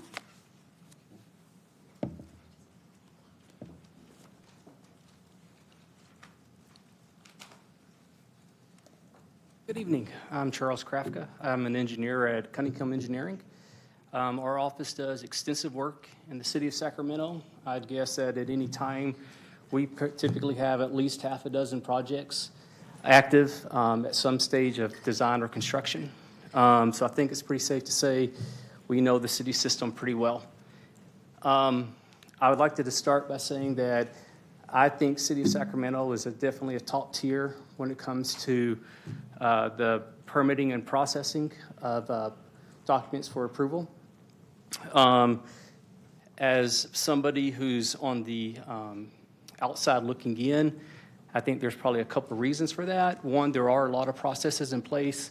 Some of the ones that were just discussed, I look forward to seeing some of those being implemented. But I think the biggest reason is the staff that y'all have working for y'all. I truly believe I work with a lot of agencies in the region, and I truly believe that y'all have some of the strongest staff in these departments. In the audience, I'm sitting with Chad Coltman, who is the, I think his title is supervising engineer, interim supervisor engineer. Him, his department of public works are some of the best around. And I'm also sitting with Neil Joyce, who's with the Department of Utilities. I've worked with Neil for years, and I truly believe that him and his team make up the best Department of Utilities that I've worked with. They're awesome, they're great, and I also think that the approach that the city takes to the stormwater quality design and management is the most reasonable in the region. Work with Fernando quite often. He's another just a great staff person that y'all have. Thank you for your comments. Your time is complete. Our next speaker is Parker. Thank you.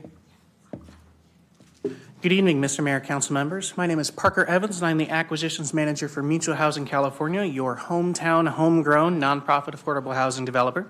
And it's thanks in parts to efforts like this that Mutual Housing California currently has 500 affordable housing units under construction right now in the city of Sacramento. Next month is the Housing California Conference, which is the conference in the affordable housing world, and I've been invited to speak on a panel this year with Matt and with City Planner Greta Seuss to talk about how jurisdictions across the state can remove barriers to affordable housing development. And I'll give you guys a little sneak preview of my comments, which are essentially copy everything that the city of Sacramento is doing because this is the easiest place in the state to build affordable housing. We have the most progressive planning staff in the state, enabled by a city council who not just talks the talk, but walks the walk in their support for affordable housing here through support for integral programs like the $0 impact fee program. I love this conference because it gives me a chance to catch up with my colleagues who are developing housing, affordable housing in the Bay Area and LA, those poor, poor suckers. While they're complaining about shadow studies and review timelines and neighbor lawsuits, they love it when I tell them that in my 7 years developing affordable housing in the city of Sacramento, we have not attended one single planning and design commission meeting, much less a city council meeting for our approvals. Everything we've built in recent years has been ministerial and non-controversial. That is insane, and I think it's worth celebrating. And I wish every local jurisdiction could be as enlightened. A little while back, we were working through some thorny entitlements in a different jurisdiction. Our housing development team was strategizing, and we asked ourselves, oh my God, do we need a land use attorney? Does anybody know a good land use attorney? We've never had to use land use attorneys here in the city of Sacramento. The process is that easy. So let's keep that energy going. It's really worth highlighting how much better the affordable housing development experience is here compared to the median locality in California. So huge thanks to Matt and the planning staff for leading the charge, and all of you for setting the vision for the city. Thank you. Next speaker is Michael Turgeon, then Rosario Calvo. Hey, everybody. Michael Turgeon here on behalf of House Sacramento, your local scrappy pro-housing, yes, in my backyard volunteer organization. First, huge shout out to the city staff for all the amazing work that they do, and for this initiative from Mayor McCarty and Councilmember Pluckybaum for giving this housing crisis the focus it deserves and really getting into fine-tuning the gears of the approval process to find these levers where the city can still make a difference. When building housing, time really is money. Months or years of unexpected delays can be the nail in the coffin for great projects that otherwise check all the boxes that we've established in our objective zoning and design standards. And this is especially true for our small first-time developers, maybe people with a single parcel really trying to take a swing of the bat and make housing that we need, despite all the risks that it entails. And we know all that risk and time cost is compounded by interest costs on construction loans, and all these costs are passed on ultimately to buyers and renters and all of us through the downsides of an exacerbated housing crisis. Streamlined SAC gives back some of that precious time, reduces the risk and friction, helps reduce all these unknown unknowns that are unleashed when you try to actually build housing, and makes the certainty offered by our ministerial approvals and design standards a little bit more real. 1 year in, the results are striking. As Matt noted, we've achieved an insane 98.5% on-time rate. And for context, that's achieved on quicker review times and a higher rate than Daniel Lurie's San Francisco achieves even on their second cycle of planned rechecks, which is pretty insane. So just want to say that our 2024 general plan, missing middle ordinance, it showed the vision, it showed our dedication to ending the housing crisis, and it showed our values, and efforts like Streamline Sacramento show that we really meant it. So thank you again. Thank you. Next speaker is Rosario, then Eric Soto, then Chris Valencia.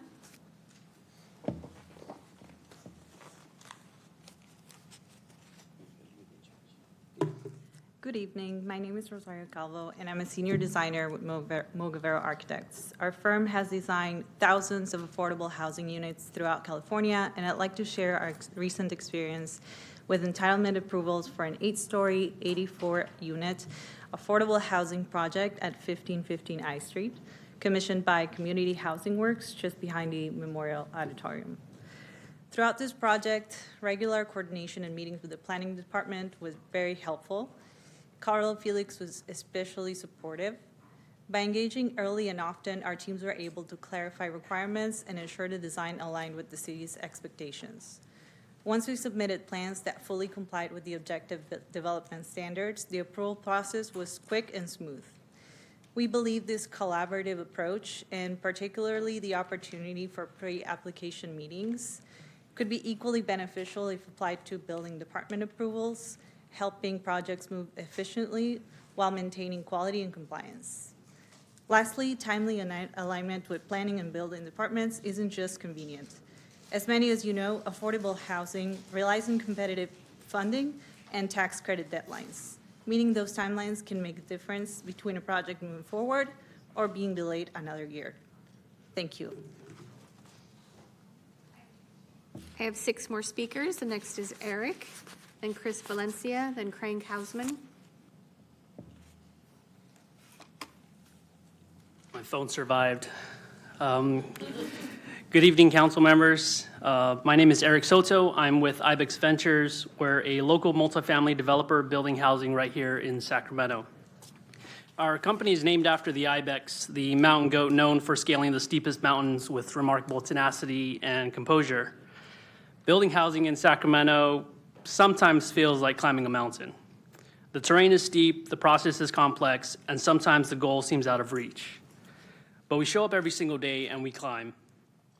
We work directly with staff across multiple departments at the city, planning, preservation, building, and because we're also the general contractor for a few of our projects, we work directly with field inspectors.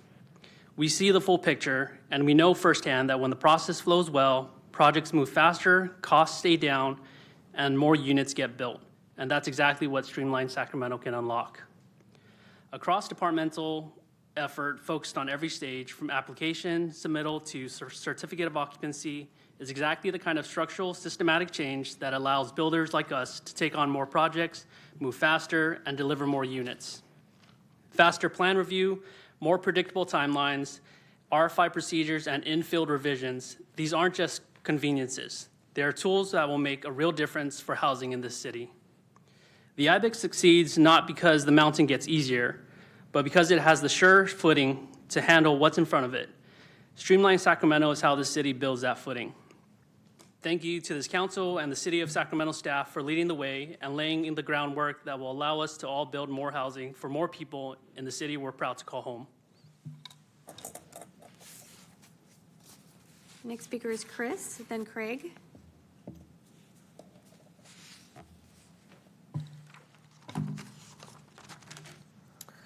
Hello, Madam Vice Mayor and members of the City Council. My name is Chris Valencia, and I'm here on behalf of the North State Building Industry Association and its over 500 builder and developer members. We appreciate the initiation of the Streamline Sacramento program and the improvements that have been instituted. I particularly want to thank staff that took the time to meet with us and our members to hear their feedback. Though the program is ramping down, there is still much work to do. Changes from Streamline Sacramento largely benefit infill and multifamily housing, just one element of housing needs. Sacramento needs housing at all levels. That includes single-family detached units. This program has been a good start, but I urge this council to commit to continue working to improve the process. The design review process continues to be time-consuming that only adds cost to communities, as do onerous requirements imposed by the city. We must look deeper into the city's planning and approval process to meet our shared housing goals. Our members want to build housing in Sacramento that families can afford, and in the spirit of housing for all, we need to broaden our focus and continue the work that has been started and not take our foot off the gas. Thank you. Next speaker is Craig Hausman, then John Vignocci. Evening, Council. My name is Craig Hausman. My firm is here locally in Sacramento or on J Street, Midtown. Permitting. For those that aren't aware, architects and plan checkers in the building department have an antagonistic relationship. However, it's a critical relationship. It's a partnership. They're my safety net. I'm here to support the ongoing process, not criticize it. In talking with other practicing architects, I didn't get the impression that the process itself was concerning. In fact, when working directly with staff in the process, it can be beneficial. Direct conversations, actually talking to them, often reduces cycles of emails and voicemails and misunderstandings. There are policies in place, and when followed, they do improve the speed and input of the process itself. Let me say that again. The communication is what's going to speed this up. Streamline's got a lot of great ideas, and all of those can get followed through. But without the human communication factor, it's not going to really happen so much. I believe it is improving. That being said, the AIA and the civic engagement team have been working for years. This open communication should benefit both sides of the table, and it will speed up the process. Once again, thank you very much. I want to encourage the continued outreach and communication. Thank you. John, then Vince Bonacci. Good evening, Council. Thank you, John Vignocchi, Region Business. Really want to echo everything, all the good things that have been said about our amazing planning staff, Matt Hurdle and Tom Pace, and the team around him, Bruce Monaghan. Yeah, what they're doing, I think this is more than just a campaign slogan, and it's more than just a 6-month initiative, thanks to our mayor and Phil Pluckybaum, our council member. It's more than just a 12-month initiative. It's really a mindset shift. And that's really important and critical, that not just in the planning, when we're planning state department or building department or public works department, when we're focused on housing, it needs to be about all types of development. Okay, so I surveyed a couple of our members, and there's definitely the reason why this needs to be an evergreen mindset shift is that there's still a lot of little things that can be improved, and this is amazing progress that we've made. We're doing amazing things, but we got to keep the pedal to the metal, kind of like the crime presentation earlier. When you're doing something good, keep doing it. So an example of a retail broker who leases space in Midtown, looking at a retail space in Midtown, this spot operated as a salon under the prior building owner for many decades until she passed 5 years ago. It has a strange residential zoning despite being a commercial space. Obviously, it's on the ground floor, apartments above. Therefore, because it's not been in operation the past 12 months for commercial use, particularly a salon, it has to get a CUP, which means it's 90 days minimum and $8,000, right? And so that right there, that means that the landlord is 3 months away from getting a check, and that's another process that the broker has to keep this tenant on the line to go open a business in Midtown that's surrounded by another salon and another shop, right? These are things that we can, if we empower these folks, things that we can continue empowering them. These are things that we can easily streamline. Things like tentative parcel maps, getting those done in 90 days with 30-day review timelines. There's so many little areas that we can do and take these efficiencies, but we need to empower great people like we have on our staff. Thank you. Thank you. Vince Bernacci, then Charles Luzo will be our final speaker.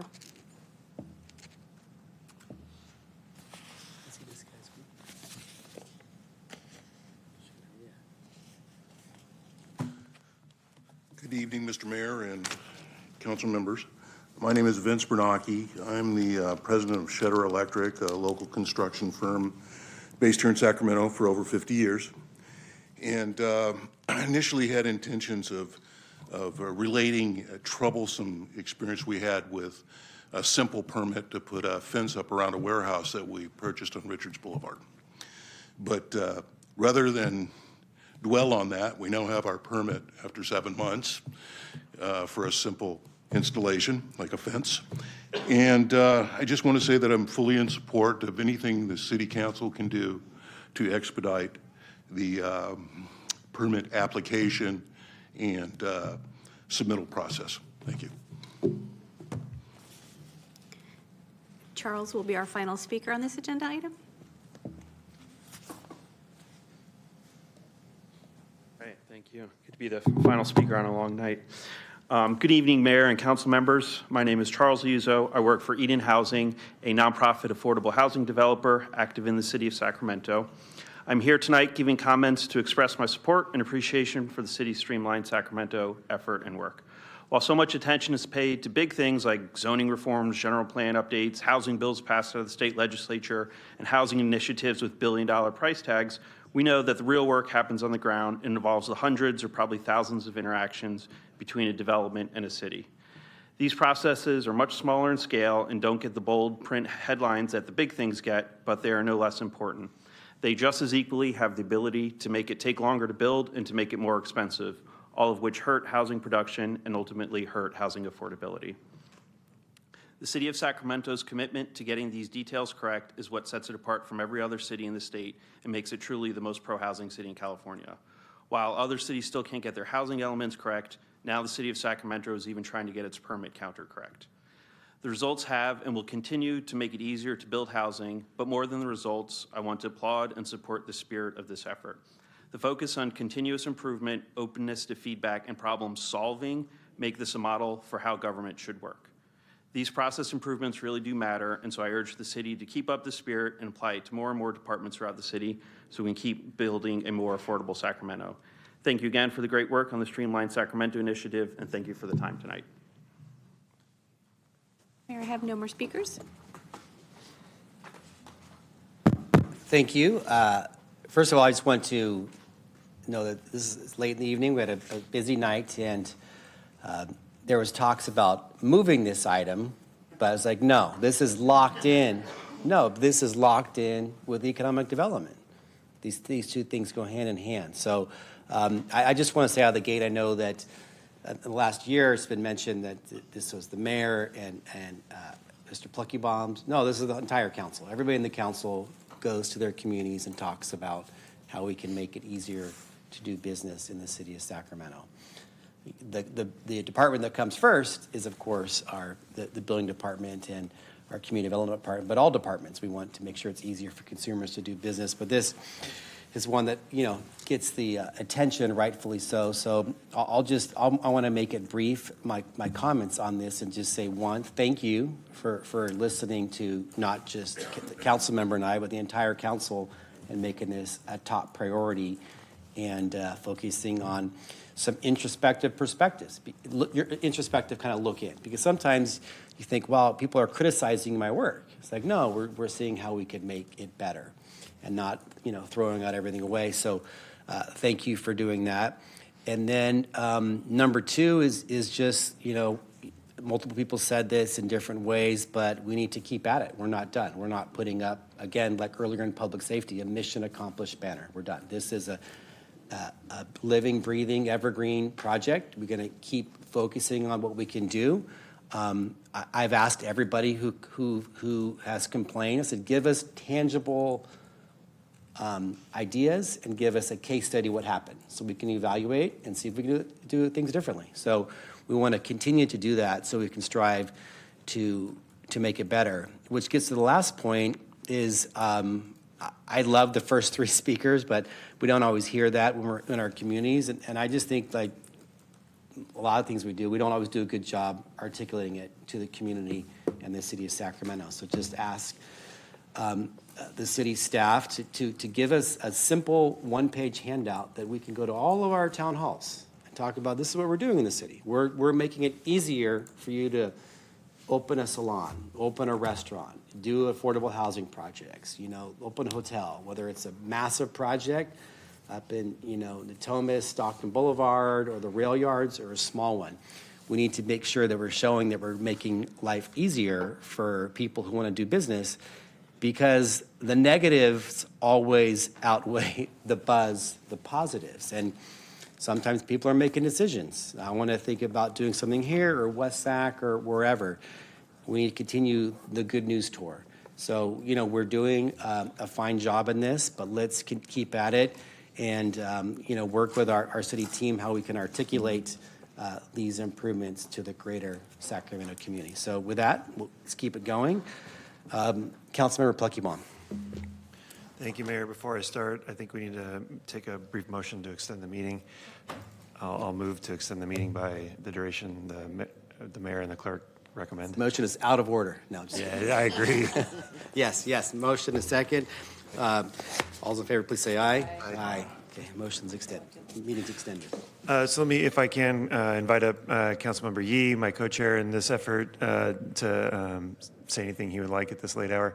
And while he's coming up, acknowledge a few things. One, thank you, Mayor, for making this a priority. And two, I want to acknowledge Joe in this work, not only the city's longest-serving planning commissioner, but also an architect. And take it away, Joe. Retired architect. Thank you. In light of the extension, just a couple of comments, very brief. The streamlined process does not lose sight of two important factors. That is to assure the technical code compliance of projects. It is a complicated process, and there are a lot of requirements of any project, large or small. I think equally important is that it maintains the design integrity, the design standards established by the council, by the city. I am always reminded of the fact that what is built will influence our community for years.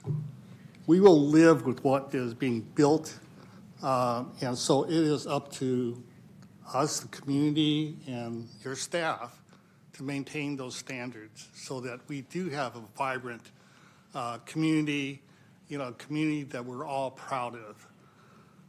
Second, the streamlining process maintains a transparent process. And I think that's important to have staff support each applicant to navigate through the process. This is important for design teams and owners that are perhaps out of the area and it's first time dealing with the city. It is also equally important to the first-time builder, to the first-time owner. You know, we heard about ADUs, and for that homeowner who embarks on the challenge of developing an ADU, it could be a very, very difficult process if you've not dealt with it before.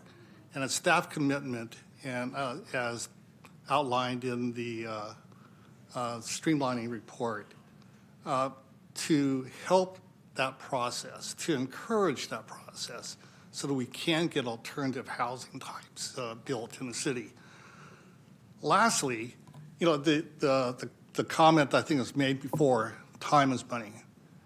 And to try to maintain the essentials of the building permit process, but to do it in an efficient, timely manner will reduce costs and encourage development within the city. That is something we all want. So those are my thoughts, and thank you for the opportunity to participate in this process. And as I think the mayor just said, this is a living document that needs to be constantly evaluated and updated, and I'm sure that will be what staff will endeavor to do. So thank you. Thank you. Thank you for helping. Thanks, Joe. And again, thanks to everyone who was involved in this effort. I know continuous process improvement efforts, well, they don't have an end. And the only end that I'm interested in trying to achieve would be to exceed our RENA goals. And until we have built enough housing such that this region complains of having too much housing available, we have more work to do. I recognize that achieving that is not entirely in our control. A lot of what we're trying to do is to create conditions that are favorable to the outcomes that we're trying to achieve. And that's a difficult measure to be held accountable for.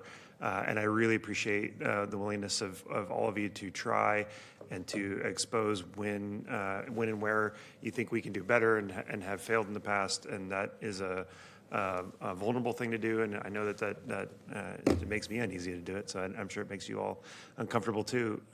So thank you for being willing to do that work together. If anyone ever doubts just how complicated development can be, take a look at the flow chart. Even the streamlined flow chart, just on the city side of the equation, is an incredibly complex set of steps, and there are a lot of people involved in making sure that the region's housing is of high quality and safe, and that we are doing everything that we can to meet the expectations of the public. So again, thank you all for taking part in this work, and thank you, Mayor, for leading this effort. Okay, thank you. Okay. Did you punch up? You have punched, okay. No. Okay, thank you. That was an informational item, so in the interest of all council members, stay the course. Thank you. Next, Madam City Clerk. So Mayor, we move to council comments, ideas, questions, and AB 123 reports. Okay.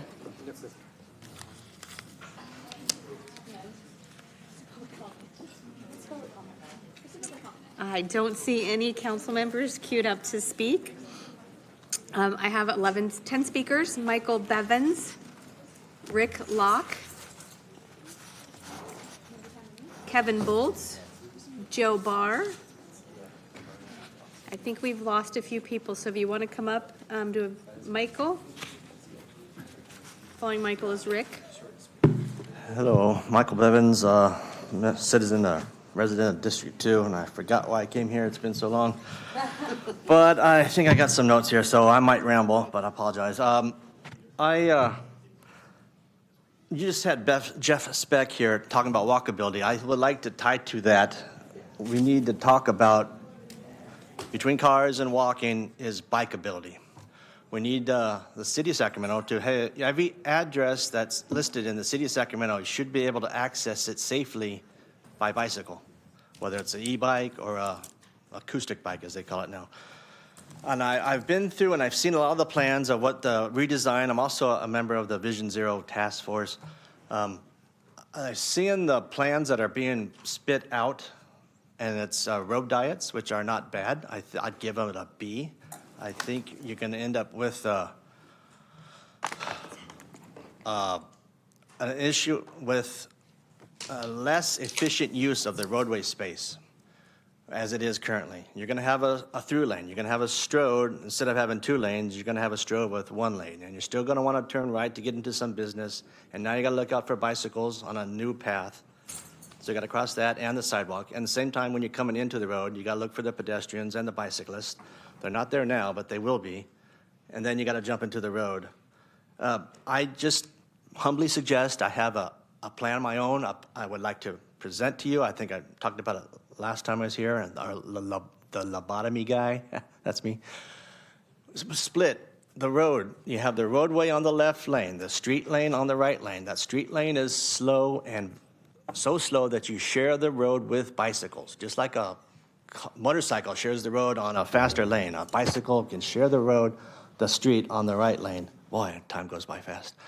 Anyway, I have more to talk about it. I'd love to talk to you sometime. Thank you for your comments. Our next speaker is Rick Locke, and then Kevin Boltz. The amazing Rick. Back before you again. Thank you, council members, for the opportunity to speak to you or speak with you this evening. There's been many great phrases this evening: planting seeds, planting trees. I live in District 1, by the way, and we had some tree planting opportunities in the recent past. Mindset shift is one of the key phrases that popped into my mind earlier. And I spoke to this last time I came and presented, inviting you to change the language with which you address most of the situations. Looking at housing for all. As long as you continue to forward this conversation about homelessness, you're going to continue to forward the conversation about homelessness. Forward the conversation about housing for all. And along those lines, I would like to speak to Resolution 2023-0995, which is the one that gave the city manager carte blanche, that's not quite accurate, that's an exaggeration, the ability to write a $5 million check without council oversight. I think that needs to be revisited. And I would like to specifically thank council members Vang, Talamantes, and Kaplan for voting against that initiative. And we're doing really good on time. So I really appreciate the council taking the opportunity to relook at that. I initially thought it was a violation of fiduciary standards. May or may not cross that line, but it definitely violates what an ordinary and prudent person would think the city council should do with the constituents' money. Thank you. Your comments. Kevin Boltz. I don't see Kevin. Joe Barr. Following Joe is Daniel Silva, then Anne Marie Flores. Hi, good evening, good morning, whatever it is, we've lost track of time. My name is Joe Barr. I am stepping into the role of Executive Director at Access Sacramento, the community media outlet serving the city and the county. And Mayor McCarty isn't here, but I did want to just thank him because he gave the welcoming remarks at the Alliance for Community Media Conference earlier this month, and we were very proud to bring that conference to Sacramento this year. On March 5th, the Sacramento Metropolitan Cable Television Commission may vote to eliminate funding for PEG organizations. And if that happens, it effectively puts Access Sacramento out of business and ends nearly 40 years of public access media in this region. There is no operational necessity requiring a vote to defund on March 5th. We know cable franchise revenue is declining, and we are actively repositioning Access Sacramento to become more strategic, more professional, and importantly, self-sustaining for the future. What we have not had is transparent, collaborative processes with the Commission to build a realistic transition plan. And there are significant differences between the Commission's financial projections and those that we have developed along with SECC. This deserves a review before irreversible action is taken. The presentation earlier on economic development was quite timely because Access Sacramento provides workforce training that feeds the region's creative economy.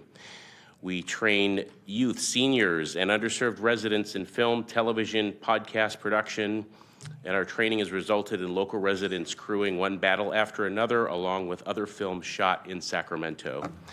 So I'm here this evening specifically Councilmember Dickinson, Councilmember Pluckybaum, Councilmember Maple, please use your oversight authority to work with the commission to prevent defunding of Access Sacramento before we've had a time to have proper. Thank you for your comments. Our next speaker is Daniel Silva. I don't see Daniel. Anne Marie Flores. Zion Tatis is not here. Lawrence Rayner. John Vignoci. Mervyn Brookins.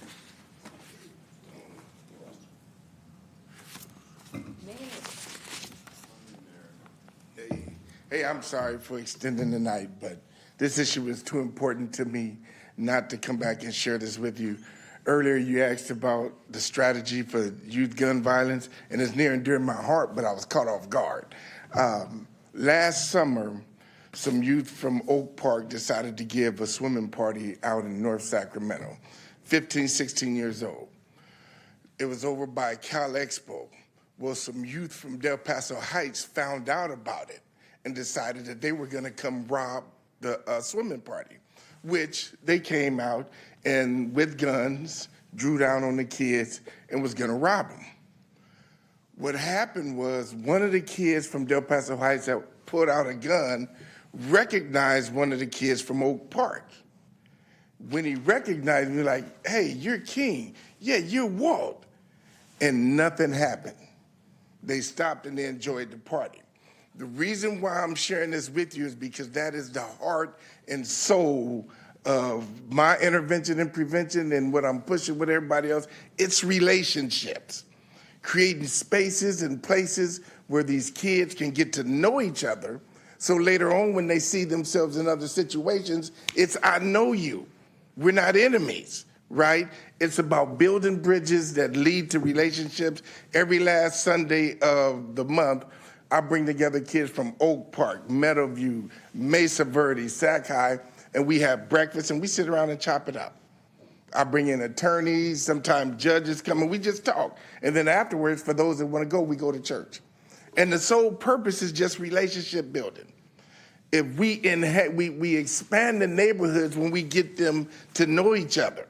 And these kids knew each other because they played against each other in youth sports.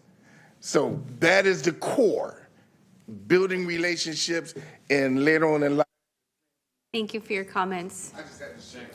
Thanks. And thank you for the vision. You're still saving lives. And I think we got all the speakers correct.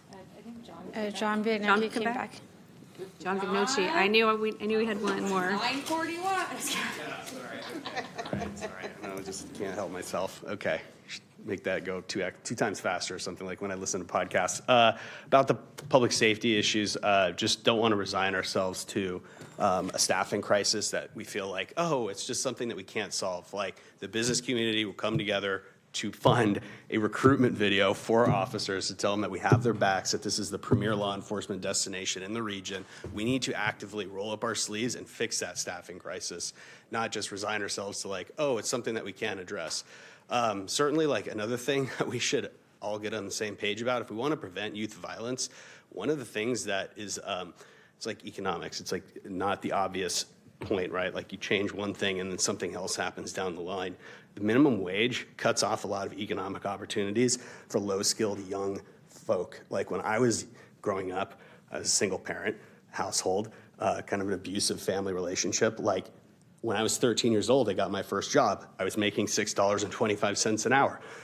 And I got in a big Twitter fight with Lorena Gonzalez about the minimum wage. She was like, who doesn't deserve to make $20 an hour? I was like, me when I was 13, when I was working it for $6.25. And adjusted for inflation, that's like $10. Well, it's now illegal to hire 14-year-olds for $10 an hour. But it was the best thing that ever happened to me. It got me out of poverty. I got to learn how to talk to adults, responsibility, showing up on time, making mistakes, had a great boss who like taught me a lot and gave me a lot of, anyways, gave me a second chance or third chance. So those types of opportunities, like that's really important that we're on the same page. Like we can say that maybe the minimum wage is an effective policy for people who are older, but like for young folks, like we cannot cut off the first rung of their ladder, okay? I see these kids in DOCA like carrying guns. I'm like, that could have been me if I didn't have that opportunity, but I had that opportunity and I ended up becoming something different. And so cutting off those opportunities doesn't help. Anyways, thank you. Thank you. We do have an adjournment memory. Thank you, Vice Mayor. I want to ask this evening that we adjourn the council meeting in memory of Phyllis Johnson. Phyllis was born in 1947 in the Bronx and acquired through her growing up there all the characteristics of someone who lives a life in the Bronx in a working class family, and that shaped her lifelong commitment to standing up for working people. She made her way over time to California, where she went to work for the California Department of Public Health and was an active member of the California State Employees Association, which subsequently became SEIU Local 1000. She actually rose to become the president of District Labor Council 762. In 2011, Phyllis retired, but she maintained her activities with the California State Retirees, serving as vice president and president of Chapter 2 here in Sacramento. And she also was an active supporter of a very active supporter of the Sacramento Central Labor Council and served on the City of Galt Commission on Aging. Now that's the bio. That's the history of Phyllis, but that's not who Phyllis was. And if you knew Phyllis, she was unforgettable, because Phyllis was a person who, when you walked into the room, would greet you, would hug you, would give you a kiss, would encourage you. She was a 10,000-watt light bulb. She was so inspiring. She was so dedicated to the labor movement and was so persistent, caring, passionate, committed, and dedicated to advancing the interests and rights of workers that she made an impression that you couldn't forget. I will miss those embraces from Phyllis that I grew to like so much when I would come into a room where she was. And I know so many who have been advocates for those who are working, for men and women and families who have lost an ardent advocate in Phyllis, but she did so much while she was alive to advance the history and the causes to improve the lives of those who are working, that legacy will certainly live on. And so I appreciate the opportunity to ask that we adjourn in her memory. Those are beautiful words, Roger. Thank you so much. And with that being said, we will adjourn at 9:47.